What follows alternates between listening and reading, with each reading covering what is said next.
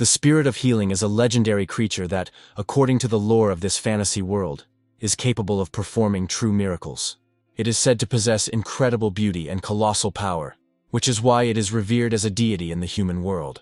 The unknown creature muses that with such a reputation, the goddess of healing should be able to cure even catless.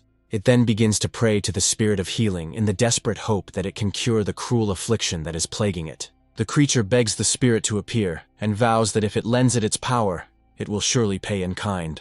The situation is becoming increasingly tense as this dragon's determination is at an all-time high. At the same moment, a magic circle appears, which acts as a magic portal. However, instead of a goddess, a completely ordinary person appears, who clearly does not suspect that someone is calling him somewhere. The giant dragon and the frightened man look at each other for a long time, trying to understand what it all means. The dragon reflects that people have rather strange standards of beauty if they consider such an appearance beautiful. However, he understands that the most important thing here is ability, and he turns to the spirit with a request to lend him its great power. The young man reflects on the fact that, apparently, he is finally going to the next world due to the incredible stress he is experiencing. The main character is a veterinarian named Oh-jin Kim, who is 32 years old and has been studying at university for a very long time. After completing his studies, he toiled for 3 years in a low-paying job, enduring hardships and hardships. However, luck finally smiles on him, and he opens his own office, but troubles follow him there too. There are almost no clients, and he has to save a lot in order to survive each of his difficult days. At a certain point, the amount of rent debt and interest on the loans suffocates him so much that he thinks about his own death. And it is at this moment that the giant dragon decides to summon him to another world in order to borrow great knowledge from him. Oh-jin contemplates that he is dying of a heart attack in his sleep or some other cause, and is now presumably going to hell. The thought that there is a giant aggressive lizard in front of him, and a cave with a pile of gold around it, confirms his suspicions. Oh-jin approaches the dragon and asks what it intends to do with him now, after which the creature asks him to simply heal its pet.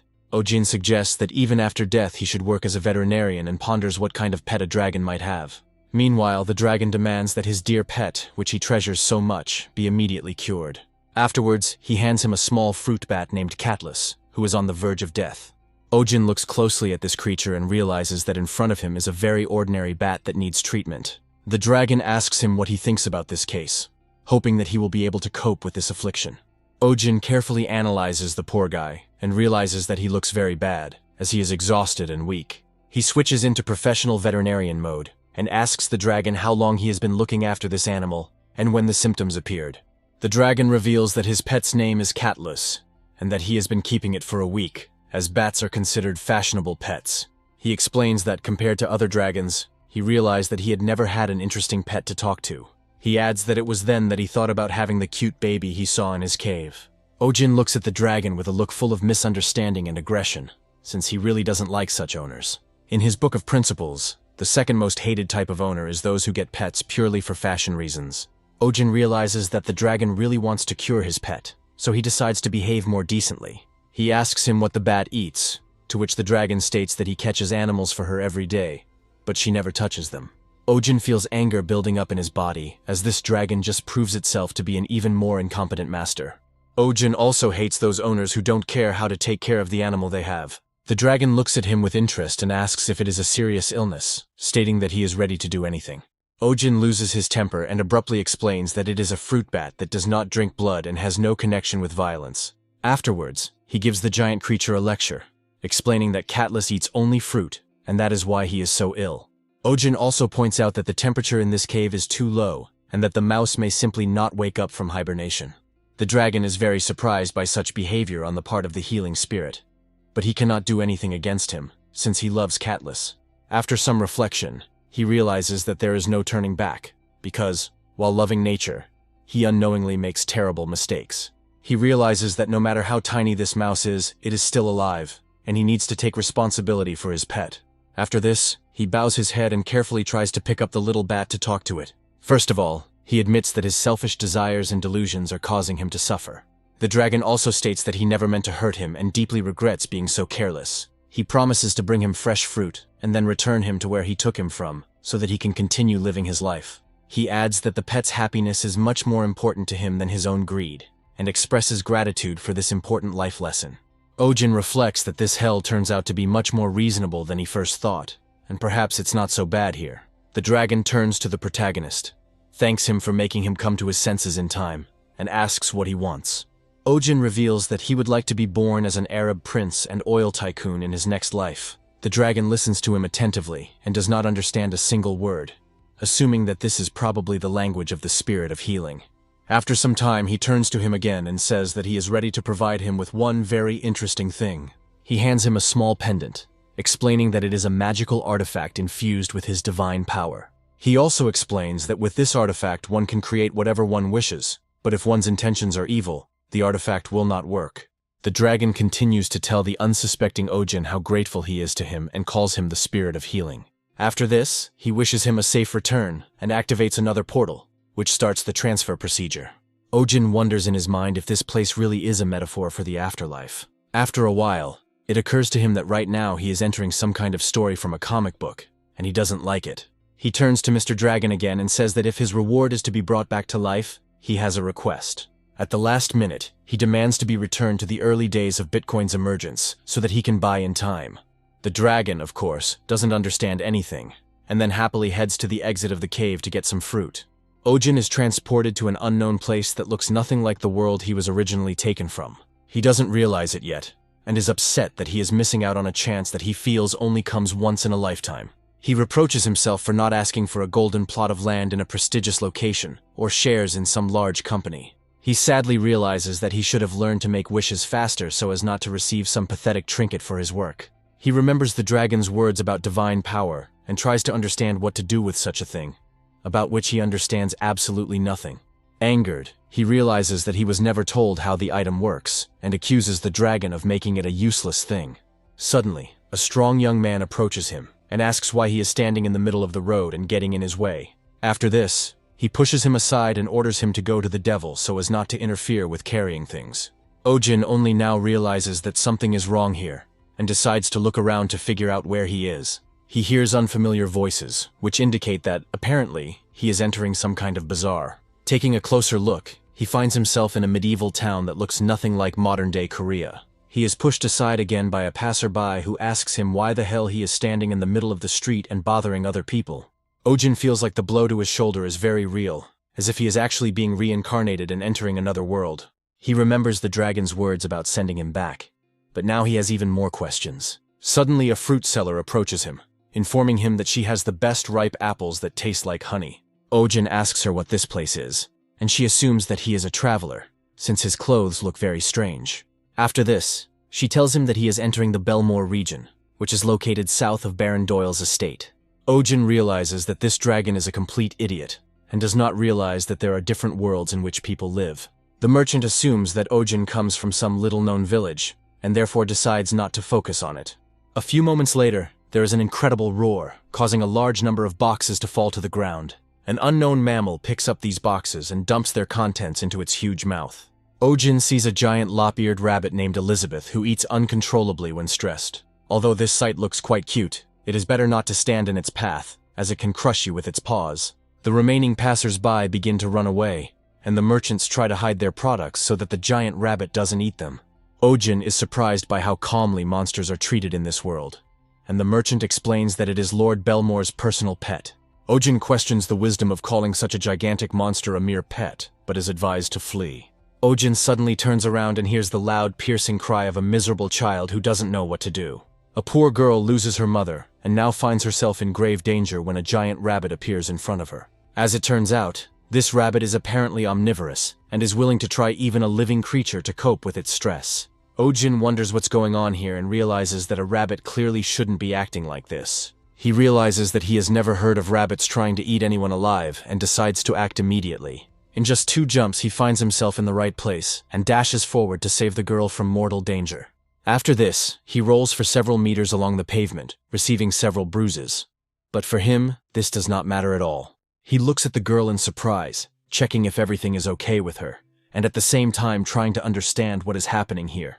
He is happy that he manages to save the child, but soon realizes that it is too early to rejoice, as the rabbit continues to attack. Ojin realizes that he is acting too slowly, and that now they both could die here through his own fault. However, after just a few moments, He realizes that the dam owner is to blame for everything, who was unable to keep an eye on his animal in time. He reflects that if someone chooses to release a giant animal in public, they have a responsibility to take care of it and control it with a leash. The next moment, the magic pendant reads his wish and releases a gigantic stream of energy towards the rabbit.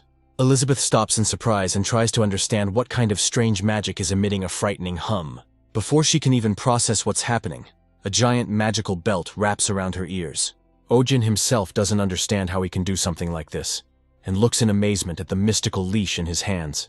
The rabbit freezes for a moment, trying to figure out what's happening, and Ojin stands rooted to the spot. The townspeople, watching a man tame a giant rabbit, assume that he is a sorcerer. The merchant's younger sister asks her if he is a sorcerer, to which she replies that he looks like a very ordinary wanderer. Meanwhile, Ojin realizes that he caught his opponent at the most opportune moment, but still does not understand what exactly happened. Suddenly, a short aristocrat runs out of the crowd and asks the monster why she isn't bothering his father. After this, he turns to his servants and declares that they were unable to properly keep an eye on even the rabbit. He then turns cheerfully to Elizabeth and tells her that they should go for a walk and stroll together. Suddenly he discovers with horror that someone has dared to tie up his dear rabbit and deprive him of the ability to move. His gaze immediately falls on Ojin, who continues to hold the leash, thereby paralyzing the giant rabbit. The aristocrat furiously asks what he's even planning to do with his baby, but Ojin explains that otherwise someone could die. The aristocrat declares that this is impossible, since his little girl is not capable of such a thing, and demands that this disgusting thing be removed. Ojin realizes that this is another type of owner that he doesn't like at all, and wonders why he doesn't just stick his head in the rabbit's mouth. The aristocrat continues to shower him with angry threats, and in the heat of the moment, asks if he really wants to die. At this moment, ordinary citizens watching what is happening feel incredible satisfaction that someone is finally putting him in his place. Meanwhile, Ojin notices something strange about the rabbit's appearance, and decides to take a closer look. Quite quickly he discovers small bald spots on the monster's body, and realizes that something is clearly wrong here. The aristocrat angrily declares that he should keep his opinion to himself, since possession itself is the highest good. After this, Ojin turns to the Baron and explains that domestic rabbits are not taken out for walks, and if they are, then only not to crowded places. He asks if she self-harms or displays any other kind of aggression, and the aristocrat confirms that such things happen. Ojin explains that this is one of the symptoms of stress and warns that if they continue in this manner, they will lead her to become seriously ill. The aristocrat loudly expresses indignation and asks if he is really being threatened, since Ojin recommends stopping such walks. He wonders how his animal can exercise then, and Ojin wonders how she managed to get so fat in the first place. He also notes that he sees the owner's love for his pet, but emphasizes that rabbits are very sensitive animals. He adds that pampering alone is not enough, as proper upbringing, proper nutrition and care are much more important. The aristocrat listens to the protagonist with surprise and admits that he really loves rabbits and thinks he knows a lot about them. He also shares a personal and painful story of being looked down upon and told that only ladies own rabbits. He then asks if Ojin's work has anything to do with rabbits, and Ojin confirms it.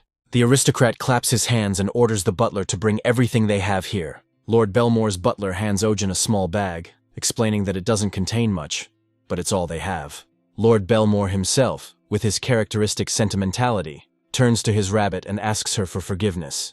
Ojin is also asked to check on her health from time to time, and Ojin notes that this is not the best idea. After waiting for Lord Belmore and his retinue to finally leave with Elizabeth, the townspeople realize that it is time to disperse. They surround Ojin Kim and happily report that the sorcerer is behaving simply amazingly and managed to save the city. They enthusiastically add that thanks to him, they can now conduct business calmly and offer him all sorts of hotels. Ojin claims he has no money, but is reminded that the Lord has just rewarded him with a huge amount of coins. Ojin looks closely at the gifts presented to him and realizes that this gold shines very brightly. However, this is not enough to calm his skepticism, and he decides to test the coin with his teeth to determine its authenticity. The townspeople, who are not familiar with this method of testing, look at it with surprise and explain that it is inedible. The girl approaches him sympathetically and notes that even if something is shiny, it doesn't mean it should be put in your mouth. Meanwhile, Ojin is busy thinking that he has struck gold and is wondering how much the building is worth. He is very happy and understands that he will open a second veterinary clinic right here if he can get out of debt. After some time, they find themselves in a dark room in which several candles are burning, creating a mysterious atmosphere. The mysterious young man addresses his guests, and thanks them for having managed to reach the end of his trials. He says that everyone gathered here finds themselves here after completing very difficult tasks that require ingenuity. This person also expresses hope that one of those present will still be chosen. After a short pause, the young man, who turns out to be Ojin Kim, announces that it is time to begin the test. He pompously declares that this is a game of life and death, although in reality, it is all just a regular interview to select personnel for the clinic. Some time ago, Lord Belmore asked him if he needed a house, money, and land in order to settle here. The opening of the clinic's branch goes surprisingly smoothly, as the local lord simply gives him the property. Ojin understands that the most important things in this life are the connections that allow him to open up paths that are inaccessible to others. He only needs to tell the lord about his desire to settle here, and everything necessary for the clinic will be personally prepared for him. Ojin starts cleaning and realizes that there are too many rabbit tracks left, but it doesn't matter since he's not paying for it. Now he owns his own clinic, and all that remains for him is to ensure its prosperity through conscientious performance of his duties. However, he has little information about this world, and he does not understand what the dragons are capable of, one of which sends him here. Ojin is well aware that he needs someone to ask about this world, so he puts up an ad. The current interview at the protagonist's clinic begins, and Ojin asks all candidates to introduce themselves. One of the boys calls himself Thomas, and explains that he is the second son in a family of 3 sons and 2 daughters. Ojin reflects on how the child lacks any individuality, and is unlikely to be able to help him in this matter. He then turns to another candidate, who calls himself Philip, and says that his family has a long history of interacting with animals. Ojin clarifies what exactly is meant by such interaction, after which the young man calmly explains that he comes from a family of butchers. Ojin immediately classifies this man as completely unsuitable for the job. He reflects on the fact that this world is full of weirdos and therefore one must be careful, and then turns to number 3. Looking at him, he realizes that this guy looks like he's ready to gut someone. However, he decides not to judge by appearances and asks why he looks like he is very nervous. The young man suddenly asks if he is the wizard, after which he expresses a wish to be used as a rug. Ojin comes to the conclusion that from now on, he will definitely judge people by their appearance, since this approach has never failed him yet. The woman, observing the strange behavior of the man, who is getting closer and closer, suddenly intervenes. She approaches the director and asks if it is her turn to introduce herself and tell how she can be of help. Ojin asks if now is the right time for this, trying to get rid of the annoying interlocutor. The girl asks if he allows her to deal with the situation on her own, and he immediately agrees. The next moment, the girl delivers a quick and sharp blow right to the madman's face to bring him to his senses. The blow is so strong that the man falls to the ground and cannot recover for a long time. Looking calmly at the main character, the girl says that her name is Selena, and that she would be happy to work with him. She adds that she is an animal care specialist and can perform some basic procedures. Ojin understands that such a valuable employee, who has also rendered him a serious service, cannot be missed, and immediately hires her. This is how, quite simply, an assistant is hired at Ojin Kim's pet clinic. After a while, the weather improves, and the warm dawn sun rises over the city again. Ojin is genuinely happy about this start, and realizes that his new workplace brings him a sense of comfort and stability. However, along with this, one problem arises: the assistant does not show up for work on time. After some thought, he comes to the conclusion that he is hiring her too hastily, and suggests that new advertisements should be posted. After a while, there's a knock on the door, and he realizes that his assistant, who has most likely already been fired, is coming to see him. He opens the door and asks Selena if she slept well and how long ago she had lunch. However, in front of him is a completely different person, who is happy to hear what he has heard, and asks if they are offering him lunch.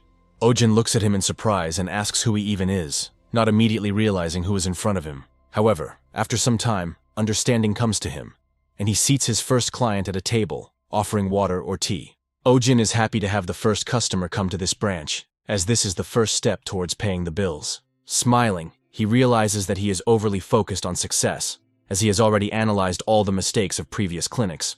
He briefly recalls one of his sessions, when he informed the dog's owner of the need to brush its teeth regularly. The very resourceful owner then asked if this was too complicated a solution, expecting some simpler way to fix the problem. Ojin doesn't hide his passive aggression and constantly takes it out on people he doesn't like. This is why he often receives bad reviews, and his clinic is rapidly losing popularity. Ojin realizes that this time he intends to become a winner in life and constantly control his temperament. Meanwhile, the client shows him his lizard named Pudge and explains that he thinks it is very cute. Ojin realizes that after meeting the giant rabbit, He feels like all the animals in this world are strange, but this specimen is not. Ojin asks the owner why he carries the animal in his pocket when there should be a special cage for it. The client explains that he carries the pet around with him because he finds it incredibly cute and points at the lizard. Ojin doesn't have time to contain his indignation and is about to grab the table to turn it over. However, his self-esteem and logic immediately stop him, reminding him that he must be stronger. Ojin decides not to ask any unnecessary questions and inquires as to why the owner decided to bring his pet here. The client explains that the pet is not sick, but appears very weak and is sensitive to cold. He also mentions that he once accidentally grabbed its tail and it fell off, but Ojin explains that this is also normal. After this, the owner decides not to ask any more questions and simply asks the veterinarian to treat his pet for any possible ailment. Ojin understands that one cannot rely only on the owner's word, and that a full inspection is necessary first. He begins to examine the animal closely, and discovers that its scales are chipping off too easily. Ojin continues to examine the skin of the bizarre creature, and realizes that it looks quite unusual. After a short pause, he reports that the little lizard appears to be suffering from a condition called dissectus. The client immediately warns that he should be careful when touching, as his pet may be aggressive. Ojin clarifies what exactly he means, and only then notices that they are preparing to release a stream of fire in his direction. Ojin realizes that he is moving too slowly to react to what is happening. After a few moments, the pet opens its mouth and creates a small fireball, which begins to rapidly gain speed. Luckily for Ojin, Selena arrives in time and manages to push him aside so that he doesn't get burned. Turning to him, she informs him that his head was nearly burned by the salamander's flames, adding that this poses a serious threat. Looking closer, she realizes that he didn't take the collision with the wall very well because she overdid it. Ojin sadly notes that getting burned would be a much smaller problem than his current situation.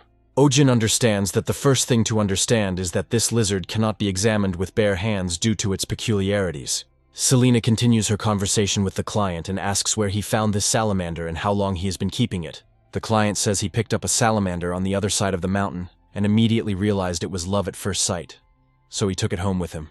After this, he asks if she is jealous of such an unusual pet, but Selena replies that this is not entirely true.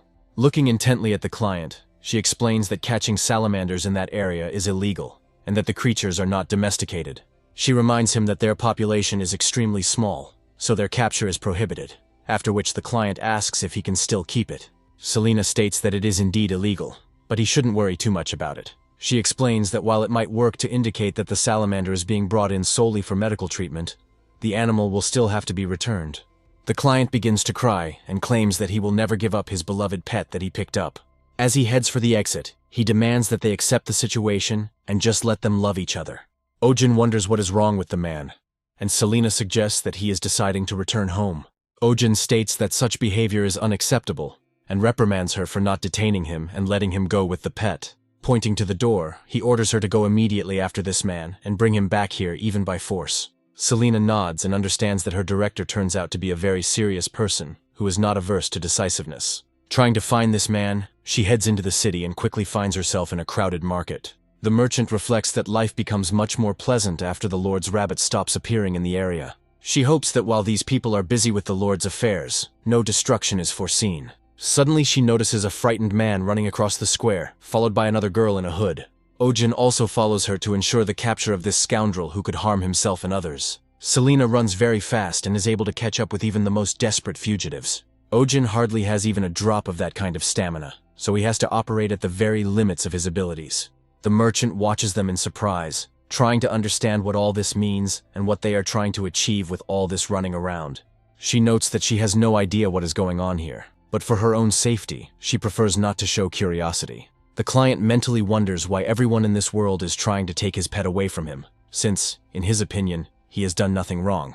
He convinces himself not to worry, and believes that what is happening is a test for both of them. But he is confident that no one will be able to separate them, no matter what.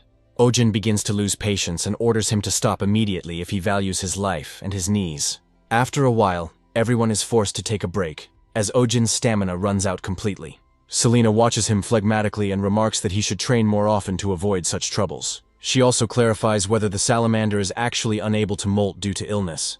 Ojin confirms that this is indeed the case, explaining that due to the condition, she has already accumulated 2 or 3 layers of old skin that need to be removed.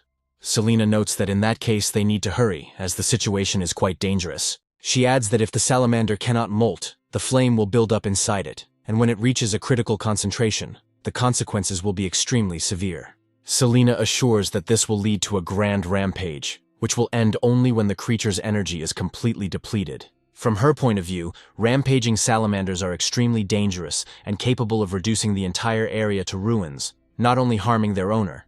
Ojin realizes that he has no time to rest or feel sorry for himself, as too much is at stake.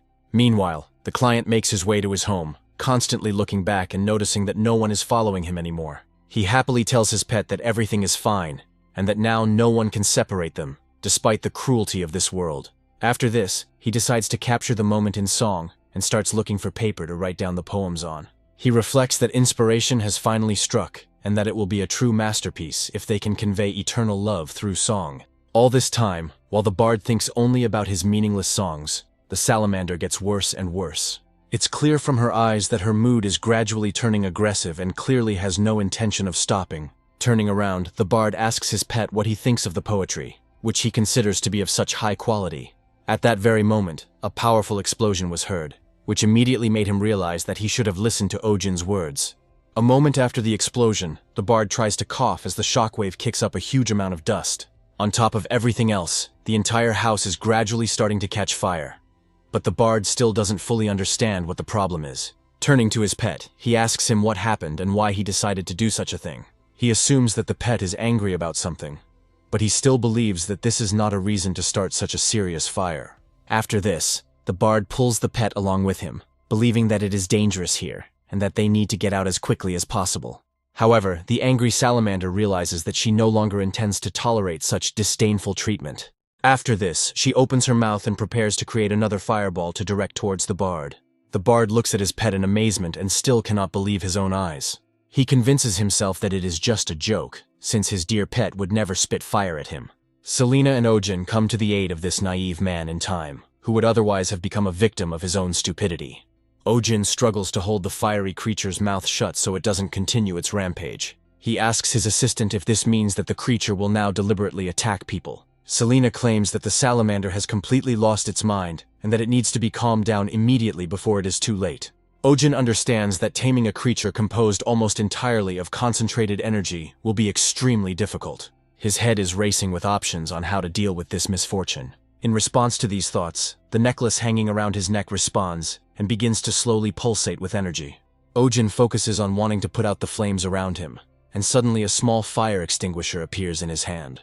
Ojin only now realizes how the necklace he was given works and decides to act immediately. Without standing on ceremony with the salamander, he points the fire extinguisher straight at its face and pulls the lever. Salamander is taken aback by how easily the fire can be extinguished, as she has never encountered anything like a fire extinguisher before. To be on the safe side, Ojin releases another stream of special liquid to finally calm her violent temper. After this, he looks at the fire extinguisher and realizes that this pendant can be extremely useful if he learns to use it correctly. Selena notes that the situation was resolved unexpectedly quickly and asks if everything is okay with him. Meanwhile, the bard replays what happened in his head and realizes that it was a truly serious incident. He convinces himself that if it weren't for the massive outburst, his pet would never have attacked him, and therefore everything will be fine in the end. He happily notes that he will now be able to better care for his pet and continue to exist alongside him. Ojin asks him in surprise if that's all he can say about what happened. The bard replies that there is no need to worry, since his feelings for this animal have not changed. He will restore the house and continue to take care of it. Ojin explains to him in a raised voice that if things had gone on any longer, the neighboring houses would have caught fire, and someone could have been seriously injured. The bard tries to calm the protagonist, and explains that this is precisely why he talks about the need to take better care of the pet. Ojin realizes that in front of him is a completely hopeless person who is completely unaware of what actually happened. He explains to him that it is impossible to raise a wild animal in such cramped conditions, since it has its own natural habitat. He adds that the worst thing you can do is remove a creature from its natural environment just because it seems cute. He also reminds that something similar could happen again, and that in such a case the owner will clearly not be able to cope on his own. The bard looks down and begins to cry, realizing that he is truly ashamed of his selfish act. Ojin gently strokes the salamander to further calm it down, and decides to sum up what happened. He states that one should not fill life with interference based solely on attachment, as this only leads to negative consequences. The room falls silent as the bard is forced to seriously consider how selfishly he has behaved. After some time, they still head to the guard districts, where the bard found his pet in order to release him into the wild. Ojin notes that now, after molting, the salamander looks quite healthy, and its coloring seems harmonious. They also notice that she somehow managed to grow several centimeters quite quickly. Ojin wonders how such a large body could have fit in such a tiny skin before, but Selena cannot answer. The bard looks at his pet with sadness and realizes that he will no longer need his help, since he has grown up so quickly. After this, he tries to instill hope in himself by thinking about the fact that his pet is returning to the wild, and that this is an important and exciting moment for him. He wishes him happiness, and notes that he is letting him go, because he truly loves him very much. Ojin covers his ears, irritated by the stream of feigned pathos associated with parting with a creature found only 2 days ago. The bard says that in his heart, they will remain together forever, while the salamander calmly runs away without waiting for the monologue to end. The bard looks sadly after his pet and does not understand how he could leave without even saying goodbye to him. Selena advises him not to be upset, since salamanders do not understand the concept of owners and perceive things completely differently. She tries to console him, explaining that the salamander still perceived him only as a source of food, and not as a close being. The bard begins to cry even harder as a large salamander climbs up onto a small ledge to look at them. Raising her head upwards, she prepares to create a giant fireball for some unspecified purpose. Suddenly, the heroes hear a crash, and the bard, whose face is almost completely covered in tears and snot, looks up in surprise. As a sign of gratitude for the help in its release, the salamander creates a large fireworks display in the sky. The bard is deeply impressed by this sight and understands that his pet is thus thanking him for the help he provided. Ojin is amazed that a simple animal can imitate pyrotechnic effects using fire. Meanwhile, Bard continues to rejoice that his pet has decided to express his gratitude in such a phenomenal and impressive way. After some time, he gathers a large musical group in the main square of the city to perform a new number. He immediately begins to play his stringed instrument, intending to win the hearts of the listeners. During his journey home, he composes a poem about the great sorcerer who helped him and all the inhabitants of this city. To make the right impression, he specially invites the Star Girls Choir to accompany the performance with a dance. The bard continues the song, telling how this wizard was truly amazing and managed to save his heart. Then specially invited musicians enter the musical composition, performing a solo part on the drums. Selena tells Ojin that he seems to be a very popular bard in the area, but Ojin finds that hard to believe. Suddenly, the townspeople begin to discuss how incredible the new song seems to them, and they are especially impressed by the image of the wizard it sings about. Ojin realizes that this could be great publicity for his clinic, and begins to praise the bard's musical talent. Just a few days after the song's public performance, the pet clinic is literally overflowing with clients. They all knock on the door, hoping that it will open soon, and Selena jokingly remarks that with such an influx of visitors, she already wants to quit. Thus begins an era of unprecedented excitement caused by the flow of visitors who must somehow be served. Nevertheless, Ojin manages to examine quite a large number of pets in just half a day. However, it cannot be said that this does not in any way affect his fatigue and ability to make balanced and rational decisions. Despite this, he habitually asks the patient to come back next week to monitor the recovery process. Selena tells him that he won't last that long, to which he replies that he needs to earn money while he can. 2 months after his arrival in this world, thanks in large part to the bard, his second clinic is experiencing a massive influx of visitors. Even for a hard worker like Ojin Kim, the first few days are tough, but the rewards are significant. This money very quickly gives Ojin strength, and he continues to work with renewed zeal, as if drawing energy from another world. By examining patients, he learns more and more about this world, so his work also has its own less obvious positive aspects. He learns that even here, cats and dogs are the most common companions for people. Although their appearance is slightly different from what he is used to, it still gives him a certain basis for research. Selena informs him that another patient has arrived, and adds that he will be the last one for today. Ojin asks her what kind of animal it is, and she replies that it is a breed of shaman, which is primarily used for hunting. Selena explains that they have recently become popular pets, but due to their aggression towards everyone except their owner, they are often abandoned. Selena adds that they grow quite large, and their claws and teeth are very sharp, so you need to be especially careful when handling them. Ojin knows this sounds quite ferocious, but still allows visitors in to examine the animal. As soon as the owner opens the carrier, a small dog no more than a few months old appears in front of him. Selena says that during the recording it was mentioned that the patient was only a few months old, but she forgot to mention this detail beforehand. The owner reports that the animal has been limping since yesterday and suggests that it may have been injured. Ojin decides to examine the puppy and tries to make out its paws, as it looks like a dense ball of fur. Ojin speculates that puppies usually have good joints, so it's likely that there's some mechanical damage to the paw.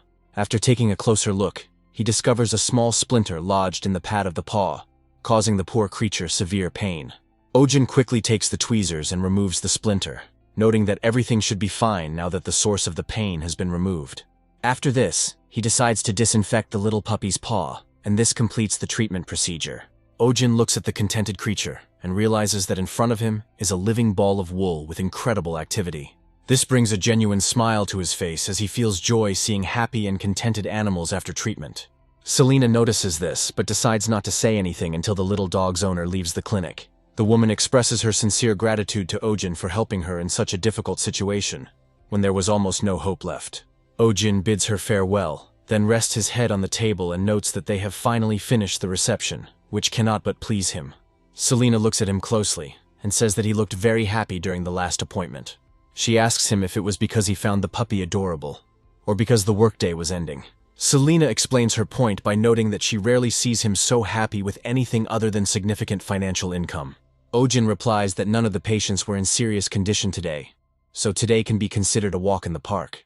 As he reflects, he realizes that the hardest part of being a veterinarian is constantly witnessing animals suffer. He notes that the more you worry about these animals, the more it torments the doctor himself, and that in such a matter it is necessary to be able to detach emotionally. However, Ojin realizes that he has completely failed this task and quickly begins to take it out on the owners, who are behaving irresponsibly. Putting the memories aside, he gets up from the table and says that it's time for them to close up and go rest until tomorrow.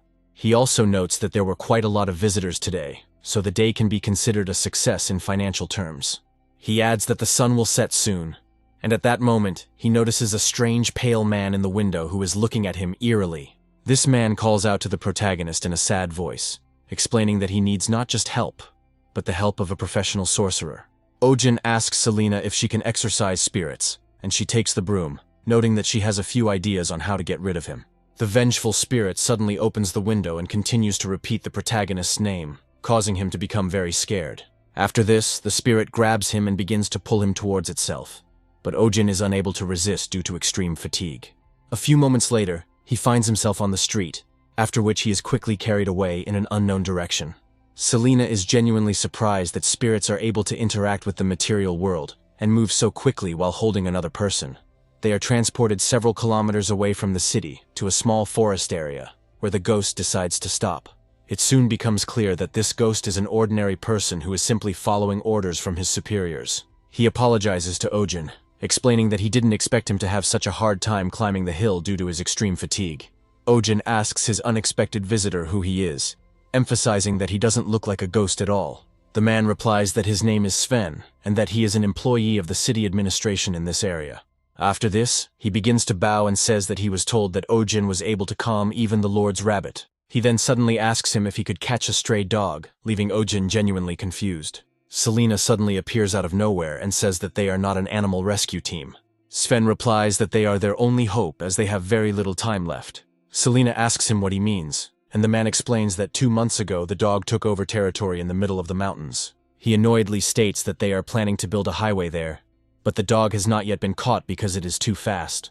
Ojin asks him in surprise what will happen if they can't catch the dog before the work begins. Sven replies that the city authorities are planning to send local troops who will catch the dog in a different way. He sadly emphasizes that, translated into human language, this means that the soldiers will simply shoot the animal. He tries to hurry them, saying that there is not much time left, so they need to act quickly. Bowing before them, he begs them to agree to help, emphasizing that a lot depends on it. Ojin realizes that he can't abandon the poor animal and realizes that he needs to make a decision quickly, so he agrees. Scratching his head, he asks the desperate butler where the dog is at the moment. He explains that he is a veterinarian and has never caught an animal before, so he needs to at least look at the dog to make a plan. Sven immediately starts beaming with happiness and says that it's not far at all and that you only need to walk a couple of 100 meters. Ojin clarifies that he has not yet agreed to catch this dog, but Selena understands that he has already made this decision. Sven takes them to the right place and says that the dog has always hung around somewhere here and never left this area. Selena and Ojin stare at the dog as it suddenly appears and starts making aggressive noises. This dog doesn't like uninvited guests, so he immediately starts baring his teeth, trying to drive them away as quickly as possible. Ojin carefully examines the dog's appearance and asks Selena what the chances are that this is the dog he thinks it is. Selena confirms his assumption, saying that it is a dog of the shaman breed, known for its aggressiveness. Selena reminds him from her story that most people got these dogs because they were fashionable, not realizing how difficult they are to maintain. She adds that, judging by the collar, a huge number of such dogs were soon simply abandoned by their owners. Ojin tries to track the smallest details in the condition and appearance of this dog, in order to avoid mistakes. He recalls that this dog has been here for several months, and, judging by its appearance, it is unlikely that it has been fed properly. Suddenly, a loud and strange sound begins to resonate in the air, spreading over several tens of meters. Ojin wonders what the sound is, and then decides to take a step forward to get closer to the animal. He hopes that these sounds will not affect the condition of the lost dog, which already looks aggressive. However, as soon as he takes this small step, the dog immediately begins to behave even more aggressively and rushes to attack. Ojin tries to understand what could have provoked such a sudden surge of aggression from the dog, but it is too late to retreat. Selena understands that she must not allow her boss to be injured or have any more serious consequences. She quickly grabs both companions and leads them away, explaining that the situation is extremely dangerous and tactics need to change. Ojin objects, saying that you can't turn your back and run away from an aggressive dog, but Selena states that there are no other options. Ojin continues to be indignant, noting that such behavior will only provoke the dog to chase them until he catches them. He adds that they need to distract the dog so they can regroup, when he suddenly notices that it has stopped. Selena stares at the dog, who suddenly turns away, completely losing interest in his victims.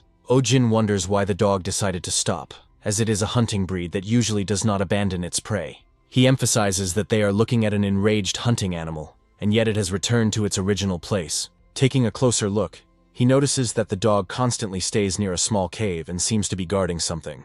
He realizes that the dog has returned to the same place where he was originally when they first arrived. Selena notes that it is extremely difficult to predict a dog's thoughts, and Sven adds that the dog always attacks people according to the same scenario. He also says that there is a never-ending stream of complaints coming from the nearby town. Ojin suddenly gets the idea that everything that is happening could be part of something much bigger, and he decides to ask more questions. He asks what kind of complaints these were, and is told in response that they concerned the appearance of a ferocious dog in the mountains. The complaints also stated that the animal was dangerous, but Ojin clarified whether anyone had actually been bitten. Sven initially finds this question naive, as the answer seems obvious to him. However, after some time he thinks about it, and realizes that he actually cannot remember a single such case. Having carefully checked all the nooks and crannies of his memory, he says that not a single complaint about bites has been received so far. Ojin turns to Selena, reminding her of her words about dogs of this breed being very loyal to their owners and incredibly devoted. Selena nods to him, then asks if he has any good ideas. The next day, Ojin and Selena go into town to find someone very important. Selena asks him what they are doing here, and Ojin tells her that their task is to find the dog's owner. Selena says that it will be much easier to catch the tramp as quickly as possible using traps and food.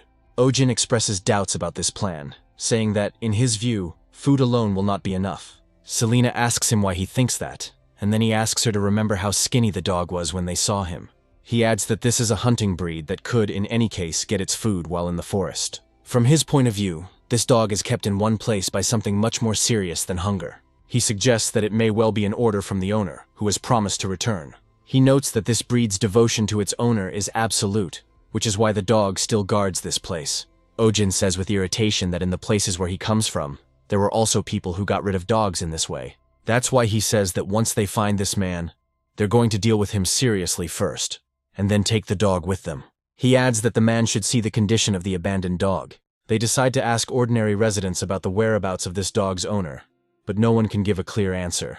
Even children, who usually know more than ordinary people, cannot help them in any way. Turning to old people also turns out to be a bad idea, since they cannot suggest anything useful. After some time, despair overwhelms Ojin, and he tries to figure out what he should do next.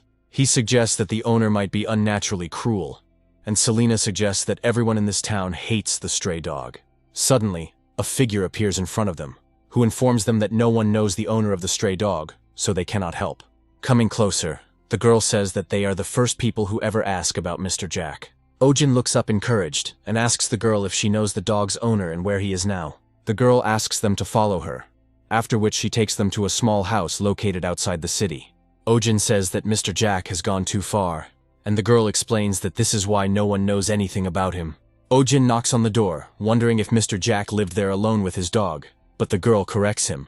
She says that Mr. Jack is not here, but in a completely different place, and points her finger there. Ojin follows her in surprise and freezes for a moment, realizing that the situation is not going well. A grave appears before him, and he wonders what it all means, although in reality, he understands everything at once.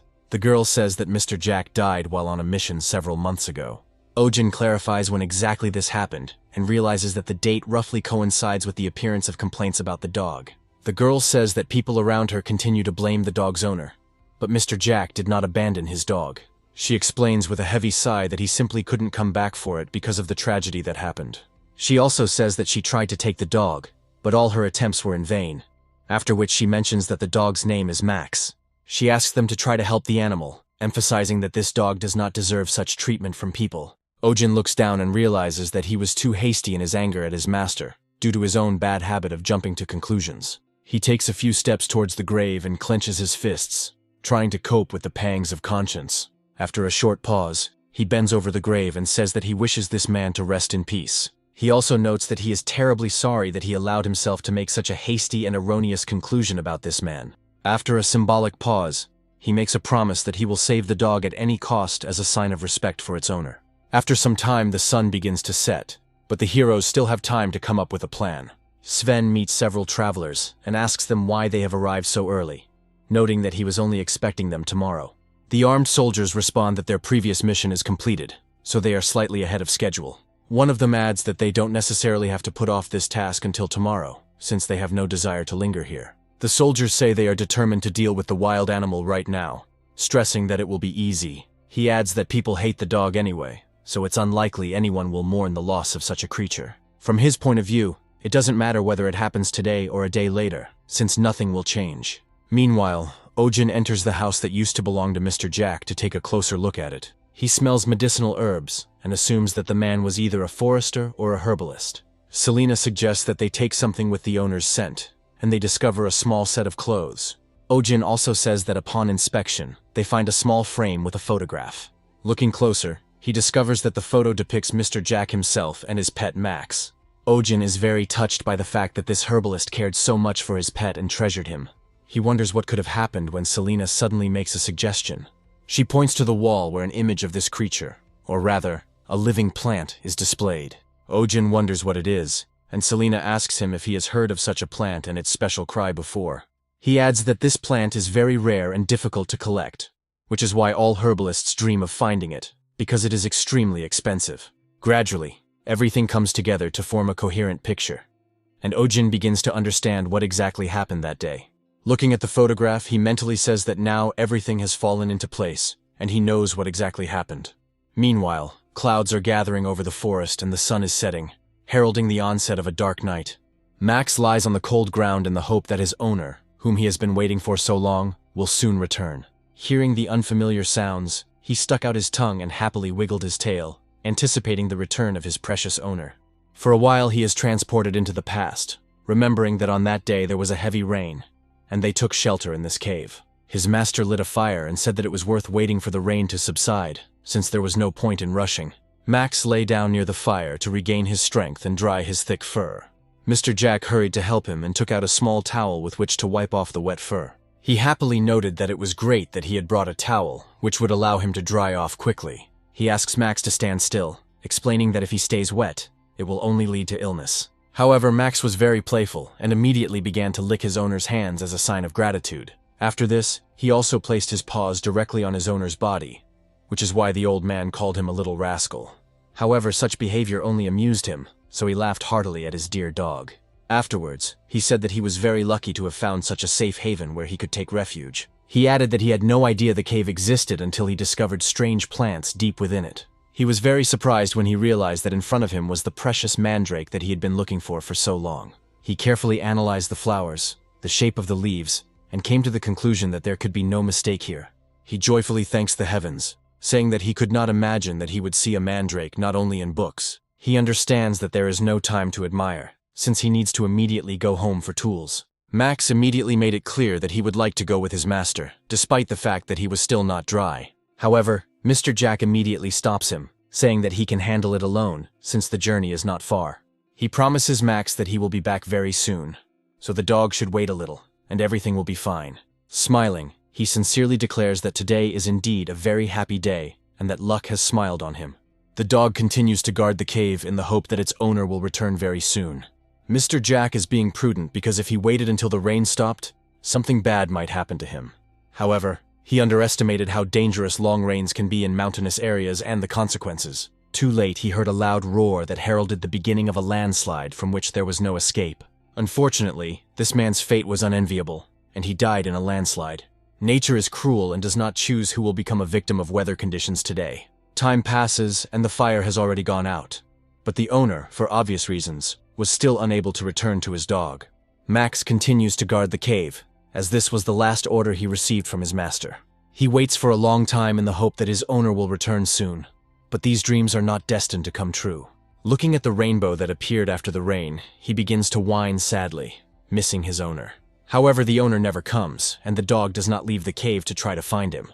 After some time, she is found by travelers who are interested in what this dog is doing there. They feel sympathy and pity for him, realizing that he has probably been abandoned and has been living here for several weeks. At first, they even try to feed him in the hope that he won't die of hunger. However, as soon as they tried to approach him, the dog immediately began to bare his teeth in order to drive away the uninvited guests. The travelers immediately realized that it was better not to mess with this dog, as it was very dangerous and cruel. They still couldn't understand why the dog was abandoned, but they decided not to go any closer, because the dog's teeth were very sharp. Max continues his existence near the cave, devoting all his attention and strength to its protection. He patiently waits for his owner and drives away anyone who accidentally enters his field of vision and approaches a dangerous distance. Over time, his coat begins to look worse and worse because no one can take care of him. However, this time his fate is entirely in the hands of evil people who came here to kill him. The soldiers quickly take up firing range and carefully examine the dog, trying to assess its power. As soon as the soldiers approach, he immediately begins to grin, hoping that this will be enough to drive them away. Meanwhile, soldiers load special ammunition to tranquilize the dog and then finish it off. Sven tries to stop them, saying that he has already called someone who can help save the animal, because this dog did not hurt anyone. However, the soldiers tell him that they did not come to listen to heart-rending stories about dogs. He emphasizes that he understands perfectly well that this dog probably has a sad past, because abandoned animals are not guilty of anything. However, they are only here to ensure the safety of the residents, and for that to happen, this dog must disappear. Max begins to realize for a moment that he cannot cope with the soldiers, and tries to silently accept his fate. To everyone's surprise, someone suddenly places a hand on the soldier's weapon, pulling him away. Selena looks at him with a cold and stern gaze, and says that the soldiers are too hasty in making decisions. She states that they need to save this stray dog, so they should shoot a little later. Suddenly, the man he had been expecting all this time, judging by the smell emanating from him, approaches Max. For a moment he sees Mr. Jack, who asks if the dog has been waiting for him for that long. The man says he's finally come back for him, which makes the dog's tail wag. The dog immediately rushes into Mr. Jack's arms, but it turns out that in front of him is Ojin, who apologizes and says that he is not the one he was expecting. Stroking his head, he says it's time to go home and rest. Night falls over the forests, and one small fawn tries to carefully run away from some danger. He has been running for quite a long time, which is why he is very tired, but he still feels like he is being watched. Nearby, behind the trees, a dark figure gradually moves from tree to tree and watches him. What kind of animal this is still unclear, but it is clear that it is a predator that stalks its prey for a long time. After some time, a loud sound is heard in the forest, which frightens the animals, and the birds, frightened by the sharp noise, fly up. A few days later, a visitor comes to Ojin's clinic and says that their baby is moving too little. Ojin looks at the animal carefully and says that it is incredible, and he has never seen anything like it. Taking a closer look at a hamster named Pin, he notices that he is too fat to move properly. Ojin states that the amount of food must be reduced, otherwise it will lead to serious illnesses, but the owner begins to argue with him. Ojin decides not to waste time on trifles and simply says that the inspection is over, after which Sven comes to him. Max leaves the mountain and goes down to the village after spending a long time near the cave. However, the dog still cannot understand that his owner is no longer there, and he continues to stay near the grave all the time. Luckily, Max was able to open his heart to someone who had cared for him for a long time, and that person turns out to be Sven. Ojin asks if something happened to the attack dog, but he quickly replies that it did not. After this, they place a large box on the table, saying that this is a very important reason why they came. Looking inside, they discover a mandrake, which is sitting in a pot and covered with a special glass flask. Selena says it's a strange plant for this area, as the roots usually go deep into the soil. Sven says that Mr. Jack found this mandrake before he died, and it had been in the ground all this time. They decided to preserve the plant in memory of him and carefully dug it up so as not to damage the living root. However, as soon as they transplanted the mandrake into a pot, it popped out of the ground again and started causing trouble. Sven warns that this plant, in addition to its bad character, can scream non-stop for several days. The entire estate is thrown into chaos by the mandrake, with several people seriously injured. Selena says she has heard of a phenomenon where some plant species react to the environment they are in. Sven notes that fortunately the plant is currently dormant, but as soon as it wakes up, all hell will break loose. With these words, they hand the glass flask to Ojin and ask him to take it to himself and somehow re-educate it. Ojin says he looks after animals and plants, but they reply that this creature is definitely not a plant. Sven claims that it is neither an animal nor a plant, but simply a monster or a demon. But Ojin recommends taking it to a church or a clinic. The mandrake slowly begins to move, signaling to everyone that she will soon wake up. Sven and his comrade quickly leave, saying that they entrust this important matter to Ojin. Ojin angrily says that he has met people who abandon their animals. But this is a plant, and this is too much. Selena explains that the mandrake is a very rare and valuable plant, as its roots can raise a dying person to his feet. Ojin asks what the point is if no one can control the creature. Selena advises him to cover his ears, warning him that the mandrake is waking up and will soon start screaming. Ojin watches closely as the creature opens its eyes and takes a deep breath to let out a loud scream. He closes his eyes, realizing that if he had the big headphones he borrowed in the previous world, it would help. However, as soon as he opens his eyes, he finds the mandrake looking at him with eyes full of adoration. Ojin wonders what's going on, and Selena suggests that the picky mandrake has taken a liking to him. Selena looks closely at his pendant and says that she needs to check something, after which she asks him to take off the jewelry. Ojin takes out the pendant from under his scarf, wondering why he needs to do this. Mandrake reacts to the manipulation of the pendant with even greater enthusiasm, showing her adoration.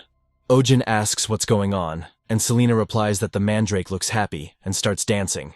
Ojin realizes that this plant looks like his friend's toy sunflower that danced and sang. Selena asks Ojin to take the plant to her room, as they will now take care of it like the other animals. After a while, night falls, and Ojin, who lives in the same place where he receives patients, decides to get some sleep. However, his sleep is disturbed by a loud knock on the door and the screams of a woman asking him to come.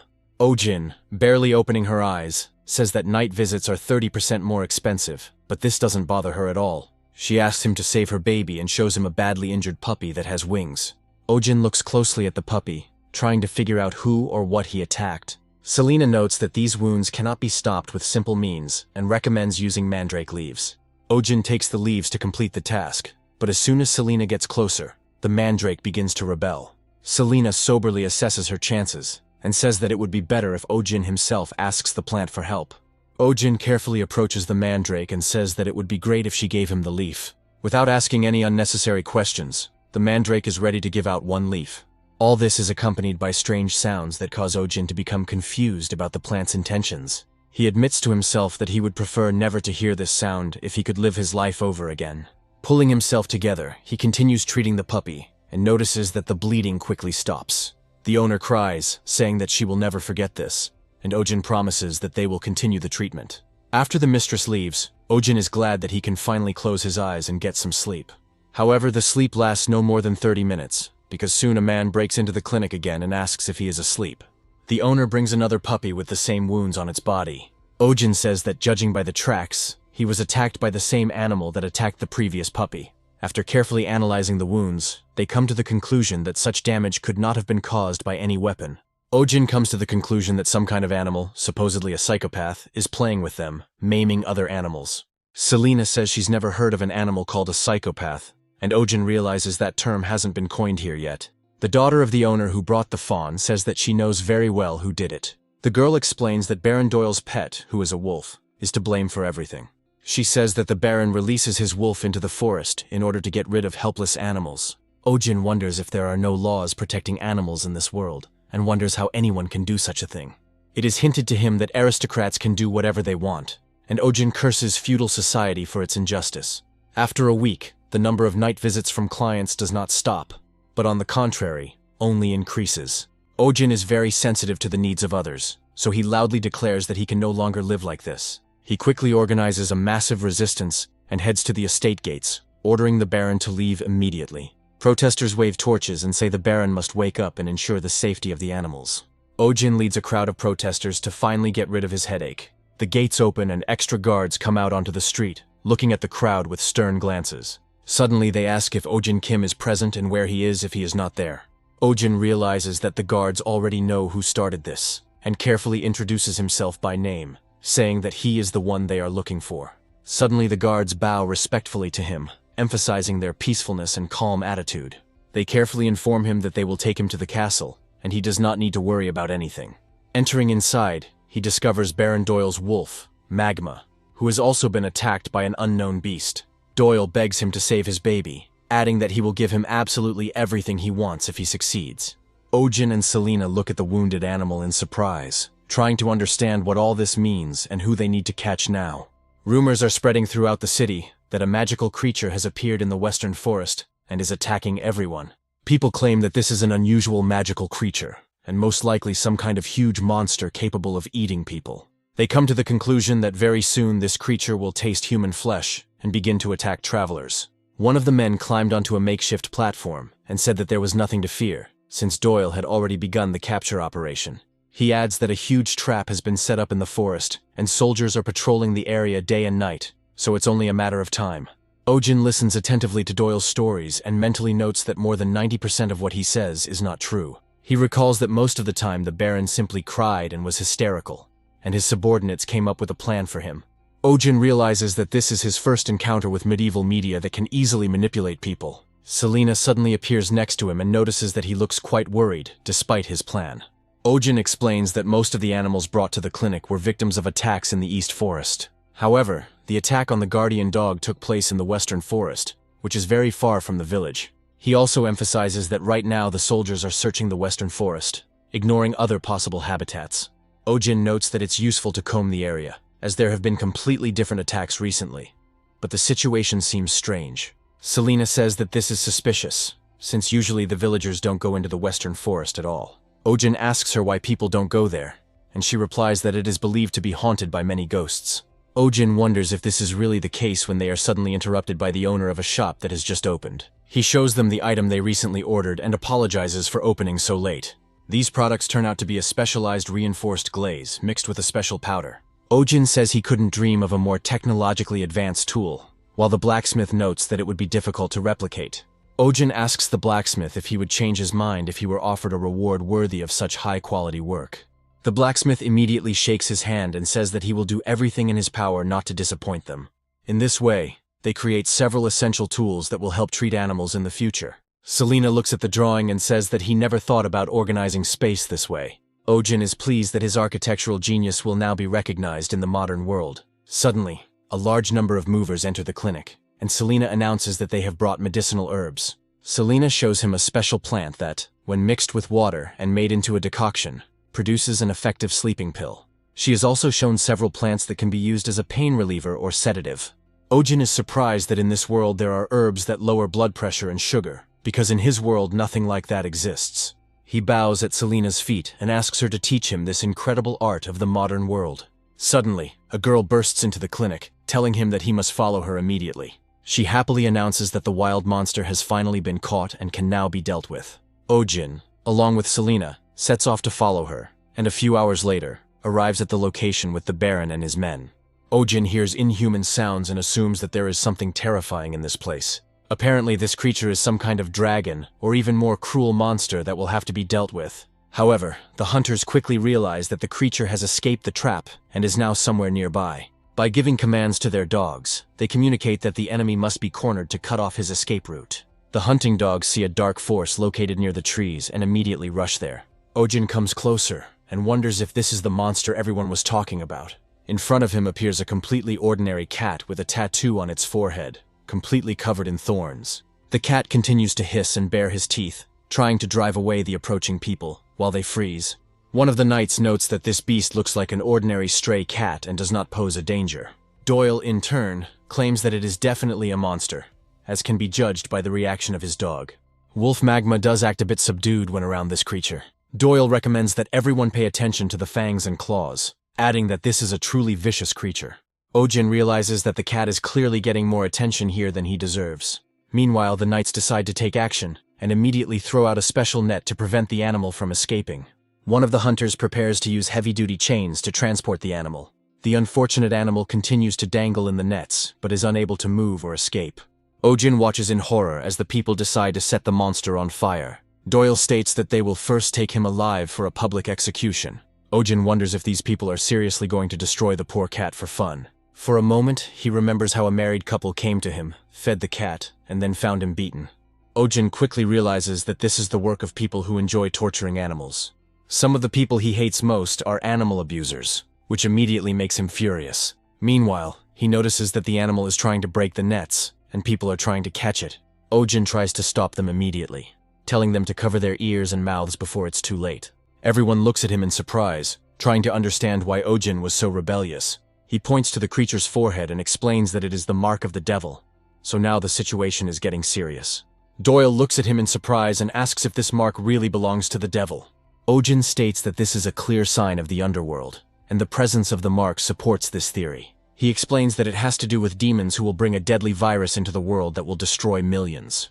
Ojin uses special theatrical intonations to scare those present as much as possible. Doyle and his minions watch this in amazement and try to figure out who these strange demons are that they have never heard of. Ojin explains that information was originally transmitted through mice, and now through cats. He adds that cats have become even more dangerous carriers of disease and have come to Earth to destroy everyone. He emphasizes that if the disease spreads, half the population will simply disappear from the face of the Earth. The knights are skeptical of these stories and claim that they are not so stupid as to believe such nonsense. Doyle stops them with his appearance, showing that the stories have made a serious impression on him. He looks sternly at Ojin and asks if what he said is really true. Ojin confirms that this is exactly how things happened in his world, so he has no reason to lie for his own gain. He tells a heartbreaking and tragic story about how the entire world fought against the virus, and victory came at a high price. Doyle looks at the cat and asks if he is truly a demon minion, to which Ojin confirms. He also says that the cat is still small, so he can be pacified, as happened in his world. Ojin immediately turns to his partner and asks if she agrees with his optimistic forecast. He winks frantically, hoping she will understand and help him make his story more convincing.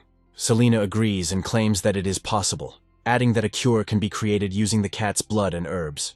Ojin wonders if the story is convincing, as he may have embellished some details. One of the knights declares that this is complete nonsense, and Ojin silently hopes that his tongue will fall off. Doyle informs them that he is giving them a week to heal the creature and bring it to the castle. Ojin returns home and notes that the situation was very close to failure, but they were able to deceive their opponents.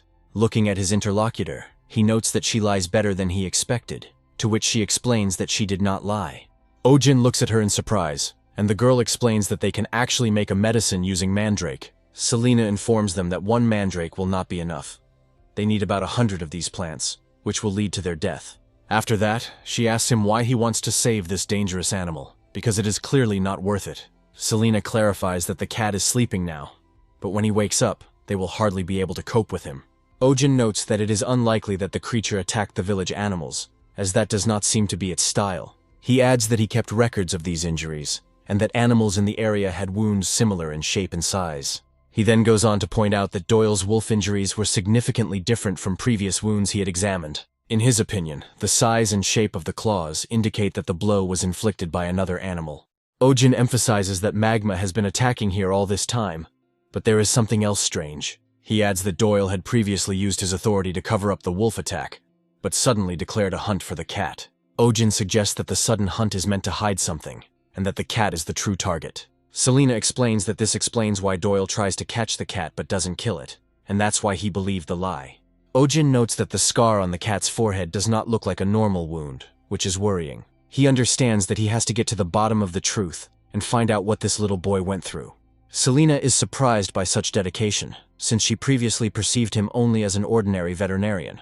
However, she now realizes that this man is incredibly sweet and loves the animals he cares for very much. Meanwhile, Ojin is delighted by how warm and soft the cat is, realizing that he hasn't seen such an animal in a long time.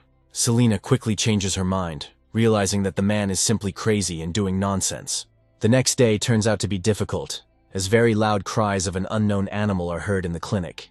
Nearby visitors wonder what the sound is, noting that they have never heard anything like it. One of them claims that Ojin is currently fighting the demon and banishing the spread of the infection. People are starting to think that he is truly an extraordinary veterinarian and a real wizard from another world. They joyfully wish him long life, showing how opinion is formed in medieval society. Meanwhile, Ojin tries unsuccessfully to offer the cat some food. I noticed that the cat had serious scars from a powerful blow to the face with claws. Ojin understands that the animal has a character, and he needs to be flexible to cope with it. Selina examines the cat carefully and notices that he looks much smaller than he did 3 days ago. Ojin confirms her observation, explaining that the cat not only weighed less, but also shrank in size. He assumes the cat has mana, but it doesn't matter since he hasn't eaten for 3 days. The whole point is that the animal gets angry because of hunger and spends even more energy, becoming even hungrier. Ojin muses that he needs a Chuchuru demon bar, which is the perfect treat for cats. However, after a few moments, his chest begins to tighten with pain, and he tries to understand what happened. A few moments later, something jumps out of the cat and begins to pulsate and emit energy. Ojin suddenly sees something appear that resembles the very same candy bar he was talking about. A few moments later, the candy bar is heading towards the angry cat at full speed. The bar shot proves to be incredibly accurate, landing directly in the creature's mouth. The cat instantly becomes much more talkative, as he finally received a tasty treat. Ojin immediately picks up the cat and begins feeding him, delighted at how obedient he has become. Selina watches this with a very interested look, realizing that this looks funny. Ojin couldn't be happier that the animal had stopped acting up and scratching him. After the cat began to devour the treat, a strange symbol, glowing blue, appeared on it again. Selina looks closely at the tattoo and realizes that it cannot mean anything else. After a few moments, she finally builds a complete picture of what happened, and understands that there can be no doubt. She realizes that in fact this is not a cat at all, but a completely different creature. She recalls the legend of the horned lion named Monoceros, which is known to absolutely every inhabitant of this world. Legend has it that this creature appeared when the dragons disappeared, and the world was filled with a huge amount of mana. These animals were called magical creatures, and among them was a sacred creature capable of performing miracles. Thus, the dry lands began to fill with water, and the dark lands became light thanks to the presence of these creatures. Monoceros was a being with a remarkable heart, and beings like him acted in the same way.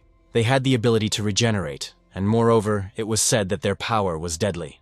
When the mana famine set in, many of these animals became exhausted and began to take the form of smaller creatures.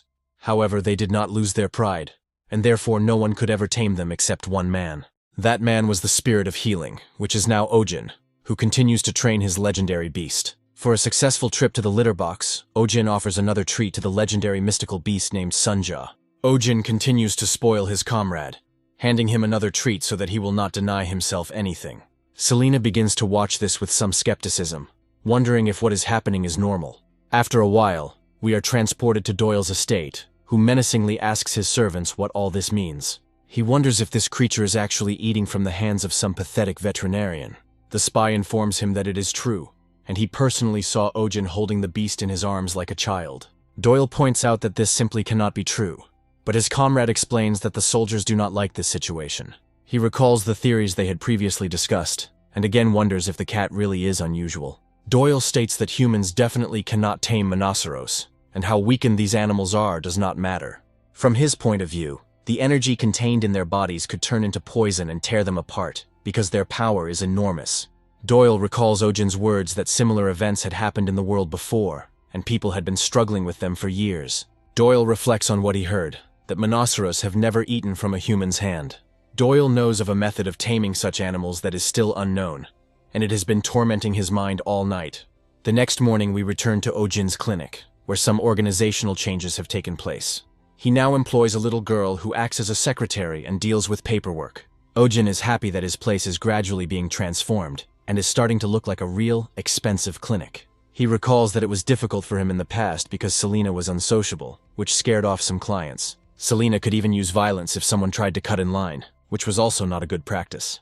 Besides everything else, she could leave in the middle of the working day and return only in the evening. Ojin receives a message from her sometime later that she will be gone for a few days. He perceives this as a stab in the back, since he was left without help at the most crucial moment. Ojin urgently turns to another girl for help, offering her a few silver coins if she agrees to work for him. Unlike Selena, this girl shows amazing customer focus, which should have a positive impact on the business. He also notes that the girl loves animals very much and is unlikely to treat them badly. He also appreciates her diligence in her work and her incredible initiative in trying to help him. Ojin feels great and is thinking about hiring her full-time. However, after some time, a strange thought comes to him, which he had not thought about before. Suddenly, he comes to the conclusion that it is too quiet here, and all the clients with pets are silent. Ojin recalls that it is usually noisy here, and the animals constantly react to each other, as if trying to figure something out. Today, all the animals suddenly became quiet, as if some creature was suppressing them with its presence. Ojin doesn't understand anything, although in fact the answer lies on his shoulder, and the beast looks menacingly at everyone in a row. After some time, it is time for the next visitor to conduct a comprehensive inspection. This time, Pinpin's owner comes to them again, and the baby waves to her even more forcefully. Ojin wonders what happened, because last time the hamster weighed just over 500 grams, and now it weighs 10 kilograms. He wonders if a hamster can be that big and suggests it might be a panda. The pet's owner explains in surprise that it is not a hamster, but a flopper. He asks Ojin if he knows what a flopper is, and Ojin realizes that there is different terminology for animals in this world. The assistant, standing up for her boss, explains that the doctor is from another world, so he uses different terms. She adds that this is why he can make diagnoses that other doctors here cannot make due to their limited knowledge. Ojin notes that this is enough to hire her full-time, as she deserves the best. After this, he asks why the pet has grown so much, emphasizing that its condition seems to be fine. Ojin notices that the hamster's fur color is unique, but anatomically it is definitely a normal hamster. Sunja looks at the hamster with utmost disdain and prepares for a sharp attack. A few moments pass before she suddenly rushes forward, not paying attention to the people around her. Ojin tries to stop her, but it is too late, and the cat delivers a powerful blow with her paw right to the hamster's face. There is a loud bang and Pin shatters into several copies of himself, terrifying everyone. Ojin wonders in amazement how a simple hamster could split itself into several parts. He understands that he has entered a truly crazy world, where even the basic laws of physics are not observed. He immediately wonders how to explain what happened to the pet's owner, who, apparently, is also confused. However, it soon becomes clear that the owner is very happy about what happened, explaining that he dreamed of having more pets. He hugs all the hamster copies tightly, trying to figure out what to name them and what to do with them, since they are already starting to breathe. After some time, the animals escape from their captivity and again begin to divide into several parts. However, a figure suddenly appears and deftly catches them with sharp and swift movements. Selena explains that it is not a flopper, and everyone looks at her in surprise, as they did not expect her sudden appearance. Selena looks closely at the animals and says that they are blobs, after which she asks where the owner got them from. Pinpin's owner explains that he doesn't know this himself, since the animal was given to him by his father some time ago. Selena states that this needs to be dealt with and puts them in a special cage, adding that they need to be left at the hospital. She immediately tries to calm the clients, explaining that they are not going to exorcise the demons from these creatures. Ojin also tries to reassure clients that they do not resort to unethical medical practices because they love animals very much. Once all the customers leave, Selena decides to tell him the secret that blobs are not actually natural creatures. She emphasizes that this creature is the result of experiments by a mad magician.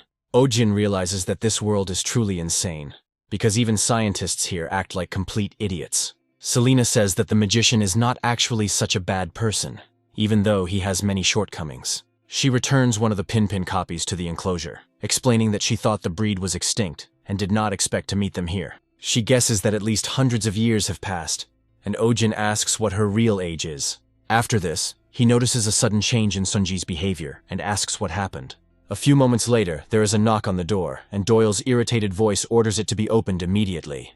Doyle does not come alone, but in the company of two strong men, destined for unknown purposes. From the very beginning, Doyle demands to see the monster immediately, so that a decision can be made on further actions.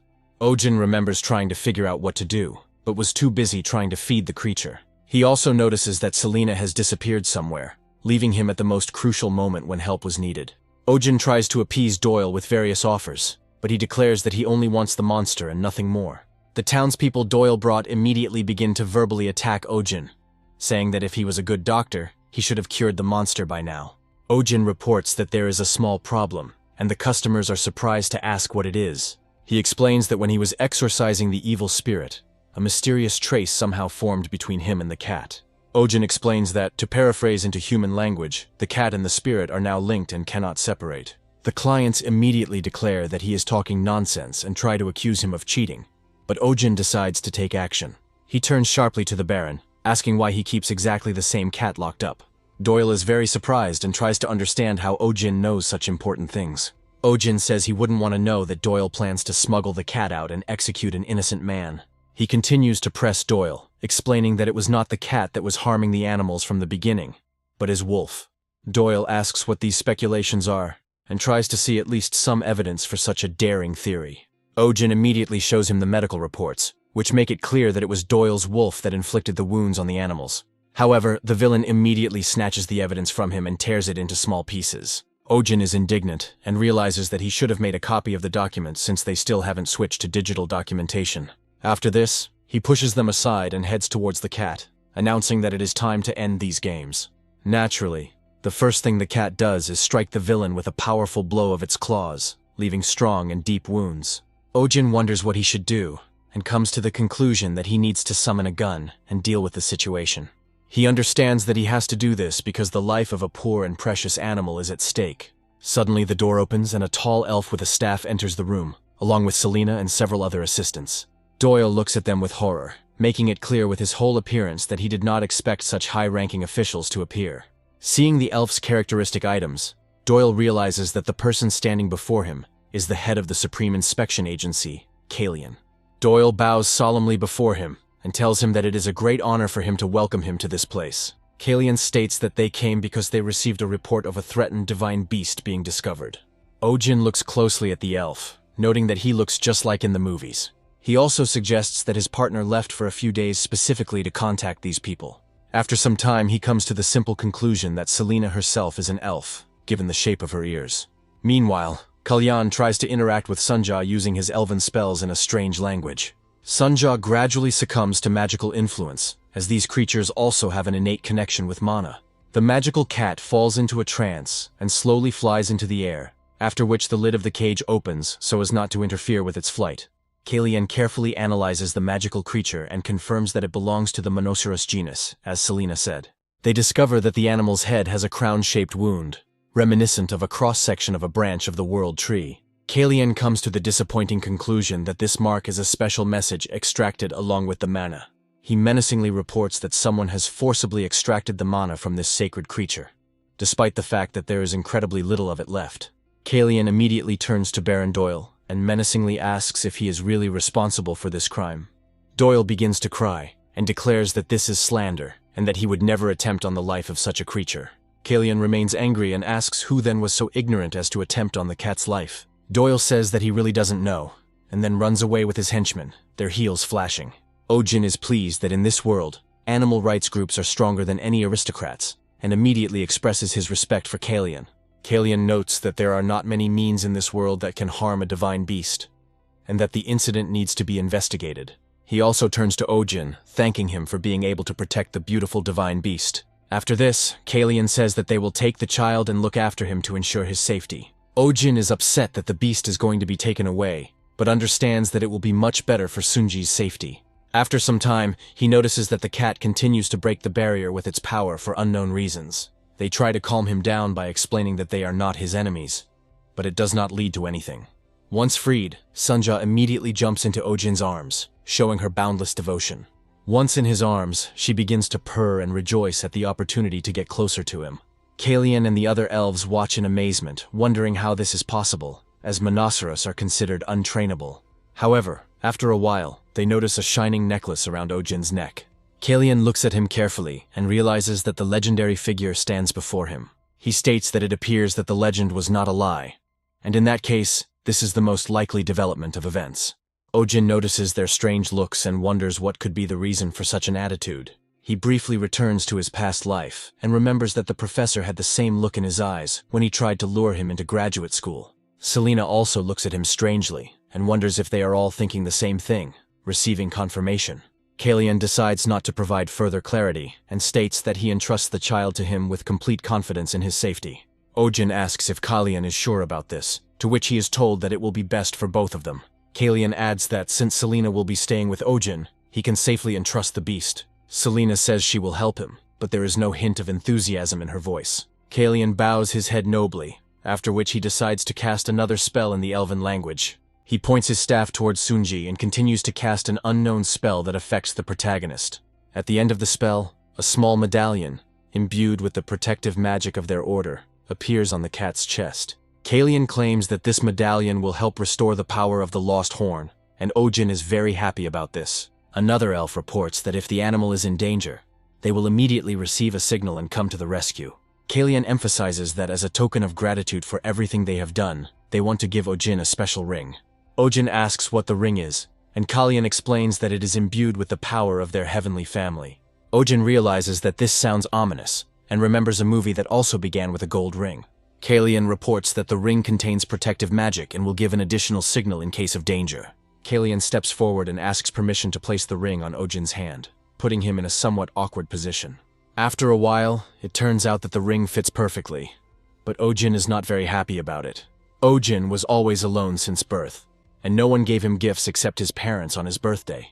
This is the first ring in his life, and he feels some kind of dark magic in it. Suddenly, he decides to give up the ring, explaining that he works with his hands, and accessories will get in the way. Kalyan advises him to think of the ring as a protective device to make it morally easier to agree. Ojin explains that he is a doctor and is uncomfortable with having something in his hands, but Kalyan says he knows the solution. After this, Kalyan uses another spell, pointing the staff towards Ojin and the ring. After a few moments, the ring turns into a small tattoo that looks very beautiful. Ojin thinks it's pure madness, but he likes the look of the tattoo much more than the accessories. Kalyan explains that to use it, you need to place the calcine emblem over your heart and cast the spell. After this, he completes the calibration between the staff and the tattoo to complete the preparation. Smiling, he adds that he can now communicate remotely with those who have a telestron. Ojin also gains the ability to create a compact light source that emanates solely from his finger. He happily shows it off from all sides, noting that it is a very useful gift, and that it has other functions. Kalyan emphasizes that the most important function is protection, and Ojin expresses his deep gratitude for the gift. Kalyan says he has one more question he would like to ask right now, so as not to waste time. Ojin says that Kalyan can ask anything, and Kalyan happily takes a step forward. He suddenly asks how Ojin got the necklace, and Ojin replies that he got it from a dragon. Kalyan asks in surprise about the dragon, and, having received an affirmative answer, states that dragons became extinct thousands of years ago. Ojin is a little taken aback, as he didn't expect the dragons to be gone for a long time. Kalyan asks if this means Ojin has been around for 1,000 years, and Ojin tries to figure out how to explain it. He says that the dragon's bat was sick, so he called a healer, and that healer turned out to be himself. Ojin adds that he was given a necklace as payment for his treatment, and was mistakenly transported to this world. Suddenly he notices that the elves' reaction to his story is very strange and unexpected. A few moments later, they fall to their knees before him and report that they have just seen the spirit of healing in person. Ojin becomes nervous and asks why they decided that his name is the healing spirit. However, after some time, he remembers that the dragon also behaved strangely and called him the spirit of healing. Ojin realizes that his interlocutors have made a mistake again and tries to figure out what to do in this situation. He tries to reason with them, explaining that it is a small confusion and that he is an ordinary man, not a magical spirit. He emphasizes that he ended up here by accident, due to the dragon's mistake, by his own will, and not thanks to his abilities. Kalyan claims to have received a necklace imbued with the power of a dragon, completely ignoring Ojin's attempts to reason with him. At a certain point, Kalyan suddenly grabs Ojin's hand and tells him that the world is facing a serious crisis. He suddenly asks if Ojin has ever heard of mana, and everything related to this magical phenomenon. Ojin replies negatively, and Kalyan explains that mana is present in all beings in the world. Kalyan adds that the more mana accumulates within a creature, the stronger and more sacred it is. Kalyan sadly notes that after the extinction of the dragons, countless divine beasts began to disappear. He also says that eventually even the world tree begins to wither, which is a very bad sign. Kalyan emphasizes that such a rate of mana consumption will soon completely deplete it, and the survival of the next generation will be at risk. He explains that world leaders, sensing a crisis, created an organization to develop measures to prevent disaster.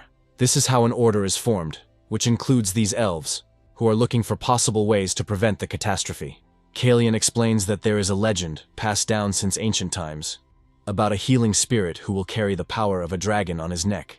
Ojin looks at his interlocutor in surprise, and asks if they believe that he can somehow save the world. Kalian says with incredible enthusiasm that they have been waiting for his appearance all this time, and now they have finally waited for him. After bowing to him, they announce that they will dedicate their lives today to protecting the spirit of healing. Ojin realizes that his hope for a quiet life and the ability to pay his debts is now completely destroyed by this conversation. He remembers the dragon with an unkind word and curses him for having played such a dirty trick on him. However, the day goes on, and he decides to see the next patient, who came with a very problematic animal. This animal turns out to be a fish named Lumi, which, strangely enough, shows absolutely no signs of disease. The owner asks why the fish can't fly, and Ojin reminds her that it's been around for many years, so that could be the reason. The hostess becomes more melancholic and sad, saying that she did not expect the answer to be so simple. She asks if there is a way to slow down aging or at least restore the ability to fly. Ojin says aging in pets is a natural part of life that needs to be accepted and lived with. The girl sadly explains that her father has been bedridden due to illness since last year. She says that he loved flying fish very much, so he raised several at once, but since his illness they have become weaker. She realizes there is clearly a problem here, as the fish, one after another, have stopped flying regardless of age. Looking at the fish in her hands, the girl says that this fish is the only one that can still fly. She adds that Lumi is especially dear to her father because he always took her with him wherever he went. She happily notes that she heard her father give her this fish when he proposed to her mother. Selena confirms that this is true, as proposing with a flying fish was a fashion trend back then. The girl enthusiastically says that several decades ago, the bodies of flying fish met the light. She adds that the schools of flying fish soaring in the night sky looked like a meteor shower. This is why they were incredibly popular at major events and festivals, as they were fun to watch. Ojin is skeptical about using animals for personal gain, but says nothing. The girl says that her parents lived a happy life, full of various trials that they overcame. However, a few years ago, her mother died of illness, and immediately after that, her father began to lose strength. The girl sadly explains that now he simply locks himself in his room, spending the whole day with the flying fish. She adds that her father said that if all the fish lost their ability to fly, he would commit suicide. Selena indifferently asks why they don't just buy him a new school of healthy flying fish. The girl says that this is impossible, after which she accidentally turns to Ojin, hoping that he can help. She asks him to save her father from despair, but Ojin understands that there is absolutely nothing that can be done here. Ojin understands that a spiritual connection with a pet does affect health, but there is one caveat. He recalls several patients who were so attached to their animals that their illnesses greatly affected them. Some of these patients were unable to cope in ordinary situations without their friend. The girl continues to demand that he promise to heal her, and Ojin turns to her to calm her down. Suddenly, Kalian appears before him with a whole squad of elves, who joyfully come to him and tell him that the spirit of healing is in front of him. Ojin jumps out of his bed and realizes that most of this conversation was just a dream.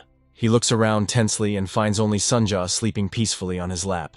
The next morning, he greets his colleague, and she immediately notices that he has a sleepy face. The girl sadly notes that she also slept poorly yesterday, which is why she feels unwell. She asks if it's because he's worried about the flying fish, and Ojin replies that it's not that at all. The girl says that she is incredibly sorry, since the fish's problem is a lack of mana.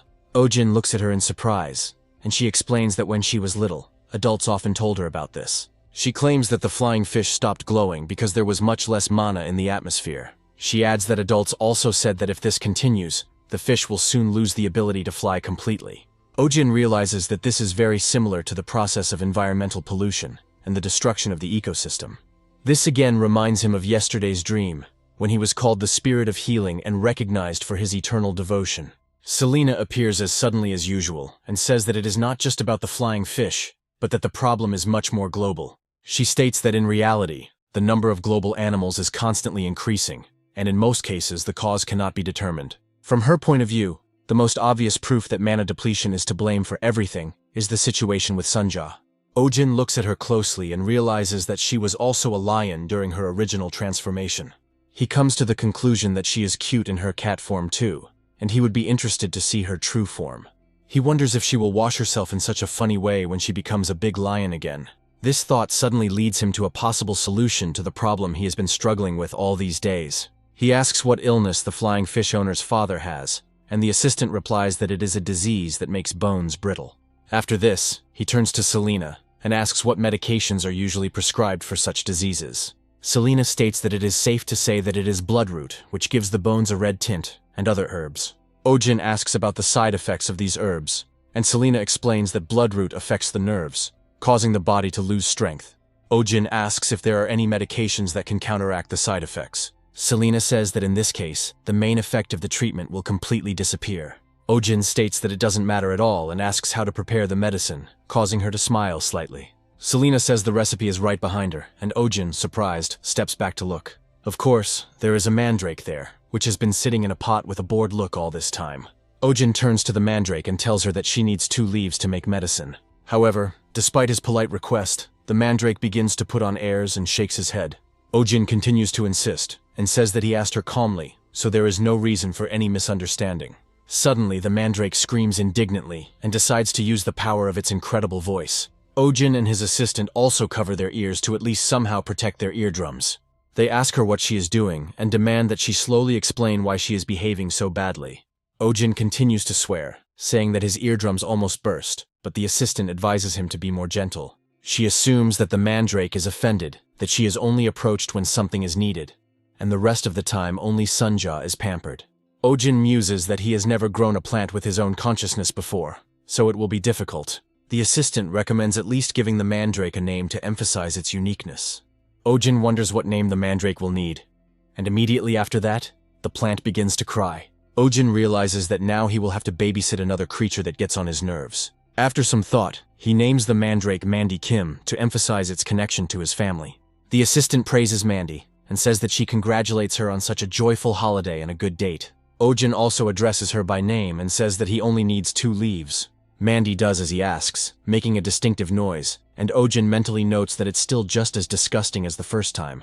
Selena watches closely as her assistant says that Ojin is popular with animals and plants. She quickly approaches him and asks if he could borrow his necklace for a minute to check something. Looking at the necklace, she comes to the conclusion that it looks completely ordinary and does not represent anything special. The girl places her hands on Sunja and Mandy to test their reaction to the touch. Both living creatures begin to show signs of hostility and hiss at her. Selena muses that having dragon powers alone doesn't endear them much to her. Afterwards, she asks Ojin how the necklace's power is activated. Ojin says that he simply concentrates on what he wants, and the necklace's power somehow manifests itself. He also adds that his chest is getting a little tight, which turns out to be a good clue for Selena. Ojin only has to touch the necklace, and the animals immediately come to life, as if they were looking for a very rare delicacy. Afterwards, he summons another cat treat and spoils Sunja while Selena solves the mystery. She speculates that through the necklace's power and her own qualities, Ojin projects the precious mana that everyone wants to obtain. Meanwhile, Ojin's assistant says that she has processed Mandy's leaves to make a decoction. Ojin looks closely at the ampule and realizes that the solution inside has the right consistency. The assistant asks if a bag is needed for the on-site examination, and Ojin recommends a large bag. Selena continues to watch him closely and wonders if this man really is a healing spirit. At this time, we are transported to the very estate where the aristocrat is confined to his bed. His daughter says it's time to take his medicine and brings a tray with a teapot and pills. However, after a few minutes, she takes a closer look and discovers that her father has fallen out of bed and is in a sad state. She runs up to him and asks if he is okay, to which he replies that he is perfectly fine. She asks why he got out of bed alone, and someone explains that he thought Lumi wanted to look outside. His daughter tells him that he must be careful, because any careless movement will disrupt the healing process. The father explains resignedly that he doesn't have much time left anyway, so there's no need to worry about it. She asks him why he keeps saying that, since his illness can be cured. But he states that it is not about the illness.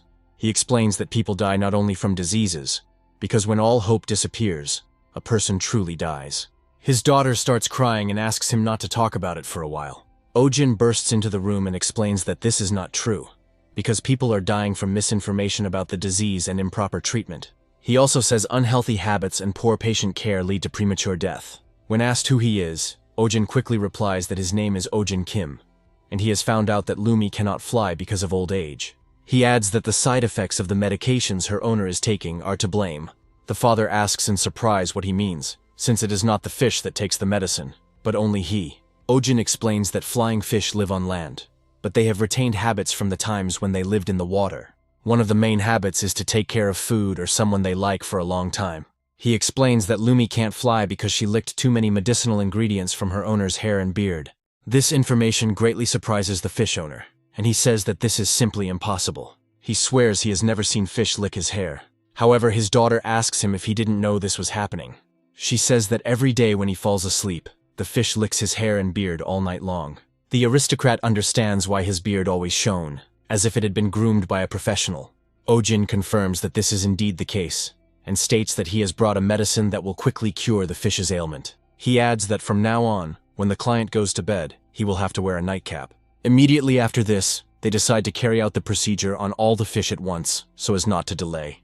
After the procedure is completed, Ojin explains that the medicine is very fast-acting, so the fish will recover soon. His words are confirmed. Lumi gradually rises into the air and begins to flap her fins. The owner asks in surprise if the fish really recovered so quickly. He rejoices and says that he simply does not believe that this is not a dream, and that the fish is in good health. Ojin explains that this baby was the healthiest, so the effect appeared faster. He also says that the rest of the fish will soon be back to normal, and everyone present thanks him for his help. Suddenly, one of the fish hits his hand and starts biting hard, catching him off guard. Ojin wonders what's happening to them when suddenly the next fish hits the back of his head and bites his skin. This happens to all the fish, as if they had momentarily turned into real piranhas. However, they detach quite quickly and continue to float slowly in the air. The aristocrat looks at the fish, and his eyes grow even wider in surprise and shock. The thing is that these fish probably sucked mana from the main character's body to gain the ability to glow. Everyone in the room is surprised that the fish have suddenly decided to regain such strength. The aristocrat is so impressed that for a moment he is transported back to the days of his wild youth. Then a huge number of flying fish shone in the sky, which resembled small comets. His wife thanks him, saying that she has never seen anything more beautiful and is very impressed. The aristocrat asks if she is ready to marry him, and the wife agrees, starting a beautiful story. The memories gradually fade, and the aristocrat is left with a flying fish in his hands, which continues to glow. Ojin says that it is indeed a very stunning and beautiful sight that impresses him. His assistant says she now understands why flying fish are used for marriage proposals. Selena analyzes the situation and notices that, thanks to Ojin's blood and hair, the fish began to glow and fly. She guesses that this man is really not as simple as she expected. She is tormented by the question of whether this man is the very spirit that the world is waiting for. Selena returns to Kalyan after a while to ask if he is sure that Ojin is the spirit of healing. Kalyan confidently explains that everything matches the prophecy. But Selena remains skeptical. He reminds her that he gave her a ring that doesn't even belong to him, to which Selena replies that the owner of the ring would definitely allow it. He also says that this man was chosen by the Monoceros, and there is no more convincing proof in the world. He emphasizes that not everyone noticed this, hinting at Doyle and his pathetic henchmen. He, full of confidence, says that the rumor of the manifestation of the spirit of healing will soon spread throughout the world. Selena asks if Kalyan is planning to use Ojin Kim as bait. After thinking for a moment, she says that this is why he allowed the Baron to escape instead of finishing him off on the spot. Kalyan explains that catching one or two villains is not a difficult task, but one must look at the larger goals. He states that the truth behind these people is needed, and we must wait for it to come to light. Kalyan tells her not to worry, adding that he won't put Ojin in danger. Kalyan also says that he knows that Selena was in the city for another reason, but it turned out to be a lucky coincidence. Selena explains that when she first saw him in the middle of the city, she noticed a giant rabbit. The elf emphasizes that she was interested in Ojin's necklace, and therefore she decided to observe them from a close distance. Selena states that this man is truly special, but she cannot see in him the healing spirit that everyone talks about. Kalyan smiles and explains that only time will tell if this man will truly save the world. Smiling, he adds that, as is well known, the prophecy about the spirit of healing concerns not only the salvation of this world. Calm reigns at Ojin Kim's veterinary clinic, but it is quickly interrupted by a loud scream. Ojin asks what the block is doing here and reminds him that it was supposed to be discharged last week. Selena calmly explains that she has decided to take in one of the three, then takes it in her hand and begins to spin it. Selena explains that blobs are divided into those with a core on top of their heads and those without. She adds that only the one with the core needs to be controlled, and then the others will not be able to split. Ojin looks closely at Ping Ping and realizes that apparently this one can split into several parts. Selena squeezes him and explains that this guy is very nervous, so you need to be especially careful with him. Ojin asks if Selena is going to leave him here, and when he says yes, he becomes worried. Selena clarifies that it cannot be returned, since these creatures need supervision. Otherwise, trouble will arise. She adds that there have been cases where, due to the owner's ignorance, blobs began to divide uncontrollably and destroyed cities. Ojin asks if she intends to keep this dangerous creature here, to which Selena calmly confirms. Ojin notes that it's like raising time bombs, as neighbors can be unfriendly. The helpers ask if the owner gave permission to shelter the blob, recalling how tenderly he treated him. Selena comes closer and explains that she needs permission to do this, after which she changes her mind. Selena clarifies that the owner did not give permission, but she enlisted his cooperation, and Ojin realizes that the creature was simply taken away. Ojin is about to continue the discussion, but suddenly his assistant tries to stop him to say something. She carefully explains that it is better not to interfere in arguments with her, since she has heard something important from her elders. She says with confidence that she has heard that elves who hide their deeds are best left alone for their own safety. Ojin asks what this belief is based on, and she replies that elves place marks on the ears of especially dangerous criminals. Selena reminds that this girl usually hits first, and then, if she really wants to, asks questions. She also notes that the girl does not talk about herself, which speaks of her dark past, which she does not want to talk about. Ojin wonders in his mind if she really is a criminal, and tries to figure out what's so serious about it. He hopes she didn't prosecute other people for killing them, because that would be very hard on him. Selena suddenly comes up and says it's time to open the clinic, causing him to jump in surprise. Ojin reflects that Selena is a good worker, but perfect people don't exist. As soon as he opens the door, he finds that a huge number of visitors have arrived. They all explain that they require their pets to be examined immediately because they have serious ailments. They are trying to line them up to form a normal queue as the crowd has gathered at the doors. Ojin realizes that the dismissal will have to be delayed a little, as he will need an extra pair of hands. Meanwhile, we are transported to Baron Doyle's castle, where something mysterious is happening. An unknown individual wonders why the Etherean Order suddenly decided to come to the clinic and ruin everything. Doyle says he doesn't know himself, because they suddenly appeared and started saying something about a sacred beast. An unknown person asks how he dared to run away and leave the beast to the Etherean Order. Doyle apologizes to his parents, saying that he will definitely return the beast, and asks how he plans to do it. Doyle explains that the creature is now in the possession of Ojin Kim, which leaves the dark figures in the castle confused. They claim that this is simply impossible, since such an animal is not capable of living next to a person, and this has been proven many times. Doyle confirms that he thought so himself, but for some reason the animal became very attached to the doctor. The aristocrat is silent for a long time, struck by the unusualness of the news, which he did not expect to hear. He sternly asks if there are any other people who know about the incident, and Doyle replies that only his servants and butlers. The mysterious figure asks if he silenced these people, and Doyle wonders what that means. They call him an idiot and order them to seize everyone who was with him that day, after which Doyle exhales tensely.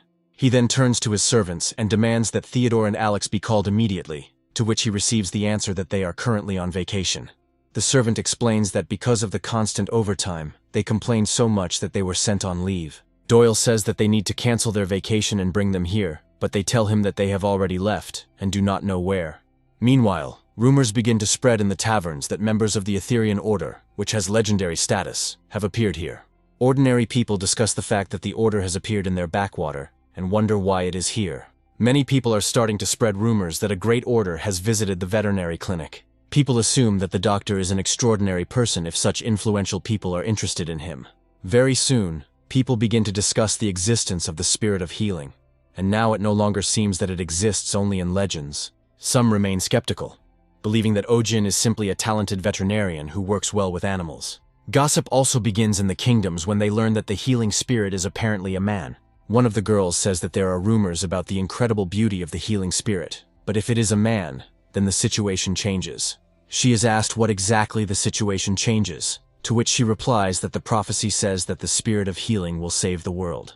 She joyfully explains that if someone gains the spirit of healing, they can become the ruler of this world. Meanwhile, we are briefly transported to the elite residential areas of the nobility, where a large number of merchants and aristocrats live. We find ourselves in a special clinic where Dr. Adrian works, who wonders why it is so quiet here. He adds that it seems that only quiet animals have come today and are asking to let in the first patient. But he is told that there are no patients. He is surprised that it is almost noon and assumes that they left because he was too late. They explain to him that there has been no one in the foyer since early morning, and he asks whether the petty count is still trying to slander him. He calls his political opponent a vile scoundrel and says that he will have to face him in court. He is informed that the case is at another veterinary clinic in a poor area, and Adrian clarifies that this area is not very prestigious. He suggests that his aristocratic clients should avoid it, but the butlers say the clinic is popular. Adrian decides not to worry, and explains that he shouldn't expect any serious harm from the commoner's doctors, since he didn't graduate from the academy. He declares that he will consider this a vacation, and will rest for a couple of days, since tomorrow's visit to Lady Marion's unicorn's house will bring him profit. The butler reports that a messenger from Lady Marion has just arrived and cancelled the appointment. Adrian says that this is impossible and tries to understand what the reason could be. The butler reports that Lady Marion asked me to tell you that she will be going to Ojin Kim's veterinary clinic. Adrian loses his temper and demands that a carriage be brought to him immediately so that he can deal with the situation himself. As has already become clear, this man's name is Adrian, and he has a noble origin, as well as an outstanding appearance.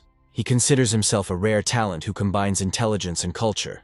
But the reason he became a veterinarian is very simple. The thing is that he is incredibly fond of the owner of the charming animals, and uses the profession as an excuse to get to know her. Adrian believes that there is nothing more beautiful and rewarding in this world than relieving women of worries and sorrows. However, one should not misunderstand him, as he strictly separates work and personal life, with a few exceptions. The only exception is Lady Marion Astrid, who has captured his heart from the moment she came to him. From that day on, his heart begins to beat only for her, and now he spares no effort to impress her. Adrian believes that he became a veterinarian to take care of her unicorn, and at least that's what he thinks. Adrian is angry and wonders if she really trusted her love to a commoner without family or tribe. He declares this outrageous and closes the clinic to go to Marion's estate. At the estate, he is met by his strict but polite mother Marion, who says that she did not expect to see him here. She asks if he can explain why he was looking for her daughter without an appointment. Adrian explains that as the attending physician to a unicorn named Ruru, he couldn't help but be concerned, as she is a delicate creature. He adds that entrusting an animal to a man with unproven skills will lead to trouble. Marion's mother says in a calm voice that she's been reliably informed that Ojin Kim is the woman who runs her own clinics. Adrian looks at her in surprise and asks if this is really true, to which she confirms that her skills are quite good. She adds that she heard that this woman is so beautiful that she is called a fairy or a spirit. Adrian is impressed by this information and mentally wonders how beautiful she must be. He immediately imagines her as a beauty with golden hair or as a cold woman with a blue-black hairstyle. Suddenly, Marion's mother announces that she is prepared for his reaction and has seen everything she wanted. She immediately asks the servants to escort him out, and Adrian tries in vain to convince her that his intentions are pure. He claims that he has impure thoughts only in relation to Lady Marion, but this does not impress her mother. Adrian smiles happily and explains that he actually wants to marry Lady Marion, but her mother orders him to be taken out. Humiliated and insulted, Adrian menacingly heads to the area, hoping to meet Ojin. He reflects that his professional skills should be enough to win an intellectual duel. He understands that people think that unicorns are only obedient to chaste virgins, but this is not true. He knows that unicorns choose people by scent, relying on their sensitive sense of smell. They especially hate the smell of blood and male sweat, so if you approach them carelessly, trouble may arise. Many people have been injured or gored by antlers because they did not take proper precautions. Unicorns also love women who are always clean and wear good perfume, which attracts their attention. Adrian smiles and reflects that in this respect he and unicorns are very similar, since they cannot stand men. At first, he also went through a lot of trials and errors, but thanks to the secret, he achieved success. The secret is that a few days before the appointment he washes himself at least twice a day and thinks about the same things as his hostess. He happily reflects that if someone unverified approaches the unicorn, it will be his mistake. From his point of view, everything will happen in an instant, so he won't have to make any effort. He imagines that at that moment he will arrive in all his glory, fresh and fragrant, and win her heart back. In his fantasies, he says that he will protect her and the unicorns for the rest of his life, and together, they will go home. Having created such a story, he understands that he will now live happily ever after if he manages to arrive on time. After this, he begins to laugh loudly, feeling his incredible victory, which is filled with justice and honor. After some time, the driver announces that they have finally arrived in Belmore, and soon they find themselves at the clinic. Adrian steps out of the carriage and looks closely at the huge crowd that has gathered there, wondering what is going on. People explain that they are seeing a unicorn for the first time, adding that they had previously only read about such a creature in books. Adrian is glad that the performance has already begun, and believes that the doctor will soon disgrace himself in front of the crowd. He sees Ruru rearing up, excited that the unicorn is about to go on a rampage. But he doesn't notice one important detail. Adrian still consoles himself with the thought that soon everything will work out on its own, and he will not have to make any effort. However, it quickly turns out that Ojin was able to tame this formidable animal on the first try. Adrian can't believe his eyes and wonders if he's imagining it all and how it's even possible. Meanwhile, Ojin happily notes that the unicorn is indeed docile and behaves perfectly. Adrian realizes that this is a completely different horse, because Ruru gets angry even under anesthesia and cannot lie still. Marion happily remarks that this is the first time the unicorn has carried someone else, and Ojin asks her if this is really the case. Adrian assumes that this is some kind of trick that was set up, because it is impossible to explain it in any other way. Ojin turns to his colleague and asks her to come closer to pet the unicorn, since it is so docile. Adrian assumes that there is an elf next to Ruru who has cast a spell on him. However, after some time, the unicorn suddenly sinks its teeth into Selena's hand. Selena looks on rather phlegmatically at her grave injury, while Ojin is much more worried. Adrian understands that this is a normal reaction from Ruru, but it is unclear why he decided to let Ojin get close to him. Ojin says the horses need to be treated as soon as possible, and Selena notes that it was quite painful. Ojin advises everyone to disperse to avoid injury, after which they lead the horse into the building. Adrian is lamenting because he wanted to watch more to gain some information. Meanwhile, people are wondering why the horse is behaving so unpredictably.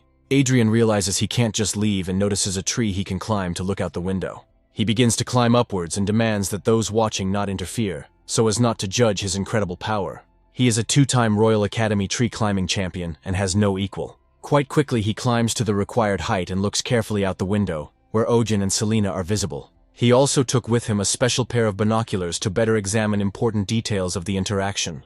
Adrian notices that Ojin is performing first aid correctly, but is using herbs that are unknown to him. He also notes the strange method of bandaging, suggesting that it is some kind of folk method due to inexperience. However, his attention is then drawn to a tattoo on Ojin's arm, and he decides to take a closer look at it. He realizes that this is some kind of coat of arms, and after a few seconds he gets the opportunity to examine it fully. Adrian freezes in horror, as this is the coat of arms of the Celestine family. The whole point is that this is the noblest of the elven families, possessing incredible power, and not accepting just anyone into their ranks. Adrian cannot believe that a coat of arms of this kind is worn by a man who, at first glance, is of no particular note. He still has a lot to learn about the strange personality of this veterinarian, who keeps many secrets. Selena notes that she thought it was a minor wound, but the saliva turned out to be poisonous, and could have caused a lot of problems. Ojin explains that Selena is lucky to have gotten off easy since they have access to the Dragora leaves. Marion apologizes for her Ruru acting hostile, but Ojin states that the unicorn didn't like Selena. Marion says she is very sorry and promises to cover all medical expenses due to the misunderstanding. Ojin explains with a smile that there is no need for this, as both were careless during the inspection. Marion is surprised and asks if this lady works here too, to which Ojin replies that she is his assistant. He explains that Selena is primarily involved in prescribing medications and also does strength work. Marion notes that everything has become clear to her now, emphasizing that such an outstanding person needs a large staff. Marion says that the clinic is new, but it is not enough for Ojin to fully realize his abilities. Ojin looks at her with genuine surprise, and Marion states that a larger clinic would suit him. Ojin speculates that the girl is so confident in her opinion only because she hasn't seen his previous clinic. The ground floor of his previous place of work was a shopping mall, so no one came to see him, and he was in the middle of nowhere. Ojin is lost in his memories for a moment, and Marion asks him in surprise if everything is okay. She notes that she is not sure if she understood everything he said, but it is obvious to her that he has been through a lot of hardship. She adds that it would have been foolish not to notice such a wonderful person as he. Marion takes a few steps towards him and tells him not to worry, because she has a keen eye. She claims that Ojin always has the best, like a clinic run by their family or something like that. Ojin wonders in his mind if this is true, and Marion claims that it was his wish that coincided with her decision. Meanwhile, the conversation is accompanied by loud arguments between Ruru and Sunja, which could escalate into a real fight. Ojin tries to calm the pets and says that they need to go down calmly and not rush with claws. Marion also tries to calm the unicorn, and asks him why he is behaving this way, trying to make him accountable for such behavior. Selena sits down and thinks, reflecting on how strange this is for a species like a unicorn. She explains to everyone that it is a known fact that unicorns love people, but they do not get along well with other animals. Ojin reflects that he and Monkeros have a lot in common, so they should have felt a closeness. Marianne indignantly asks if someone is trying to imply that her unicorn has a bad character. Selena pauses briefly, then calmly asserts that this is exactly what she was trying to say. Marianne accuses her of being insolent and rude, and Selena reminds her that she cut in line. Marianne insists that this is nonsense and shows the number she has, but Selena reminds her that she didn't get it for nothing. The thing is that she bought the number for an additional fee, but from her point of view, she obtained it legally. Marianne wonders if there isn't a single well-mannered and educated employee at this clinic. Meanwhile, Ruru starts to behave extremely badly and rears up, trying to hit Ojin's assistant. Because of this, she hits the bookcase, which begins to tilt and is about to fall, crushing everyone underneath it. At this moment, Adrian flies in through the window, hoping to completely resolve the situation with his appearance. Selena, due to special problems, stops the fall of the cabinet, while the aristocrat hits the stone floor at full speed with his face. Everyone present looks in surprise at the strange body lying in the room and wonders what he is doing there. Adrian quickly gets up and says that he is glad that Lady Marian is okay, and asks them to ignore the blood. Marianne, frightened, asks what he is doing here, to which he replies that the main thing for him is that she is okay. The assistant notices that he broke into the clinic and broke a window, and Selena calmly says that he will pay for the damage. Adrian quickly preens and apologizes for frightening the ladies with his abrupt appearance. After this, he states his name, says that he is a veterinarian, and kisses the assistant's hand. A girl named Pio is surprised by the attention shown by the aristocrat. Ojin realizes that in front of him is a fake person who lives for show in front of others. Adrian does the same with Selena's hand, and Ojin asks why the doctor is breaking into someone else's clinic through the window. Adrian looks at him more aggressively and claims that everyone knows what he is doing here. He cheerfully explains that he is actually the attending physician of the unicorn Ruru, with whom he has a great bond. Coming closer, he notes that he cannot believe that the snow-white Ruru has become so pale in just a few days. He seeks to blame Ojin, claiming that if the inspection had been carried out by more qualified specialists, this would not have happened. Adrian demands an explanation of what Ojin did to the unicorn, and Ojin claims that the unicorn is completely healthy, but Adrian himself is not so much. Adrian calls him a lousy doctor and states that his behavior allows him to be called Sibararch. Ojin is surprised by such a strange word that was supposed to offend him. However, he doesn't understand what it means, so he asks Selena, who explains that it is the name of a carnivorous plant. She explains that the plant pretends to be harmless, and then grabs its victim at the right moment. She also says that this behavior is similar to the habits of a charming ladies' man, and this is where the expression comes from. Ojin notes that now everything is clear to him, and he definitely does not fit the description of this term. Marian asks her interlocutor how he is not ashamed to use such expressions towards Ojin. He adds that he didn't think he was capable of making baseless accusations, but Adrian insists that it is not baseless. He asks if Ojin has any fiancés or lovers, and if he has had any relationships with women at all. Ojin feels humiliated and explains that unfortunately, he has never had a woman. Adrian states that it is a lie, to which Ojin replies that he himself would like to believe it is a lie. But it is the truth. Adrian notices the crest on Ojin's finger and asks what the engraving is. He explains that the coat of arms is only worn by members of the Celestine family, meaning Ojin either inherited the blood or entered into a marriage alliance. Pio clarifies that the ring they gave him turned out to be an engagement ring, but Ojin claims that this is impossible. Marian asks if he is really engaged, but Ojin replies that he got it from a man named Kalyan. Everyone except Selena looks at him strangely, but Ojin declares that his soul is pure and he means no harm. He asks his assistant to explain to them the meaning of all this, but she calmly says that she has no desire to do so. Adrian notices strange sounds coming from Ruru and turns to face the animal. He asks what happened, but Ruru doesn't react to his words and doesn't try to scare him away. A few moments later, she feels ill, starts vomiting, and then enters a phase of weakness. Within seconds, she falls to the ground and loses consciousness, but her vital signs remain normal.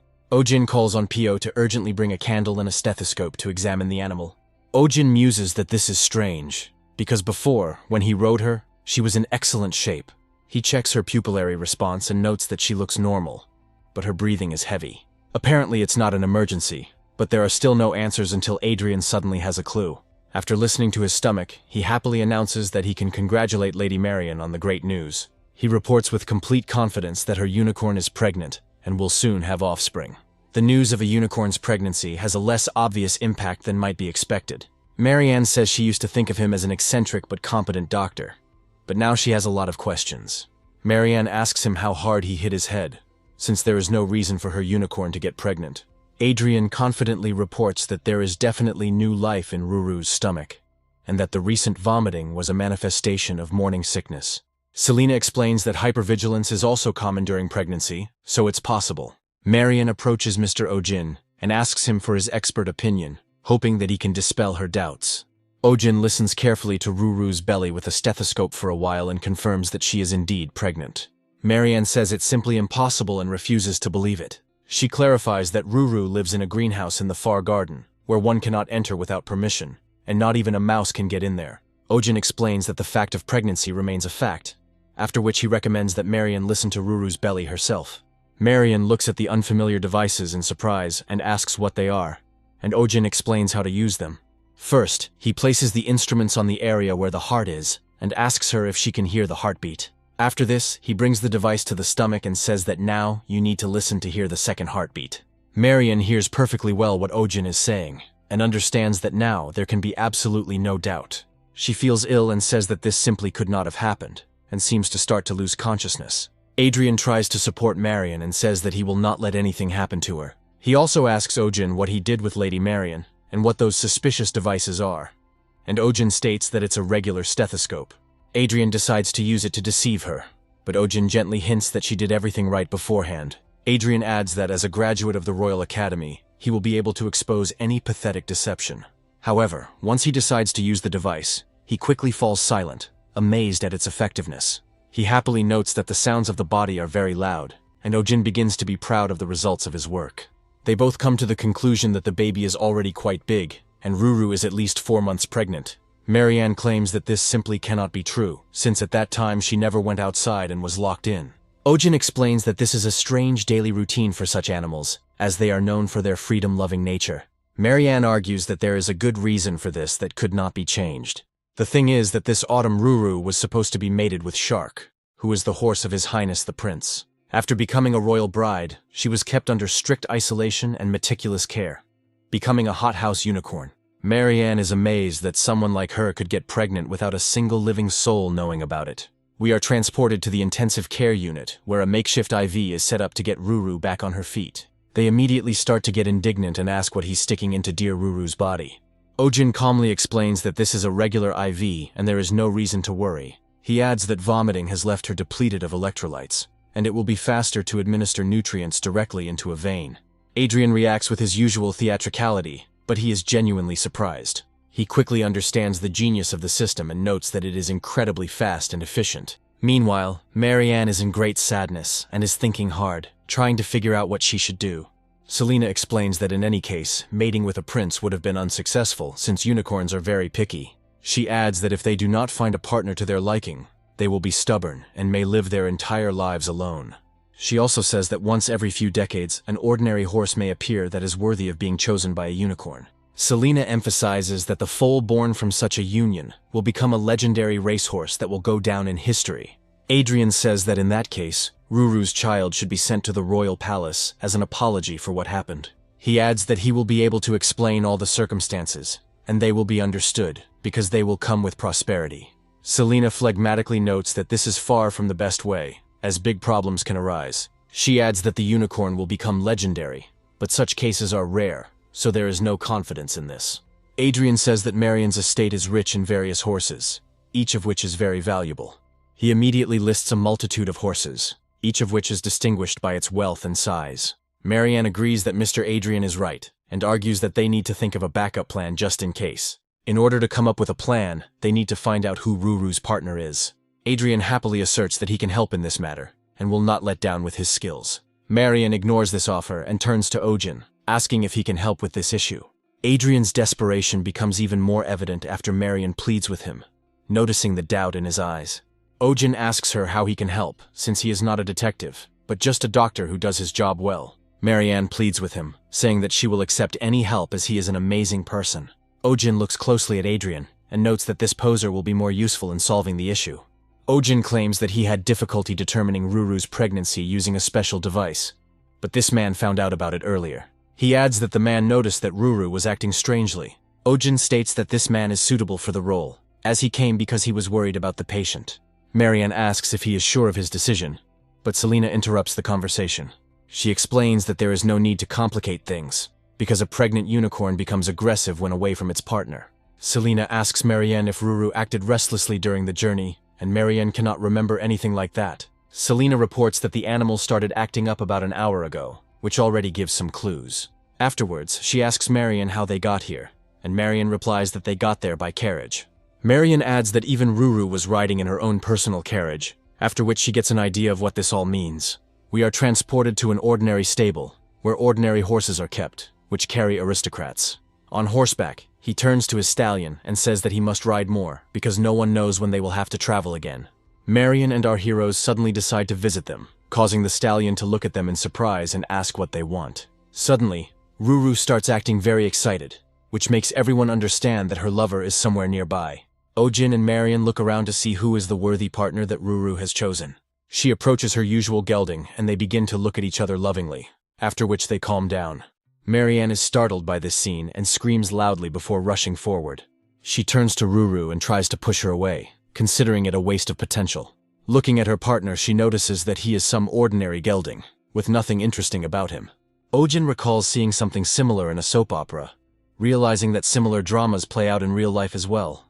Adrian reports that their expectations were not met, but for Ruru, this stallion has already become the best partner. Marianne says that this is all a pathetic fiction, because a unicorn that is not even a year old cannot understand anything. Ojin clarifies that Ruru chose this stallion as a mate, and now he will be her descendant, and this choice must be respected. Selena notes that a pregnant unicorn becomes restless and aggressive if she is far from her partner. Marianne realizes that she is in a difficult situation and asks the gods how this could have happened. After some time, Father Marian calls the old conifer and his heavy horse to his carpet. He asks him if he has lost his fear, adding that the unthinkable has happened, because now Ruru has lost her value. The old groom explains that he knew nothing, always drove them around, but never let them go together. The angry lord claims that he wanted to use it slowly to hear out the situation, and everything else is a lie. Another servant claims that such a thing is out of the question, since he would never dare to do such a thing. The smug aristocrat declares that there is nothing to sort out here, and that they must be thrown into prison immediately. She adds that the day of severe punishment for the encroachment they allowed themselves is coming soon. After some time, the maids note that the count acted too cruelly, because Uncle Joseph was not guilty of anything. They discuss how to deal with an animal if it is hostile, as this is similar to human behavior. The new maids note that they do not understand why they wanted to send the stallion to the palace of another prince. One of them suggests that it is connected with the selection of a bride for the prince who will be at the end of the year, and Marianne is also involved. The other maids realize that all this time, Ruru was just a tool to strengthen the alliance. The maid remarks that if everything had gone according to plan, Ruru would have lived in the royal palace, but in the end, she ended up with a simple gelding. One of them says that this behavior is typical of her owner, and the others ask what she means. The head maid suddenly appears and orders everyone to immediately shut up and not spread rumors. She notes that apparently, they will not learn wisdom until they receive appropriate punishment. Marianne goes to the greenhouse where Ruru is, and a maid runs out to meet her, reporting the trouble that has occurred. Marianne runs to visit her pet and discovers that her condition has worsened, and she is now coughing up blood. Terrified, she falls to her knees and asks if she is okay, hoping for an answer from the unicorn. The maid explains that due to toxicosis, Ruru did not eat anything for a whole day, and then she began to vomit and bleed. Marianne recalls Selena's words about a pregnant unicorn becoming aggressive when away from its partner. Marianne can't believe that Ruru is suffering so much from being separated from her gelding that she has started vomiting blood. The maid warns that if this continues, the unicorn's health will be seriously damaged and will be impossible to restore. Marianne asks if Ojin Kim has arrived yet and is told that a messenger was sent this morning. The maid explains that the journey takes quite a long time, since the distance to the area is quite large. She suggests looking for another doctor in the area so that he can prescribe at least some treatment. Marianne pauses briefly, then orders him to be brought, misleading the maids.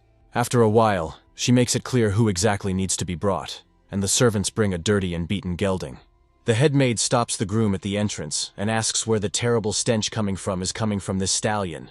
The groom explains that he tried to bring it as quickly as possible, but asks that it at least be washed. The groom objects that Marianne herself said that the matter was urgent, and there was no time to waste.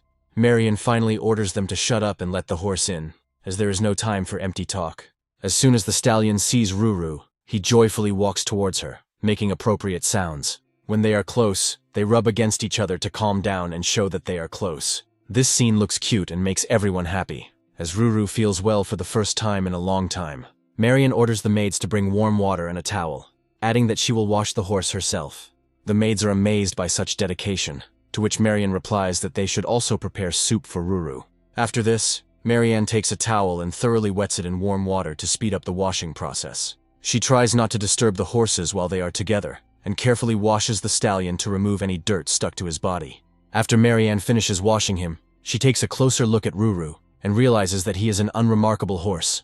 After this, she remembers the words of her parents, who asked her if everything was okay with her, and if she had gone crazy.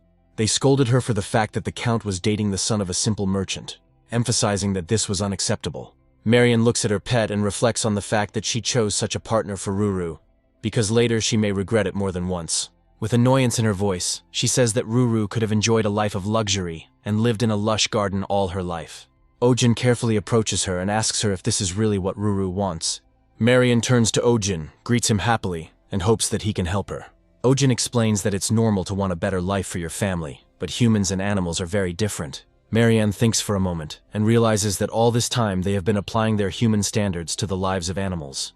Ojin begins the treatment procedure and explains that animals may have likes and dislikes, but they do not have classes. He explains that Ruru does not consider herself superior to other horses and is unfamiliar with the concept of aristocracy. Immediately after this, he connects an IV to allow the horse to receive nutrients. He adds that the most important thing for Ruru will be to be with the one she likes, and this will be the greatest happiness for her. Marian falls silent sadly, realizing she has made a big mistake, as Ojin hands her some herbs. He clarifies that this is only a temporary measure and the main treatment, since the main problem lies elsewhere. He adds that this problem needs to be addressed as soon as possible to prevent complications. He strongly recommends allowing them to be together to avoid relapse. After this, he turns around and says that it is time for him to go back, and Marianne asks if that is what he wants. He adds that he has come a long way and can stay at least for the night, since Ruru has only just calmed down. Ojin says he'd like to observe Ruru a little longer, but he has too many patients. He notes that the assistant he entrusted with the clinic is not very reliable, so he wants to return as soon as possible. Marianne fully understands why the two work together, but decides not to comment on his choice of personnel. Ojin smiles and says that the rest of the problems will be handled by someone else nearby. Marian asks him in surprise what he means, after which Ojin, as if nothing had happened, points at Adrian. Marianne notices a man sitting in a tree and asks him what he is doing there and how long he has been there. They both watch him closely and wait for him to give at least some explanation of what is happening. He jumps down abruptly and apologizes for the sudden intrusion, and Ojin reminds him that it is against the law. Adrian explains that he wanted to avoid misunderstandings and only came here because he was worried about Ruru. Ojin clearly doesn't believe his words, but something more interesting catches his attention. He notices a strange object that seems familiar to him, but looks like it was made on the fly. Ojin picks up the object and asks if it is a stethoscope made from scrap materials. Looking at it, he realizes that the work is rather rough, and that using the device will be problematic. Adrian explains that it is just a prototype that he will soon refine, but Ojin hands him his device. He proudly says that a doctor must use the proper tools to be as effective as possible. After this, he turns around and says that he is going home, as he has business to attend to. Adrian watches him and realizes that Ojin is not so bad after all, even though he has some oddities. Ojin leaves with the same thoughts as Adrian, who at first seemed like an amateur to him. After some time, Marian happily notes that Ruru decided to eat on her own and came to her senses a little. Marian admits that she felt like the stone was suffocating her, but now she feels much better. Adrian says that love and care are the best medicine and is surprised that Marianne takes care of her horse personally. Marian explains that Ruru suffered because of her stubbornness, and they should have been allowed to be together from the very beginning. She admits that she may have even been jealous of Ruru, and Adrian asks, surprised, what she means. Marian explains that when Ruru was with her, she was never as sincere as she is now, but that quickly ended. She adds that since then she has developed a habit of assessing a person's position when meeting them. Adrian points out that this is common practice among aristocrats, but Marian claims that she did not do this as a child. He remembers his first love and says that back then it didn't matter what he wore. Smiling, she adds that at that time she was only thinking about his beautiful eyes. Marianne says she wanted to see those eyes and was willing to give up everything for it. She explains that she ultimately did this for the good of her family and some ideals. She asks herself if she is a happy person after what she has done and cannot give a definite answer. Adrian tries to support her, reminding her that first love is always unhappy. He adds that a broken heart can sometimes prevent one from noticing happiness. He also emphasizes that this prevents one from seeing love, which is very close, and one only needs to reach out to it. Adrian says that perhaps her destiny is very close, but she has not noticed it all this time. Marianne smiles, wondering why she only realized this now, before a blush appears on her face. She explains that she will not be involved in selecting a bride for the prince, and this impresses Adrian, who has already thought everything through in advance. He realizes this is his chance, and is glad that Marianne always carries her engagement ring with her so he can propose to her. However, as Adrian attempts to kneel down to retrieve the ring, Marianne declares that she will now actively pursue Oh-jin Kim. Adrian quickly gets to his feet and asks her why she decided to choose this particular person. Marianne explains that she will be happier if she does not become the wife of an influential man, but gains power herself. Adrian doesn't quite understand what she's getting at, and asks her to clarify her words. Marianne joyfully announces that she will certainly achieve spiritual healing and take incredible power into her own hands. Afterwards, she takes his palms and thanks him for the incredible contribution he has made to her peace of mind. She expresses her desire that he always stays by her side as a good friend whom she can always rely on. Meanwhile, Oh-jin sneezes, which is a characteristic sign when someone thinks about a certain person very often. After some time, Pio reads a letter stating that they have decided to accept Ruru's new partner and not to interfere with their love. She also reports that Oh-jin has received an offer to become Ruru's attending physician, but he decides to decline. Pio is surprised by his decision, noting that they offered 10 times the price for the treatment, but Oh-jin stands his ground. He explains that he would be happy to agree, but he cannot leave the clinic when he has such patients. Oh-jin reflects on the fact that he has been removing tartar for an hour now and still hasn't finished the procedure. At one point, he desperately wonders whether he is in a veterinary clinic or has taken up residence in a coal mine. The Hydra's masters who came here for some reason brought an artist who is trying to capture everything. After some time, Oh-jin finally gets to the bottom of why there is so much tartar. He takes out the wedding ring that was stuck between the Hydra's teeth, and now it is finally removed. They call him a doctor from God, capable of performing the most difficult operations without any problems. They also note that the Hydra is a precious animal given to the family, but it ate their heirloom. Afterwards, they thank him for being able to get the precious ring and cure the reptile at the same time. Oh-jin reports that he has not yet finished removing tartar, as there are several teeth that need to be extracted. Smiling, he states that he will have to work for about 5 more hours to finish everything. Selena advises him to manage his time more rationally, since the Hydra has several heads. Oh-jin realizes that he is in deep trouble and will now have to deal with one animal all day. One of the aristocrats says that the morale of Mr. Oh-jin Kim needs to be raised and orders that a work of art be brought. They show him the sketch, explaining that they wanted to capture Oh-jin's heroic appearance. They add that the drawing was done by the suggested motley artist and ask if Oh-jin likes it. The artist enthusiastically announces that he will finish the painting as soon as possible and present it personally. Meanwhile, the Hydra begins to wake up, which creates an undesirable situation, as they do not like to be in confined spaces. Selena quickly turns around and realizes that right now she will become the target of the giant creature. However, this does not frighten her, so she decides to use sleeping magic to immobilize the Hydra. Suddenly the window breaks again and Adrian flies into the room, ruining everything again with his recklessness. Selena is surprised that this aristocratic doctor decided to jump here and fall under the spell. Of course, Adrian immediately becomes very sleepy, causing the Hydra to calmly grab him and prepare to swallow him. A few seconds pass, and it is on its way to the stomach, so it needs to be saved as quickly as possible. Everyone present is surprised that the giant Hydra was able to swallow a man with such an appetite. To deal with the Hydra, Oh-jin put up a sign in advance stating that the reception was closed for the day. This upset people who came from far and wide to help their animal. Adrian watched this from the corner of his eye and was very angry that the women were upset. He understands that such an act is unforgivable and that the incident must be investigated and the culprit brought to trial. Oh-jin asks his butler who the healing spirit is, and he replies that it is a legendary figure. The butler says that whoever can obtain the spirit of healing will be able to rule the world. Adrian calls this nonsense and is surprised that Lady Marian believed such childish tales, because it is clearly not true. He also notes that if the healing spirit does not exist, it is more like it in appearance. Adrian abruptly states that he doubts this, since the miracles this man performed make the rumors justified.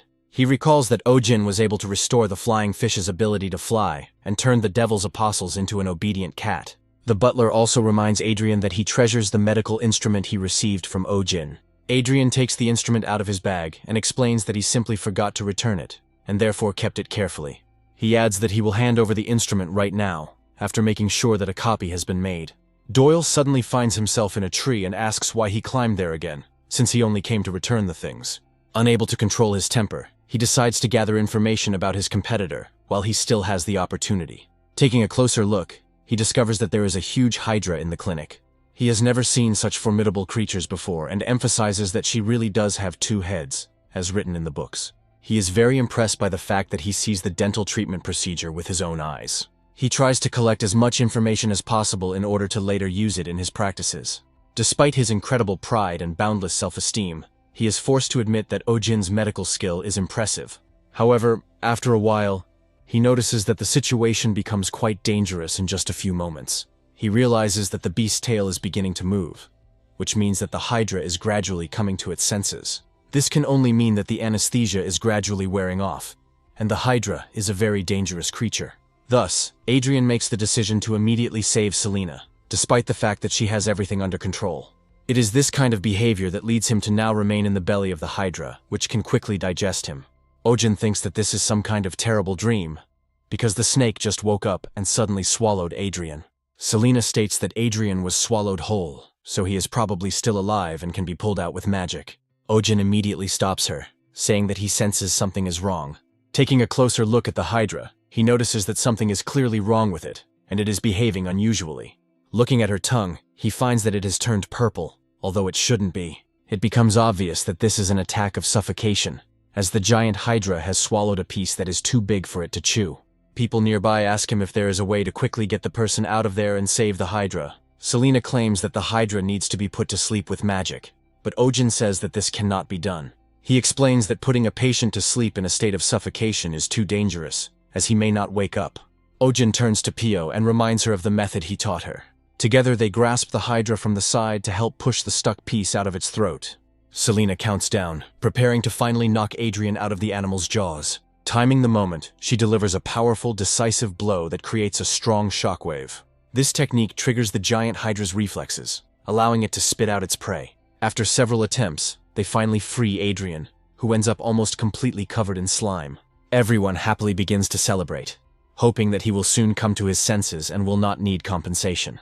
They also admire Oh-jin, noting that they have never seen such medical skill and emergency care in their lives. Oh-jin asks his assistant to check if Adrian is alive, but she uses rather harsh methods to determine if he is alive. After checking him thoroughly, she says that he is more alive than dead. She also explains that he is unlikely to be able to open his eyes for some time due to severe bruises and magic. The thing is that the magic intended for the hydra is too strong for an ordinary person and puts him to sleep for a long time. Oh-jin and Pio question how hard Selena hit the animal. Selena reports that Adrian's condition is normal, and his health can be described as satisfactory. She notes that he has a severe bruise on his stomach, but this is just a side effect of the procedure. She takes out a special ointment and explains that if you apply it, everything will quickly pass, and the hydra will feel good. After a while, they finish the dressing, and it's time to say goodbye to the clients. Oh-jin explains that cases where a pet swallows a person occur due to the owner's fault, so one must be vigilant. He also recommends being especially careful that the hydra doesn't suddenly decide to swallow people. A few days later, a painting arrives at the clinic depicting the process of rescuing Adrian from the jaws of the hydra. Selena encourages him by telling him that she heard that they made a statue about it, but Oh-jin only becomes upset. He comes to the conclusion that most of those present have long since gone mad, and clearly do not understand how to behave. Adrian gradually comes to his senses and wonders what happened. He recalls that it all ended with him peeping into Oh-jin Kim's office and then seeing the hydra wake up. Without thinking twice, he comes to the conclusion that he ended up in heaven because he died saving a beautiful girl. Smiling, he praises himself for his incredible dedication, considering it a worthy death for a veterinarian. He hopes that if something like this can happen in this world, he would like to be born a unicorn. Additionally or optionally, he imagines the presence of a beautiful hostess next to him, although this is not necessary. Gradually this dream fades, and he feels severe pain, gradually returning to reality. Selena continues to gently shake his cheeks and asks how he feels, expressing hope that he has come to his senses. Adrian looks at the girl in surprise and realizes that she is probably his mistress. After some time, he finally realizes that he is not a unicorn, and that the person in front of him is not a man, but an elf. Selena pulls up her hood with a slight movement and announces that he has finally woken up, after which she turns away and leaves. Adrian asks where he is, and she replies that it is best to stay in bed for now and not get up. She adds that the side effects of magic will include dizziness and nausea, so you need to stay in bed for 2 to 3 days. Adrian really doesn't feel well and agrees with her recommendations. Ojin approaches him with a mug of hot drink and asks if he can sit down for a moment. He hands over the mug, explaining that it is a restorative that must be drunk to the bottom. He adds that he has contacted his estate and now he can rest peacefully in the clinic for a few days. Adrian notes that he cannot use these methods, but Ojin assures him that there is nothing wrong with this, since he himself understands everything as a doctor. With a smile on his face, he says that there is nothing more important than health, and it should always be taken care of. Adrian is greatly impressed by the care and generosity that Ojin shows. After Ojin leaves the room, Adrian admits to himself that he is ashamed of himself for being jealous of him and underestimating how good he is. Looking around, he reflects on how he too should become such a wonderful man with good manners. However, a few moments later he discovers a bill that Selena has presented him, according to which he owes a lot of money. Adrian immediately cools his attitude towards Ojin, considering him a pathetic person who is trying to extort money. Meanwhile, another interesting event occurs at the clinic, as unusual visitors arrive. When they hear about the castration procedure, they ask in surprise whether the doctor really wants their pet to change gender. Ojin explains that this only means that their animal will become like a eunuch, and this will have a positive effect on its health. Clients consider this too cruel to their pet and say they would never want to traumatize it like that. Ojin reminds them that they had talked about their pet getting weaker, and that it would be difficult for them to handle a large number of puppies. He also reminds that the female has also become weakened due to frequent births, and this is the solution to the problem. In response to further doubts, Ojin suggests calculating how many puppies they will have if the current dynamics are maintained in 5 years. A frightened man asks what joy this wolf will have left in life if he has to chew bones. Ojin is emphatic that reproduction is an instinct for animals, and human intervention can harm them. Pio tries to reassure the owners, explaining that registration will help them schedule an operation. Ojin decides to set aside a day for a lecture on this procedure, so as not to repeat the same thing over and over again. Pio suddenly announces that the next patient will be the pet of her childhood friend, who is like family to her. Ojin says that he would be very happy to fulfill this friend's request. The door opens, and a girl comes in with a giant fire chicken named Popo. Ojin carefully examines the chicken and notes that its feathers are shiny and smooth, like a healthy chicken. Pio enthusiastically says that of all her friend's pets, Popo is the largest. Ojin praises the girl for taking care of the pet, but she responds without much enthusiasm. After 20 minutes, Ojin completes the examination and reports that the animal is absolutely healthy, and there are no problems. Tyr sadly says that she has lost a little weight lately, to which Ojin replies that it is just molting. She remembers that her pet had recently had convulsions in her sleep, but Ojin is sure that she was just dreaming something. Tyr also says that yesterday the pet weakened its voice for no reason, and thinks it is some kind of contagious disease like a cold. Pio tries to calm her down, reminding her that this has happened before and there is no reason to worry. Ojin confirms that there are no deviations at the moment, so there is nothing to worry about. Tyr calms down and promises to behave more restrainedly and not to look for illness in his pet. After a while, Pio runs out to Ojin to tell him the terrible news. She sadly says that Popo has magically disappeared and she can't find her. Tyr explains that the pet entered the room before leaving, and when she came out, it was no longer there. It had disappeared somewhere. Ojin says that all exits and windows need to be blocked, as the pet is likely in the clinic. Selena addresses the clients and asks them to remain seated and not move. Some clients explain that their pet becomes unruly if it sits for a long time and they cannot stay still. Selena decides to bring in an authoritative cat teacher whose aura silences everyone. His presence ensures good behavior of the pets, allowing them to focus on finding Popo. However, after searching the entire area, no trace of Popo is found. Ojin asks Tyr if the pet has any favorite things or objects to try to lure her out. Tyr sadly says that if Popo hasn't been found, she has probably already left the building and run away. Ojin expresses doubts, as Popo's physique does not allow her to open the doors and jump out of the window on her own. Pio suddenly remembers that Popo loves men and often hangs around them. Ojin notices that the animal prefers low voices, which explains its behavior. Tyr notes that unfortunately, this manifests itself a little strangely in the pet. She adds that it is this special attachment to men that has earned her a good reputation. Ojin remembers examining the bird and realizes that this behavior now makes sense. Selena, after listening to him, says that there is one place where Popo is most likely located. They decide to go into the room where the man is, who turns out to be Adrian. Ojin and Pio analyze the picture before their eyes and come to the conclusion that they really liked Adrian. After this, he turns to the pet's owner and says that it is time to talk. Looking at her intently, he asks why she did this, hinting that all this is not an accident. Ojin adds that he realized from the very beginning that something was wrong here, even from Tyr's behavior during the examination. He notes that he has met many people during his time working at the clinic, but this is the first time he has seen such a hostess. Looking at Tyr, he asks why she is disappointed that the pet turned out to be completely healthy. Ojin explains that despite its speed, the chicken is not easy to miss due to the difference in stride length. He adds that the pet would not have been able to hide from human eyes, and certainly could not have opened the door and entered the room on its own. He is becoming more and more serious, and demands at least some explanation of what is going on here. Tyr says in a sad voice that if she says that her pet is sick or missing, no one will believe her anyway. After this, she adds that if such a famous person as the doctor says this, they will believe him. Ojin looks at her in surprise and asks who should believe, and for what purposes this is necessary. Tyr pauses briefly, then announces that Baroness Grace is to blame for everything. After this, sincere tears appear in her eyes, and she begs the protagonist to save her and her pet. She also adds that if Popo is diagnosed healthy now, she will simply be eaten. The thing is, there are hunting competitions scheduled for next month, and a banquet is being held at Baroness Grace's estate. Tyr says that, according to rumors, even His Highness Prince Theo, in whom the Baroness is very interested, will arrive that day. That's why she decided to cook Popo, to impress with an incredibly tender dish. Ojin, Selena, and Pio are very impressed by this story, and cannot believe that someone could be so cruel. Pio asks if the Baroness is in her right mind, and why on earth she's going to eat someone else's pet. Pio adds that her estate has a huge number of giant chickens that could be used for this purpose. Tyr says she heard that they all died due to an epidemic at the end of last year. Ojin is surprised to notice that there are a huge number of foods other than chicken, and the fixation on Popo is incomprehensible.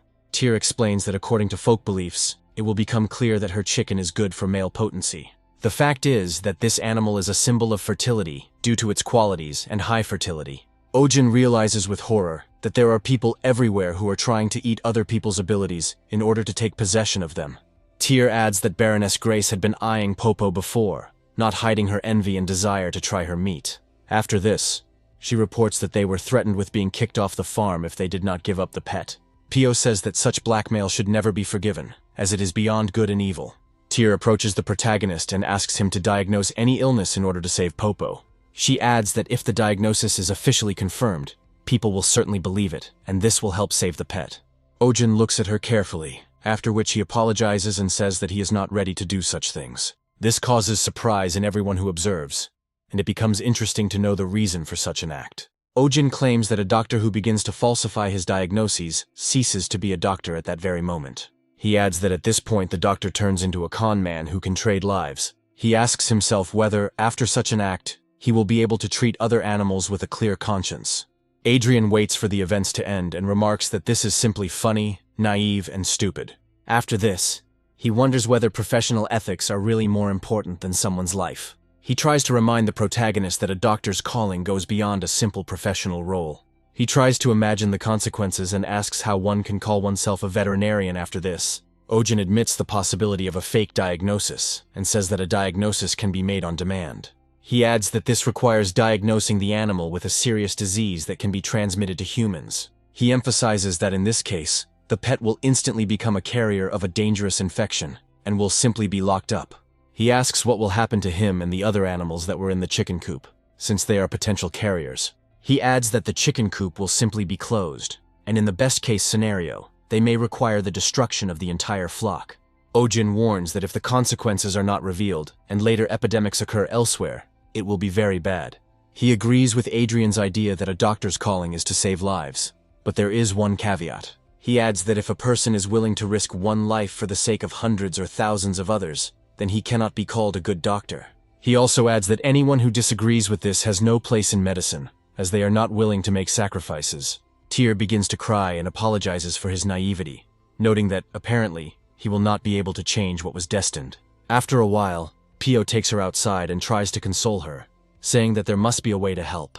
The unfortunate girl comes to the conclusion that all she can do is try to run away somewhere far away to save her pet. Ojin and Selena come closer to them and say that this is not necessary, as there are more suitable methods. Approaching Popo, he notes that as a doctor he is unlikely to be able to help, but this does not mean that he is inactive. Smiling, he states that he is as much the pet's owner as Tyr is, and from that point of view, he will show solidarity. Pio and Tyr remark that he is the best person they have ever met. Ojin gives the command to go to the Baroness's estate to spread a very interesting rumor. After this, he turns to the man who had been following them all this time, and eavesdropping on their every word. Adrian wonders how he knew about this, while Ojin recommends that he come out from behind the corner. He adds that this person will play a very important role in the case, so he needs to listen carefully to everything. After some time, we are transported to a ball in this barony, where Ojin's plan will be implemented. The noblewomen are discussing that Lady Marion has withdrawn her candidacy for the role of princess, and now the Baroness has a chance. The Baroness herself reflects on the fact that if such a competitor has disappeared from her, then her daughter's chances will increase slightly. She thinks with anticipation that when her daughter becomes a princess, all those who despise them will come to an end. She reports that thanks to the money they were so picky about, she was able to invite the prince himself. The Baroness reflects that at this banquet her daughter will certainly catch the eye of the prince, and fate will finally smile. Suddenly she hears a very pleasant male voice behind her, which addresses exclusively her and demands her attention. The radiant Adrian decides to use his charm, and says that if she doesn't mind, he would like to talk to her. The Baroness finds him very attractive, and feels as if she is in a dream when she is near him. Adrian says that he graduated from the Royal Academy, and is well acquainted with Prince Theo, with whom he studied in the same class. The Baroness asks him what kind of man His Highness the Prince was, and Adrian feigns thought. He says that this man is very sensitive to fashion trends, and the Baroness decides to immediately update the interior. She also asks him if he knows anything about the prince's taste in food, and what dishes would be his favorites. Adrian looks at her and asks if she is really going to treat him to some incredible dishes. Noticing her embarrassment, he says that this is absolutely normal, because there is nothing more exciting than treating a prince. He adds that in that case, he can introduce her to a regular merchant who works only with high society. The Baroness displays incredible enthusiasm, and says that if such a person exists, she wants to meet him immediately. After some time, they find themselves in a very unsightly hut, which is located somewhere in the middle of the forest. The Baroness is surprised by the meeting place, and mentally reflects on how pathetic and unworthy of her presence it is. However, suddenly, out of nowhere, a disguised Ojin appears, introducing himself as Louis Python, along with his assistant. The Baroness mentally wonders who these strange people are, while Ojin states that their chef has finished preparing the desserts. He adds that this dessert is a real hit, which drove all foreign aristocrats crazy with its taste. As soon as they open the special lid for this dish, it becomes clear that it is a strawberry on a stick. Ojin hands her a dessert that had not yet been invented at that time, and wants her to try it. The Baroness quickly realizes that this dish has a simply unearthly taste. She compares it only to the incredibly skillful dance of a man and a woman during a quality ballet. She is surprised that such a taste even exists, and understands that these people are true geniuses and professionals in their field. Adrian continues the theatrical performance and insists on showing the real treasure, not just some sweets. He says that, according to rumors, they have started preparing dishes with magic that turns back time. He adds that these are the fruits of immortality, which allow people to become much younger than they actually are. Ojin plays along with him and says that nothing can be done against his knowledge. He adds that he cannot guarantee immortality, but it can be called a cure for old age. After this, he demonstrates with incredible pathos the immortal pea called the joy of a chick. Ojin confidently claims that if you cook rice from it and eat it, aging will slow down, and the risk of age-related diseases will be reduced. The Baroness shows the utmost interest in his food, and says that she is ready to give money for everything he has. Ojin tries to cool her ardor, and says that it will be a little difficult due to the limited quantity. He also adds that all the goods are already reserved and they cannot throw products around left and right. Adrian asks him for a favor, and says that he is his regular customer and deserves some kind of privilege. Ojin explains that the customer who ordered it intends to present it as a gift to the prince, so they have special conditions. The Baroness asks in surprise if there is a lady in this client's family who could be married to the prince. Ojin asks in surprise how she managed to guess so shrewdly, and says that she did. The Baroness says she is willing to pay double the customer's price to get the goods. Ojin notes that they trade not for money, but for a higher purpose. He proudly declares that their goal is truth, humanism, and health. He also says that their world remains calm, and Selena understands that her boss has gone too far. The Baroness feels very uncomfortable, realizing that she has not shown her best side in front of such people. Adrian continues to insist and says that he has to sell the goods, and he doesn't need it anymore. He adds that if you sell a product to people who need it most, that is an expression of humanism. Ojin feigns thoughtfulness and agrees that there is some truth in the words. He adds that only this time, as a last exception, will he allow this product to be purchased. Ojin stops the Baroness briefly and informs her that there is one small clarification regarding the dish. He explains that the grain is called a pea not only because it resembles a chicken shape. He adds that it contains the mana of a sacred beast, the order of giant fire chickens. He adds that this creature is very attached to its species, so if you eat peas, you cannot eat chicken for some time. Of course, this is an absolute lie, but it has a strong effect on an impressionable person. The Baroness is very saddened by this news and asks what will happen if the ban is broken. Ojin states that in this case, all the properties of peas will be reversed. Rapid aging and other consequences will occur. He adds that this is fraught with rapid hair loss, which particularly frightens the Baroness. The Baroness wonders if she should return the money right now, but the syndrome of irreversible losses is beginning to choke her. Adrian agrees that in modern times no one eats chicken dishes except for some old people. Ojin suddenly says that his father also often orders fire chicken to maintain his virility. They start laughing and point out that these are just American tales that are not supported by anything. The Baroness tries to play along with them to appear involved and says that the chicken dish is stupid. The next day, things fortunately return to normal, and Tyr comes to Ojin. She sincerely thanks him for saving her pet, adding that she certainly could not have handled it on her own. Ojin hands her a special carrier that will fit her chick, adding that he ordered it with money he received from the Baroness.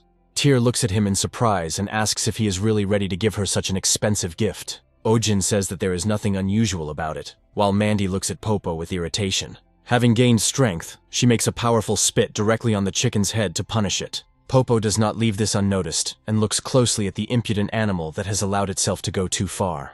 Deciding not to stand on ceremony, it tries to swallow the animal whole, and they have to be separated. Popo ends up in a cage, and Ojin tells her that it's best for her to stay away from such animals to avoid trouble. He also thanks Adrian for the efforts he made to resolve the conflict. After a while, he rummages through the bag and gives him 7 gold coins, which upsets Adrian a little. He explains that the cost of treatment, accommodation, etc. is deducted from this amount, and therefore only 312 silver coins remain. Adrian grabs his clothes and accuses him of cheating, asking how dare he charge for such lousy treatment. Selena clarifies that she carried out the treatment, and Adrian emphasizes that it was carried out very professionally. Selena recommends continuing to take the medication she prescribed, and Adrian promises to do so every day.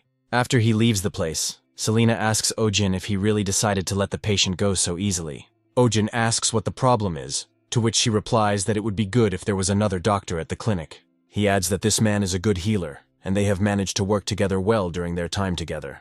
Ojin says there's a grain of truth in her words, but for now he feels pretty good about the current state of affairs. Meanwhile, in an unknown location, aristocrats are drinking tea and discussing the hunting competition that will soon begin. One of them says that he thought that by this time the Monoceros would already be in his hands, but the situation has become more complicated. This man turns out to be the third heir to the kingdom named Theos, who is very upset by the absence of a powerful being. He turns to Baron Doyle, who has arrived to pay his respects, and asks how it happened that they never caught him. Doyle apologizes and explains that he is always looking for opportunities, but the house is never empty. Theos says that seeking opportunities in secret is a third-class approach, unworthy of nobility. He argues that it is better to take everything in plain sight, demonstrating audacity and courage. Doyle agrees, and admits that Theos is absolutely right, and that he himself was stupid for not having come up with such a solution earlier. Theos says that his older brothers have been up to something lately and it can't be ignored. He adds that in order to suppress all the dissolute types at once, he needs the power of the great Monoceros. He also says that if he doesn't take the throne, they will be in big trouble because of what they have already done. After that, he suddenly asks if it is possible to make the damned wolf shut up for at least a minute. Doyle explains that it's lunchtime and his wolf is really craving some potatoes. The wolf is offered delicious cucumbers, but he wrinkles his nose, demonstrating serious pickiness in food. After that, he looks at the bowl of popcorn that the Baroness recently bought and decides that this is his chance. In a few moments, he makes a powerful lunge towards the servant to scatter the popcorn and grab him in his mouth. Theos is incredibly surprised that the dog can act so quickly in the presence of an aristocrat. All he can do is watch the stupid wolf, who is chewing a large amount of popcorn as if nothing had happened. Theos angrily turns to the Baron, who apologizes to him and promises to compensate him tenfold for the damages. Meanwhile, at Ojin Kim's clinic, a very intense operation that required a patient is coming to an end. Ojin states that when a patient comes out of anesthesia, he may fall and get hurt, so he needs to be watched closely. The owner of a dog that was neutered looks at his pet with tears in his eyes and says that he is now crippled. Ojin doesn't share his pessimism and says it's time to move on to the next patient. To his surprise, Tyr comes to him and says that they have come again for a routine checkup. Ojin asks what's wrong, and Tyr explains that it's not Popo, but her brother, Chief, who has been very lethargic lately. She adds that he coughs frequently, and Ojin assumes it's a cold along with some mild muscle pain. He hands her the medicine and explains that it needs to be given once a day, and that the puppy needs to be given warm water to drink more often. The next day, Tyr comes again with the same patient and reports that there is no improvement, and the puppy is sick. Ojin discovers that he has the same symptoms, and tries to figure out how a dog and a chicken could have the same disease. He suspects that it is something contagious, so it is better to keep them in the hospital to avoid infecting others. The next day, Tyr arrives with a large group of animals, reporting that they too have fallen ill, and she does not know the cause. Ojin tries to understand how animals from another room could have contracted the disease in just one day. However, after a while, an idea dawns on him when he remembers the symptoms that other clients came with. Everyone had the same complaints, but he didn't pay any attention to them at the time. He suggests that this may be an outbreak and asks all owners to cover their nose and mouth. He says that after contact with animals, you should never touch anything with your hands and wear gloves. Pio states that animals showing cold symptoms and lethargy should be sent to the second floor, while the rest should be sent to the first floor. Ojin understands that these symptoms themselves are not very severe, but the widespread incidence of the disease is alarming. He also notes that medications are not helping them, and it is impossible to predict whether the situation will get worse in the near future. Selena emphasizes that the fact that the disease does not spare any animal species is a serious problem that needs to be addressed somehow. She states that at this rate a large-scale epidemic will soon begin, and this should be avoided at any cost. Unfortunately, a few days later her predictions come true, and a huge number of people appear at the clinic's gates. Ojin apologizes to them, explaining that there is no more space at the clinic, and asks them to go to another hospital. They tell him that other hospitals are also overcrowded, and therefore they simply have nowhere to go. Ojin realizes that the situation is dire when suddenly the Lord himself comes to him, loudly addressing him. He brought his beloved giant rabbit, explaining that it would be great if they could examine it. Ojin wonders how the pet could have gotten infected if he doesn't leave the house. He asks if the Lord ever took his pet for a walk, to which he replies that since then they have only played at home. The Lord adds that the pet was bored, and so he found her a friend, but apparently, he brought the infection with him. Ojin apologizes to him, explaining that an examination is not possible at the moment, despite his desire to help. He adds that the hospital is overcrowded with inpatients, and the Lord asks if that is the whole problem. After this, Ojin turns to the butler and asks which building is closest to here. He explains that the nearest building is 2 alleys behind, and it will be easy to combine work in both places. The Lord says he is willing to lend him the building so that more animals can receive quality treatment. Ojin asks if the Lord has ever thought of appointing someone there, to which he replies that such an idea has not occurred to him. So they begin to manage a temporary branch, and at first glance it may seem that the problem is finally solved.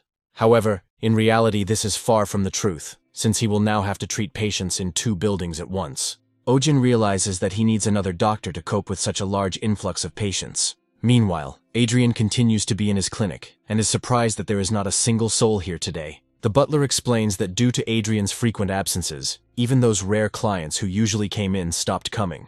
Adrian resentfully says that it's all Ojin Kim's fault, but he claims he's not the cause. The butler adds that an epidemic is raging in the city, and a request for help will certainly come from there. Adrian notes that if this proud man asks for help, it will be extremely funny. After a while, another butler comes and announces that a letter from Mr. Ojin Kim has just arrived. Adrian smiles and asks the butler to read the letter himself, hoping that Ojin will be forced to politely ask for help. The letter says that Ojin actually didn't want to write to him until the very end, but the situation got out of control. Ojin explains that he has no choice, emphasizing that Adrian is, as always, in a lull with patients, so he can help. He asks to take with him all the supplies of medicines and medical instruments, promising to raise the hourly rate by several %. Adrian says it's the most disgusting request for help he's ever received, and adds that he'll burn the letter. The butler reports that there is another sheet with information that Selena is exhausted from overwork. A few moments later, Adrian gathers everything he needs and prepares to leave, noting that he won't be able to return for a long time. The butler asks how he will return, and receives the answer that Adrian will not return until the epidemic is over. He adds that he must first be where the disease is in order to constantly fight it. The world's first epidemic has begun, so the clinic staff is taking steps to reduce the scale of the problem. Pio explains to clients that if an animal shows symptoms, it is essential to follow the necessary rules.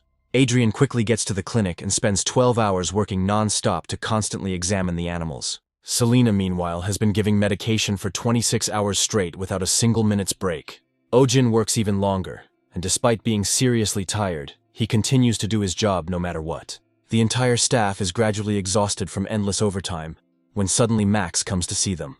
Ojin looks sadly at his old friend and asks how he managed to get infected. Sven brought another dog with him, explaining that, ironically, he now spends a lot of time looking after it. He says that these are the animals that were supposed to take part in hunting competitions, but now they are seriously ill. He sadly notes that the epidemic came completely unexpectedly, and the competition is just around the corner. Tyr says the hospital is already overcrowded, but Ojin says they'll arrange for more space. Ojin explains that everything possible must be done to find a treatment that will help the animals. Sven bows his head in respect and thanks him for the incredibly difficult sacrifice Ojin is willing to make to help. Adrian asks why he continues to accept patients even though there is no room left. He adds that they have already exceeded the examination capacity of the two of them, and they will need another doctor to make it in time.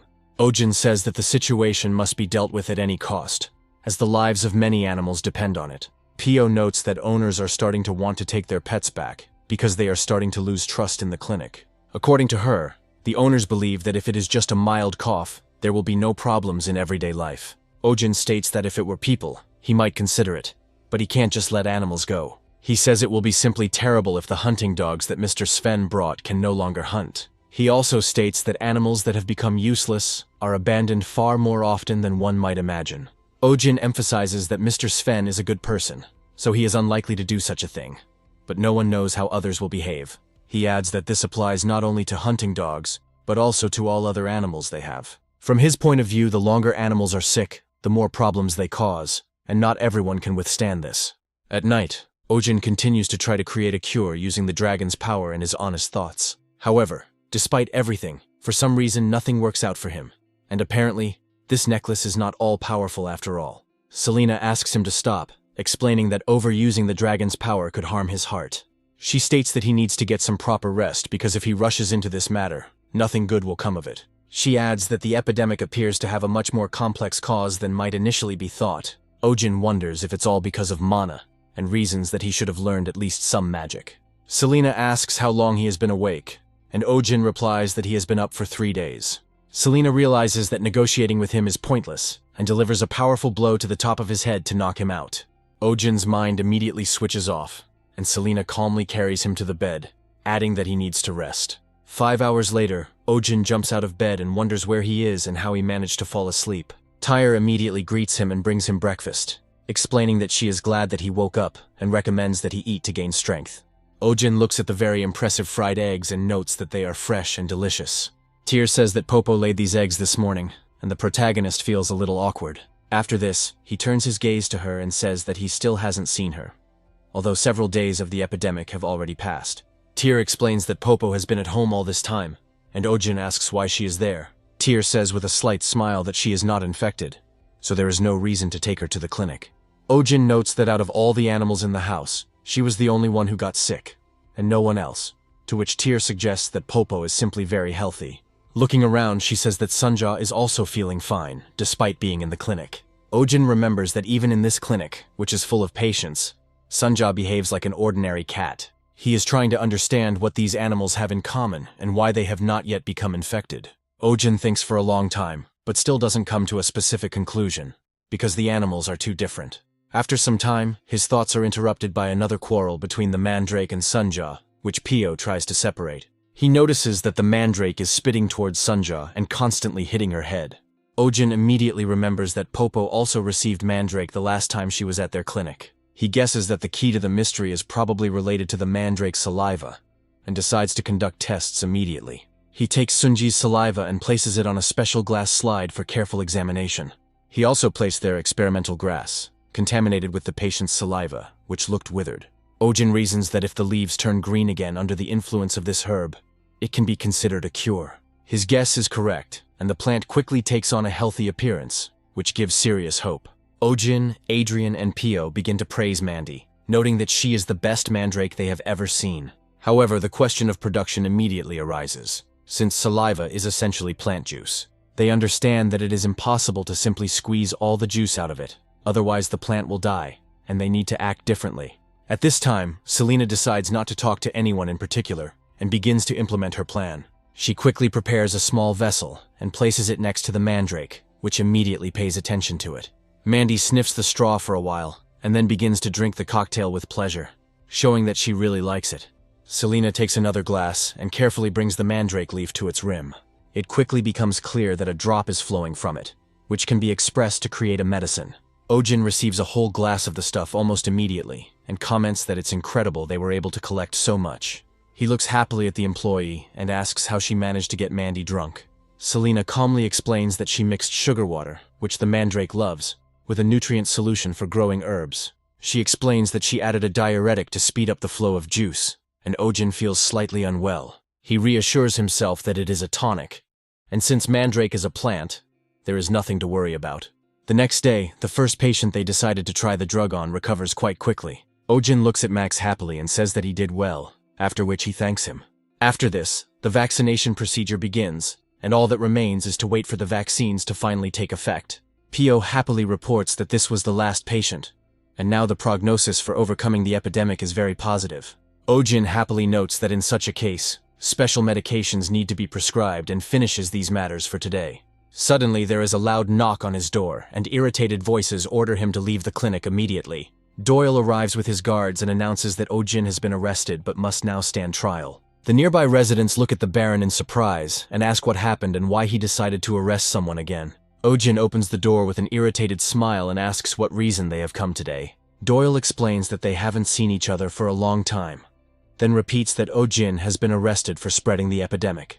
Ojin asks if he has any proof that he is actually doing this. Doyle recalls that Ojin himself said that this messenger of the devil would spread an epidemic, and that is exactly what happened. Ojin rubs his eyes in irritation, realizing that he really had been careless enough to say a couple of unnecessary phrases. After a while, he admits that he did say something similar some time ago. He also points to Sunji's head, saying that they did everything perfectly, since the mark on that cat's forehead disappeared along with the epidemic.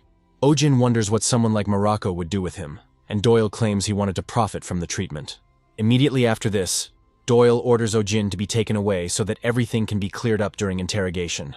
Doyle adds that in order to gather evidence and prevent a relapse, they will take another creature with them. He hints at the cat, noting that she will also go with them, whether Ojin likes it or not. Ojin realizes that the epidemic is just an excuse, as they actually came to take Sunja away. Pio suddenly comes to her employer's defense, saying that her boss is definitely not that kind of person.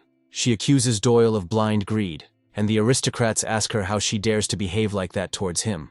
Pio adds that he tried very hard to defeat the epidemic, but Ojin stops her, saying that there is no need to swear. He smiles and notes that there is no need for that, as he already knows what will happen next. After this, he turns to Doyle and his guards, saying that there is no point in wasting time, and suggests that they move on. He also suggests at least giving Sunju a sleeping pill before trying to transport her like this. Doyle states that there is no need for this, as they brought a steel net to restrict her movement. Ojin reminds them that she is clearly not an ordinary animal, so that they will remember how hard it was to catch her. Ojin adds that if she gets hurt, it will be bad for everyone, and Doyle agrees, only asking that he get his business done faster. Ojin asks Selena for a sleeping pill to temporarily put the cat to sleep and make her more obedient. He slowly leans toward her, explaining that when he gives the signal, she should know what to do. Selena warms up her knuckles and says that she is ready at any moment and is only waiting for a command from him. Ojin becomes nervous, explaining that he meant something else, adding that she should use magic and escape with Sunja. Selena turns away in disappointment, which greatly surprises Ojin, as he didn't think she liked fighting. After a while, the sleeping pill begins to take effect, and Sunja collapses on her back like an ordinary cat and falls asleep. Ojin hands over the cage with her, noting that now he will do exactly as they agreed. At the last second, he uses the light skill imbued in the finger crest to deceive his opponents. After successfully bypassing the enemies, he asks Selena to act faster so that she can escape.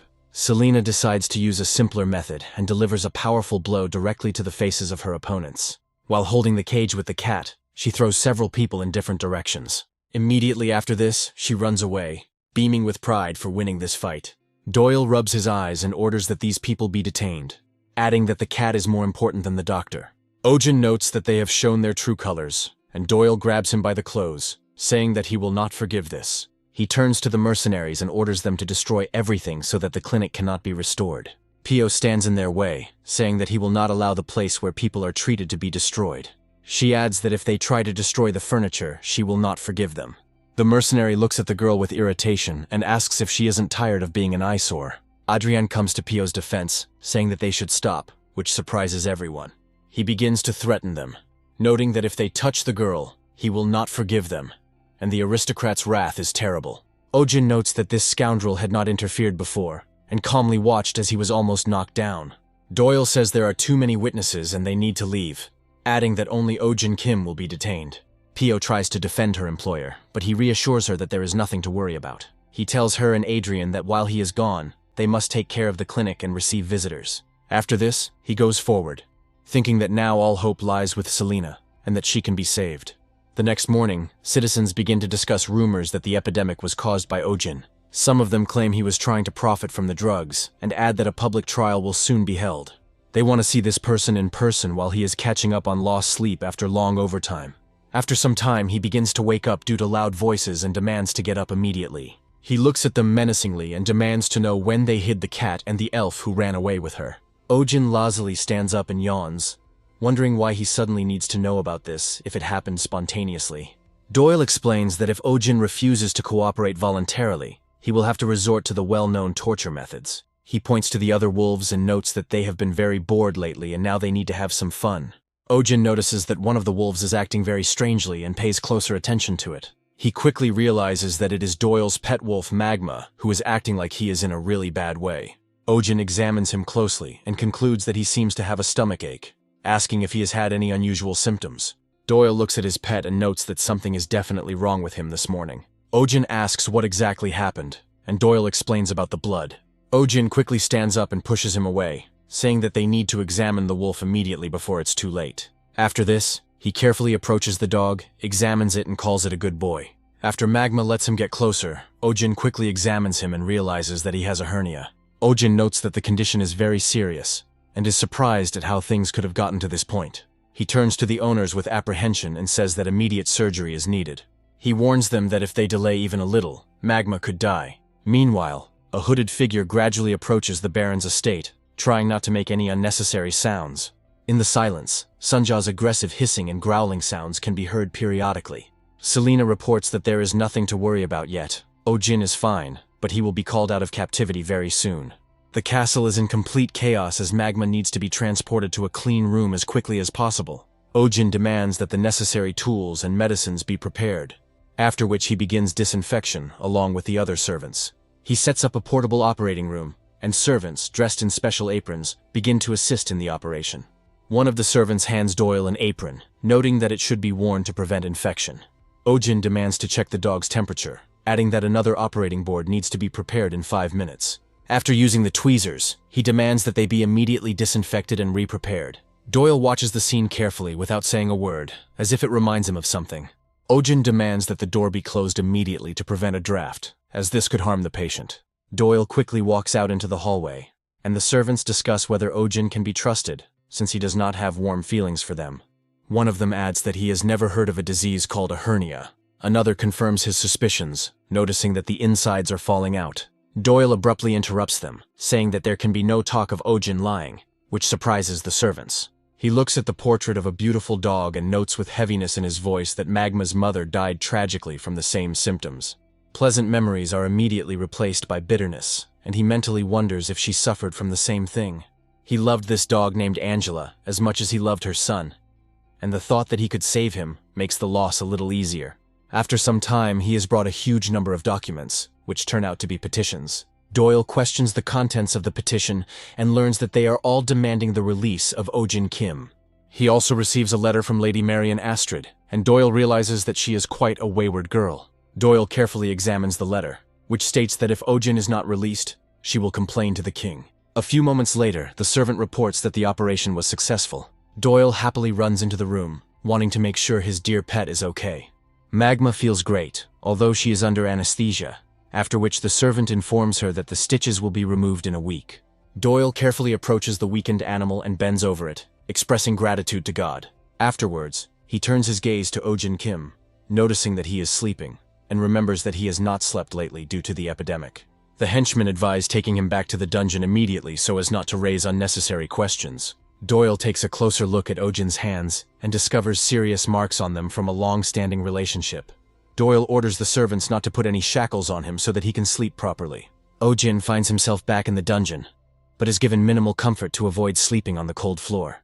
He finds himself in his room and hears strange voices, which soon begin to resemble his parents' voices. He realizes it's a dream and hears his parents talking, wishing he hadn't become a veterinarian. After a while, someone else appears, and this time a large animal approaches him. Ojin can't figure out what it is, and at first he thinks it's either a cat or a giant lion. A lion's tongue touches his cheek, and Ojin reflects that he doesn't remember treating such an animal. After a while, his entire body is covered with warmth, and he joyfully continues to sink into oblivion.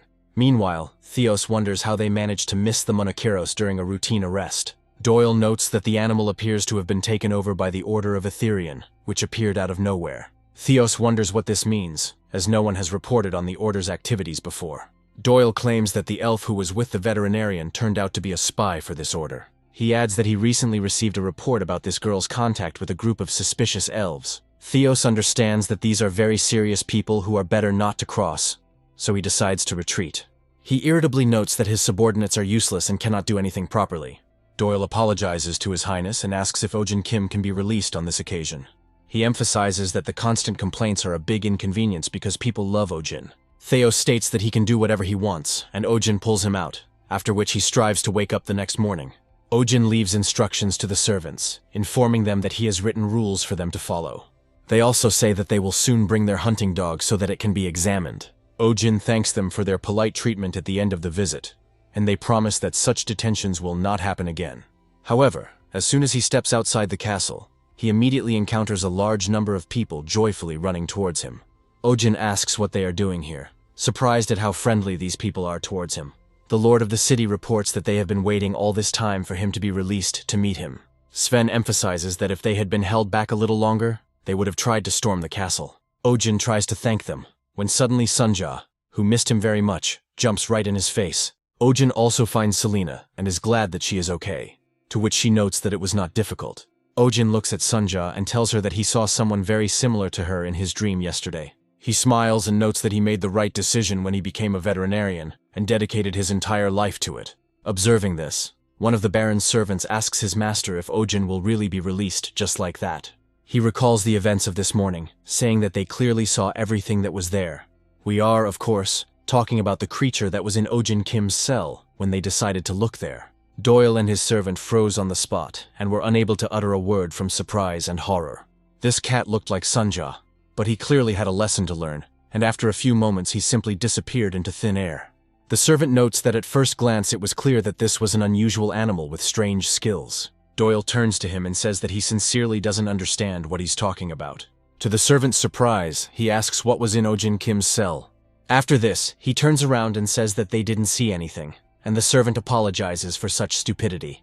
Doyle silently reflects that there is no point in continuing this conversation since Ojin has just won. A few days later, he receives the bill for the operation, and he remarks that it is an unthinkable amount, and he will never forgive Ojin. The next day, Adrian comes into their clinic outside the city with a sincere smile and greets Mrs. Selena. Ojin is surprised by the sudden visit, noting that he has the herbs they talked about. Selena nods calmly and says that they are very difficult to find at this time of year. Adrian says that nothing is impossible for him, and he is ready to bring any herbs she wishes. Selena hands him a long sheet of paper with names, and clarifies that in that case, she will need this too. After this, she begins to take inventory and notes that all the herbs here are in excellent condition.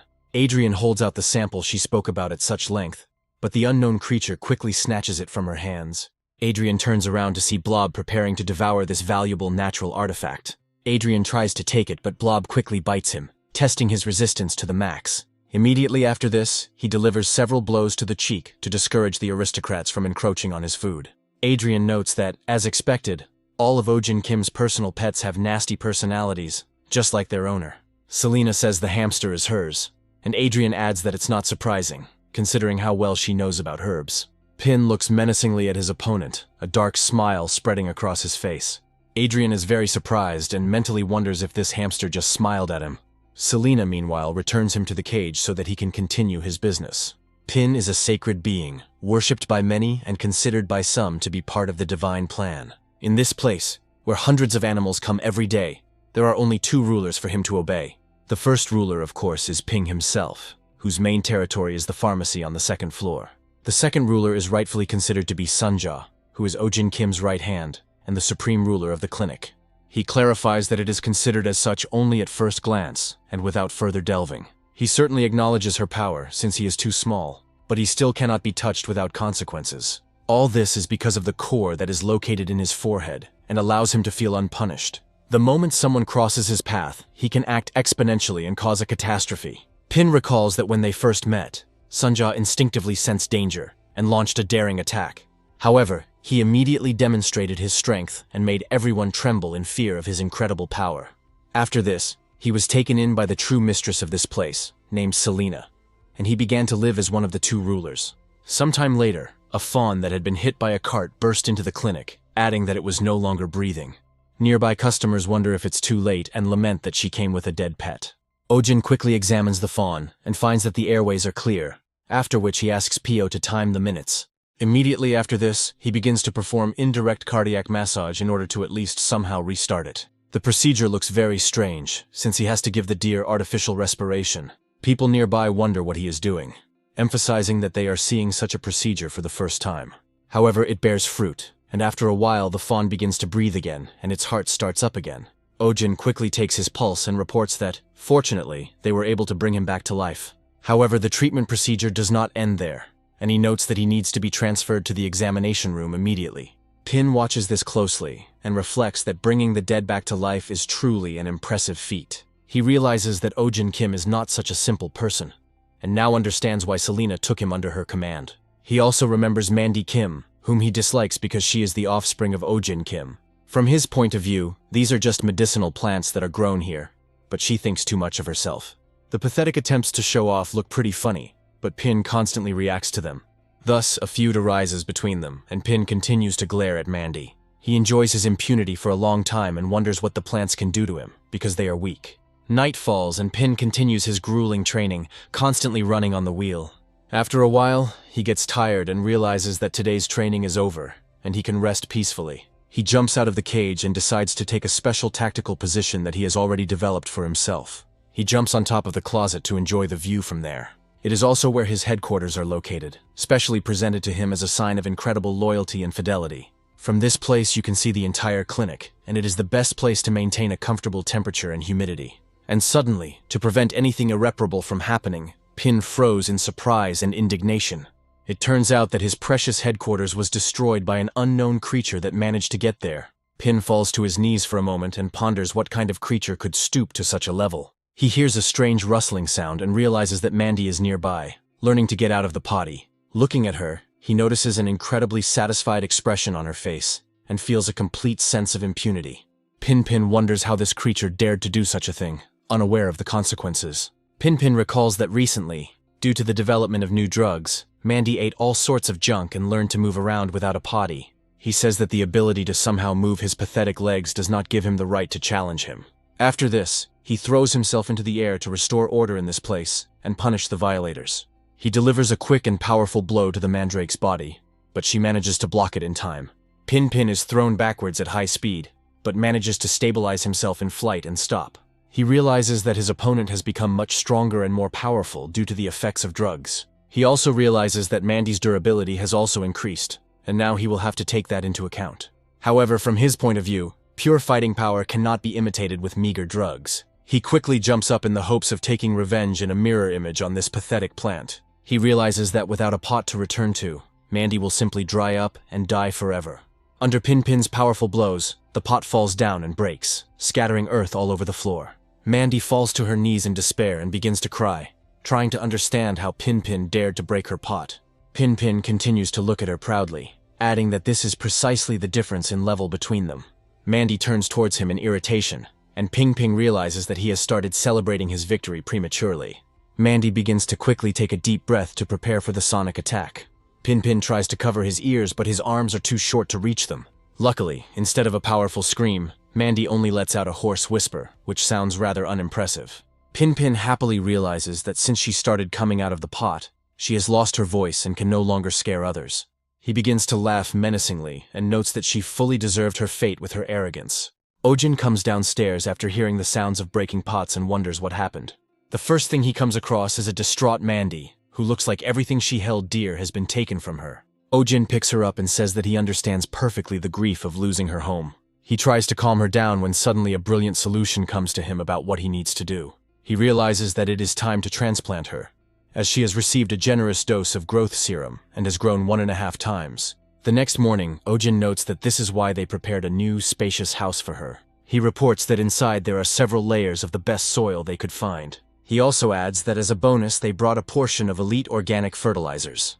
Ojin plants the mandrake in the ground and congratulates her on her housewarming, hoping that she will like it very much. To his great surprise, she reacts with absolutely no enthusiasm, as if she is ill. Ojin asks her if she likes everything and how she feels in her new home, but she doesn't answer. Selena watches closely to see what is happening and whether there is any way to fix it. Suddenly she picks up a mandrake leaf and plucks it out to test her sensory sensitivity. Mandy turns around indignantly, and Ojin braces himself for the sonic attack that is about to follow. However, despite all her intentions and incredible rage, Mandy only repeats her hoarse whisper instead of screaming. Selena concludes that because Mandy was using the potty so often, she lost her voice and now needs rehabilitation. Ojin asks her not to worry, adding that after the transplant, her voice will return very quickly. However, the next day, Mandy begins to look so bad that it causes serious concern. Ojin wonders why she suddenly aged so much, as it could lead to death. Selena suggests that she is lacking fertilizer and needs to add a few more nutrients. Pio immediately stops them both and says that such treatment of the plant is simply monstrous. She asks how they could do such a stupid thing, and accuses them of changing all the soil in the pot. She also asks if they have ever done any farming, to which they have no answer. Pio states that for a plant, the earth is like blood and flesh, which constantly nourishes it with the necessary substances. She adds that if you suddenly change your familiar land to a completely new one, you will have to wait for the connection to form. She also says that if they had kept Mandy in the new land any longer, she would have withered away with no way to save her. Pio sternly points out that now they will have to hope that Mandy is a strong enough plant. She states that to prevent moisture loss, all leaves should be removed first. Mandy is feeling worse and worse with each passing hour, but this time the deterioration concerns her mental state. After this, it is placed in a well-ventilated area, but the sunlight is blocked to prevent photosynthesis. Ojin covers all the windows with curtains and says that this is done solely for Mandy's sake, to make her feel better. Night falls, but Mandy cannot sleep, as the emotional anxiety over what happened continues to weigh on her. She cries quietly, hoping that the troubles will go away on their own, and she will recover quickly. However, her old enemy suddenly approaches her, and she realizes that this night will be longer than she would like. Ping Ping came to mock her, because this is just the beginning of his grand plan. He takes out a small leaf that was previously on Mandy's head, and hints that he is going to eat it. Mandy immediately begins to get indignant, but she can't do anything against him because she is too weakened. Pinpin begins to eat the leaf with a satisfied look, realizing that he has the whole night to mock his enemy. Ojin instantly grabs him by the scruff of the neck and lifts him into the air, announcing that he has finally caught the bastard. Looking at it, he notes that it has now become clear who is constantly stealing herbs, adding that it is not good for the rodent. He plucks a mandrake leaf from Ping Ping's mouth and asks him if he knows how valuable these leaves are. He also accuses him of being too naughty lately, but Ping Ping immediately responds with a cheeky bite. Sunja rushes into the attack to put this impudent hamster, who has already lost all fear, in his place.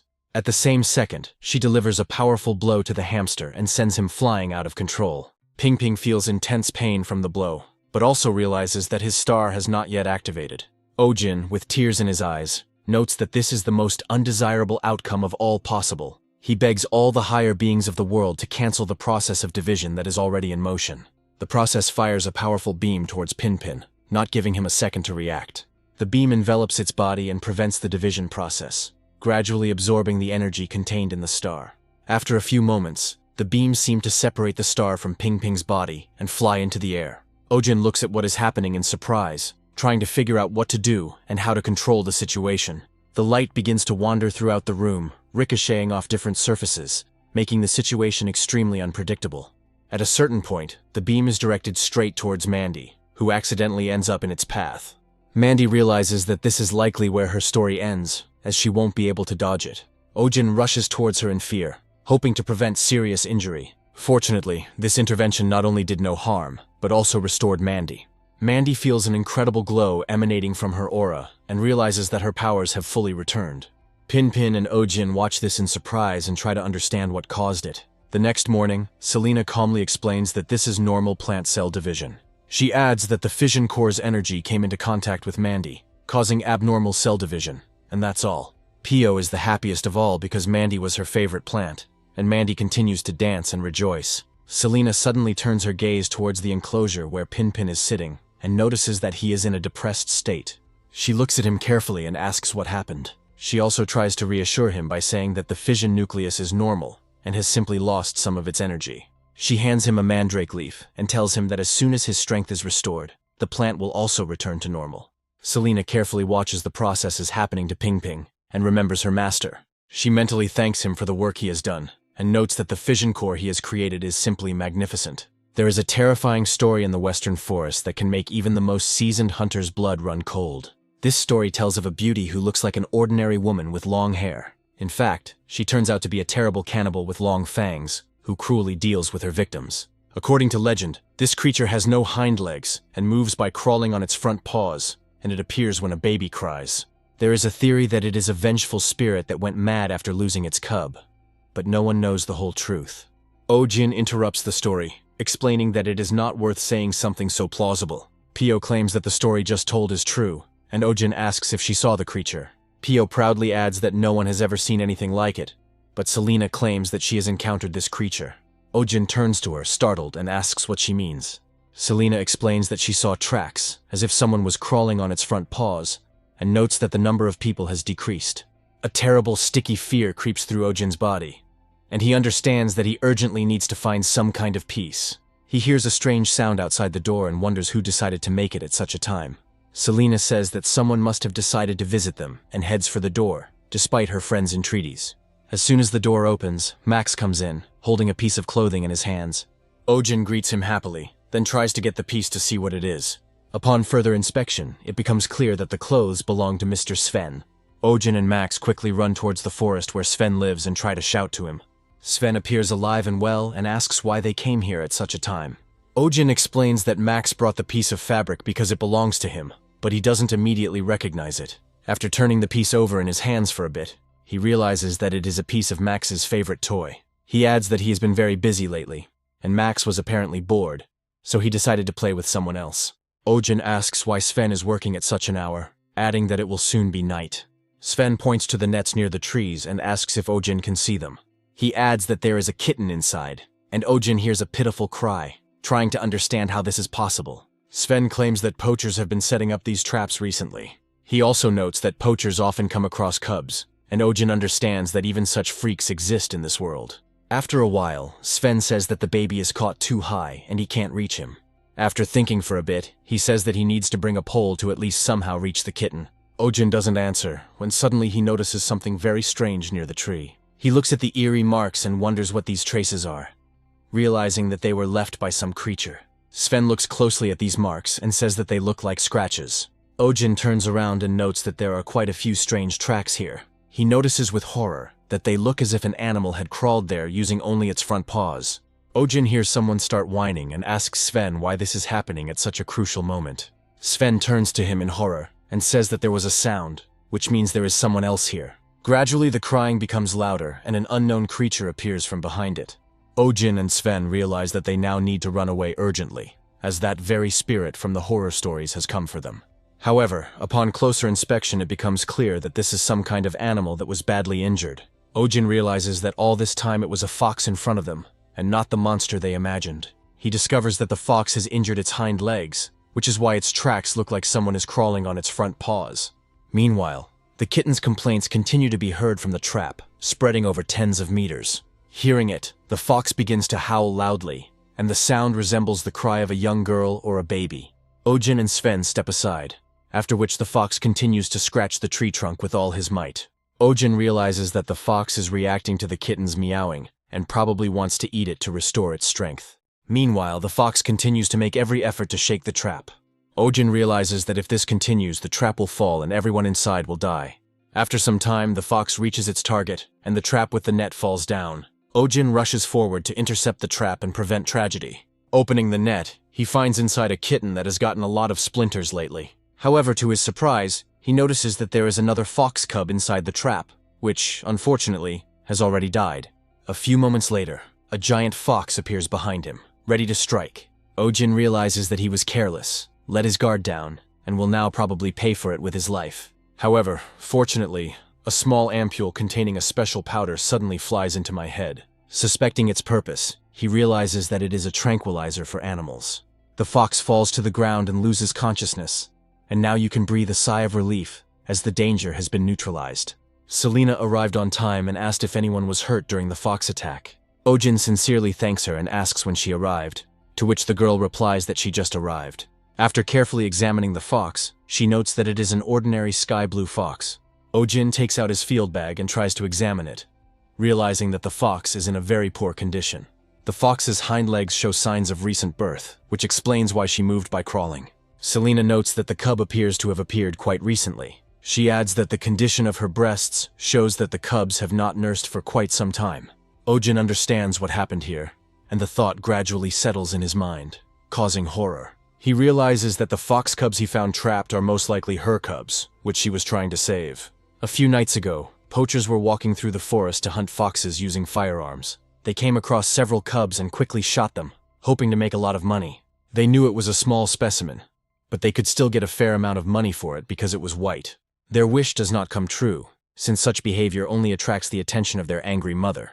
The white fox became angry when she saw her cubs were dying and was ready to tear them to pieces. She immediately pounces on hunters who are poorly oriented in the night forest. She pursues them for a long time in order to inflict as many wounds as possible, but they still manage to escape. After this, she returns to her cubs to check if any of them are still alive. After some time, it turns out that there was only one fox cub left, who managed to hide, so he was taken for dead. Taking her remaining cub in her teeth, she carefully carries it to safety, hoping that it will regain its strength. However, after a while, the weather quickly deteriorates and torrential rain begins to fall from the sky. Exhausted, the fox collapses on the grass, realizing that she does not have the strength to reach a dry place. However, the presence of the cub brings her at least some joy on this gloomy day. She tries to stay alert, but fatigue takes its toll, and after a while, she falls completely asleep. After some time, a young kitten emerges from the bushes, meowing in fear. He quickly meets a small fox, who at this moment is awake and full of energy. They begin to play happily with each other, as the cubs love to play without stopping. However, in their careless games, they fail to notice another trap. Thus, they find themselves in a net that quickly closes over them and lifts them high up. The fox immediately wakes up and begins to look around, hearing a suspicious noise. Meanwhile, the two cubs continue to be with each other and try to escape, but they fail. The fox begins to try to find her only cub by smell. After some time, she hears a meow and heads towards the sound to figure out what it is. Along with this meowing, she also hears the plaintive squeaks of her cub. The white fox wakes up from a nightmare and tries to look around, hoping to find her cubs. She begins to wave her paws and scream loudly, giving in to an instinctive blind rage and grief. Ojin grabs her body and tries to calm her down, explaining that she doesn't need to worry so much. The fox turns out to be very nimble and almost immediately bites him on the hand, leaving serious wounds. Ojin injects her with a sedative, explaining that if she moves, the wounds could get worse, so she needs to calm down. After a while, her eyes close again and she lies down on Ojin's lap, after which he recommends that she sleep some more. The next day, clients who come to the clinic hear strange sounds, but cannot understand what they are. Sunja is clearly unhappy with the sudden guest who has occupied the entire room where she usually lives. Pio apologizes to the protagonist's personal pet, explaining that it is not allowed to go there now. Ojin monitors the animal's condition and notes that 3 days have passed since its stay in the hospital, but it is still acting up. He is thinking hard about the fact that the animal is developing a resistance to the sedative, and this is clearly not good. Pio suggests that the fox doesn't realize her cubs are dead, so she continues looking for them as soon as she opens her eyes. Ojin states that this is not true, as the cubs had already been dead for 3 to 4 days by the time they found them. He adds that if the fox had been nearby the whole time, she would have probably noticed that at some point their crying stopped. Looking at the condition of the paw, he notes that the fox seems to refuse to recover. He reflects on how animals have their own traumas, hidden memories, and anger. Ojin notes that they are constantly attacking themselves and the world, reminiscent of the monster from the horror stories of the Western Forest. He asks if the kitten they rescued is okay, to which Pio replies that it is much better. She also notes that the kitten is still small, so it needs to be closely monitored. Ojin asks her to make sure the kitten is warm and under no circumstances goes near the fox's cage. Pio notices that the heating pad the kitten was sleeping on has cooled down and needs to be replaced as soon as possible. She forgets to close the cage and asks to wait a little, adding that she will soon bring a new heating pad. The kitten, having barely opened its eyes, looks around in search of its lost mother. The first thing he notices is a cage containing a white fox. After a while, Pio returns with a hot water bottle in his hands and apologizes to the kitten for the long wait. However, she quickly discovers that the kitten is not in the cage, and this causes her to become a little stupefied. She notices that the door is open and tries to figure out where the kitten has gone, looking around. A few moments later, she discovers that the kitten is small enough to slip into the cage. Pio quickly calls his boss and reports that something bad has happened because the kitten has gone into the fox's cage. Ojin understands that he needs to act quickly, because if the fox wakes up right now, something terrible will happen. He realizes that in this state, the fox will definitely bite the kitten to death, and this will be another life that he could not save. Meanwhile, the kitten attaches itself to its mother to get some milk. Because of this, the fox gradually comes to her senses and slowly opens her eyes, looking around. Ojin runs inside and sees the fox looking back at him menacingly, before turning her gaze to the kitten. He understands that he did not manage to arrive in time, and hopes that the worst outcome can still be avoided. However, to the surprise of everyone present, the fox suddenly begins to cry, looking at the kitten. She carefully lowers the kitten and begins to lick it slowly, assuming that it is one of her cubs. Ojin freezes in place and decides not to make any sudden movements so as not to provoke the fox into aggression. Meanwhile, the fox feels much better and gradually begins to recover from its wounds. After some time, the kitten completely comes to his senses and begins to be mischievous, like any other cat. Pio runs after him to return to her the medical glove that he managed to steal from the lab. However, the kitten manages to quickly run to its mother, who is still undergoing treatment, and completes the recovery procedure. Pio realizes that climbing into the cage to get the baby would be suicide, so she decides to come back later. After some time, as a result of another examination, Ojin comes to the conclusion that the wounds are beginning to heal and the nightmares have stopped. Pio happily notes that she thought the fox would never have full use of her hind legs again. Ojin states that this is simply incredible and can only be called a miracle.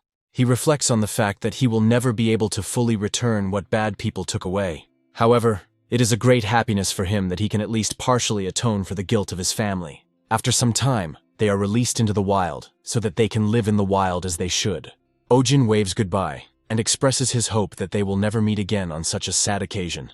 The fox, roughly understanding what he was talking about, nods his head as a sign of farewell and soon disappears from sight.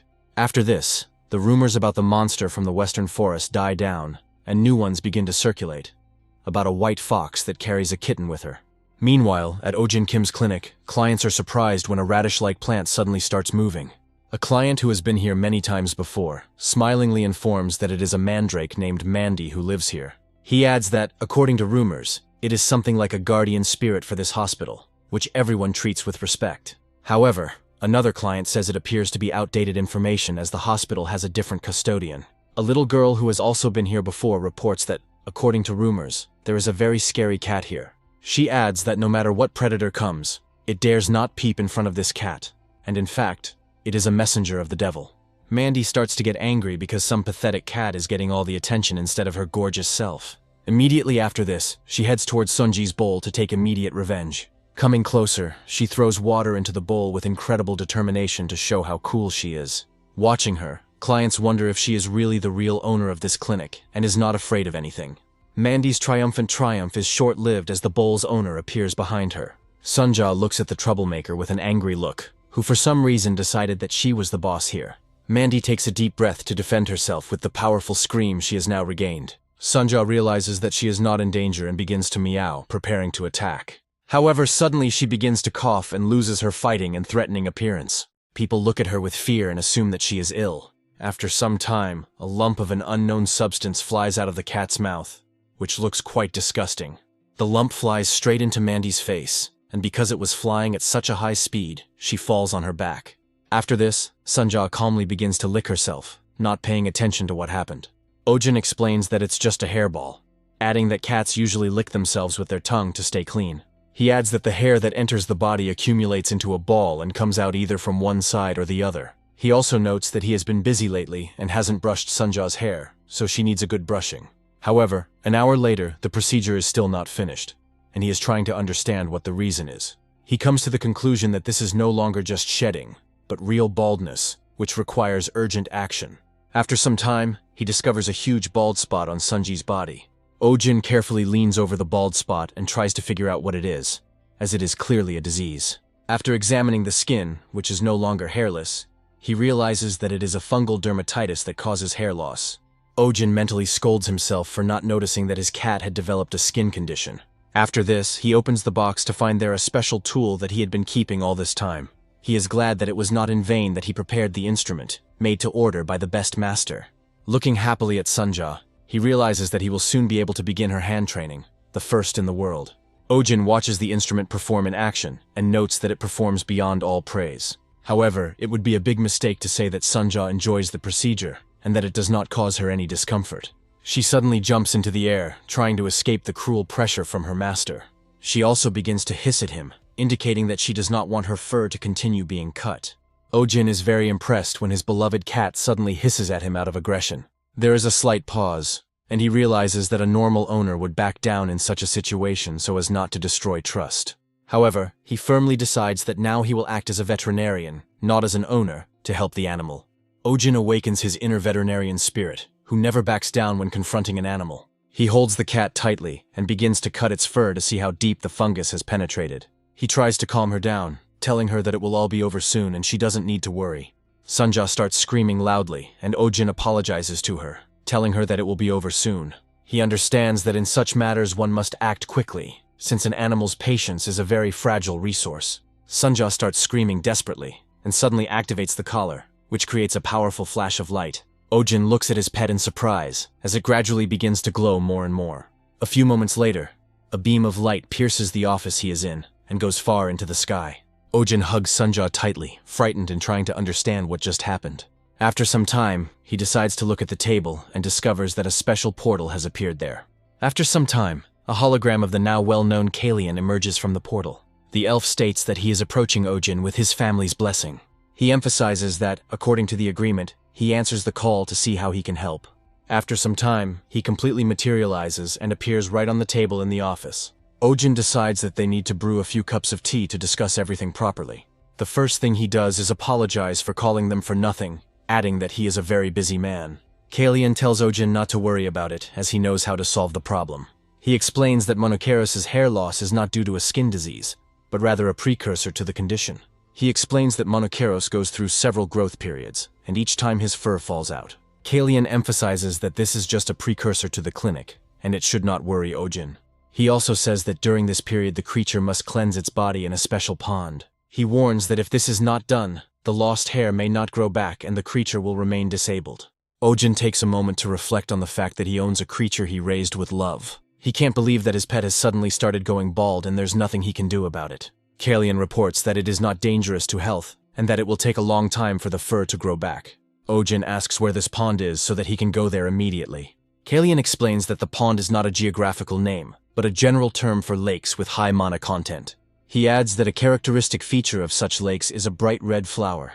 Looking at the map, he notes that there is one such lake in the area, which is declared a nature reserve. He emphasizes that it is very dangerous for a person to go there, as there are many traps there. Ojin is irritated by this information, and declares that they will head there tomorrow.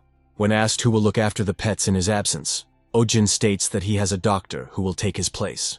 After some time, they find themselves in the western forest, which at this moment looks simply incredible. The heroes find themselves in a mysterious place surrounded by legends and creepy stories. Strange things often happen here, so people rarely come here, but the heroes stumble upon those very flowers. Kalian explains that if these flowers are here, then the lake is very close. Ojin approaches the flower and notices that it looks very strange, but Selena immediately stops him. She warns him of the danger, explaining that these flowers release a powerful poisonous charge when struck. She adds that besides these flowers, there are many dangerous creatures here, so you need to be careful. Suddenly, they discover Sunja, who has brought them a snake that she has been hunting for quite some time. Selena uses magic to take control of the snake, explaining that it can pretend, Ojin praises Sunja for deciding to bring a gift and notes that he really appreciates her generosity. Selena examines the snake carefully and reports that it is a very dangerous species. After this, she turns the snake's face towards Ojin and says that it is a snake with a human face. Ojin understands that this is very dangerous and decides to strictly restrain the pet for this dangerous act.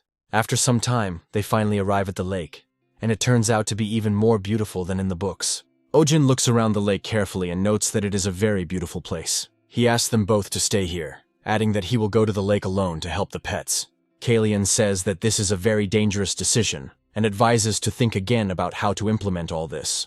Ojin explains that when cats are in a vulnerable position while bathing, their alertness increases. From his point of view, if there was anyone other than the owner nearby at that moment, the cat would experience severe stress. He remembers that during haircuts she behaves very naughty, and during washing a real nightmare begins. Kalian notes that he understands this perfectly well, and adds that in this case, in order to scare away the spirits of the lake, he will provide protection. Kalian turns to his staff and calls upon the spirit of water to answer the call of his ancestors. After this, he decides to use the spell, directing it towards Ojin. Ojin stares at the glow, mesmerized, trying to figure out what the spell will do to him in the end. Kalian proudly announces that no one will be able to touch Ojin Kim in this incredibly powerful outfit. Ojin realizes that he wants to sink into the ground from excitement, but hopelessness takes over him, and he calls Sunju with him. He immediately summons some special bars that Sunja loves, explaining that it's all for her. Ojin decides to take advantage of the moment and carefully lowers Sunja down, hoping that she won't be afraid. Sunji's reaction is almost instantaneous. She looks around in surprise, as if she felt a sharp cold. A few moments later, she jumps to the side, freeing herself from Ojin's embrace. After spending a few moments in the air, she falls down and dives into the water with incredible courage and lightness. Ojin initially rushes after her, realizing that all cats really don't like water. However, it quickly becomes clear that Sunja is an exception to the rule and feels at ease in the water. Ojin reflects that this is incredibly rare, as such a cat can only be found if 3 generations of ancestors have done good. He watches her swim with ease for a long time, and still can't believe his eyes. He notes that she is incredibly cute, and would like to show it to everyone in the world, but there are no cameras in this world.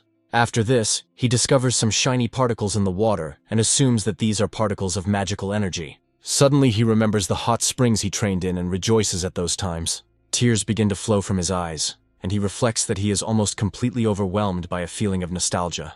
He also remembers his favorite dish, shashlik, which he really misses. A huge number of dishes that remained in the previous world are now unavailable to him, but this is not a reason to be sad.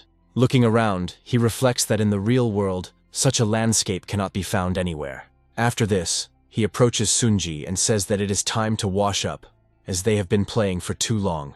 Looking at the comb, he discovers a huge amount of hair on it. He wonders if this is normal and points out that it looks like her old skin is coming off. After a while, the soap falls into the water because it is too slippery. Ojin tries to get the soap, but accidentally grabs one of the dangerous plants. He remembers Selena's words about how these plants release poison when touched and sense danger. The flower reacts almost instantly, turning towards him and preparing to release a cloud of poison. Ojin looks at the flower in fascination and does not have time to move away to avoid being poisoned. As soon as the poison enters the respiratory tract, he begins to cough loudly, hoping that everything will go away on its own. However, after a while, everything suddenly stops, and he feels that his clothes have changed to the old ones. He looks around cautiously, trying to understand where he is and why stone walls have suddenly appeared around him. He begins to get nervous because he does not feel the presence of Sunja, whom he just tried to bathe in the lake. Suddenly, something large and very heavy places a clawed paw on his shoulder, forcing him to turn around. Ojin turns around carefully and sees in front of him a very strange creature, resembling a lion with a giant horn. He looks into the eyes of this incredible creature and wonders who it is and what it is doing here.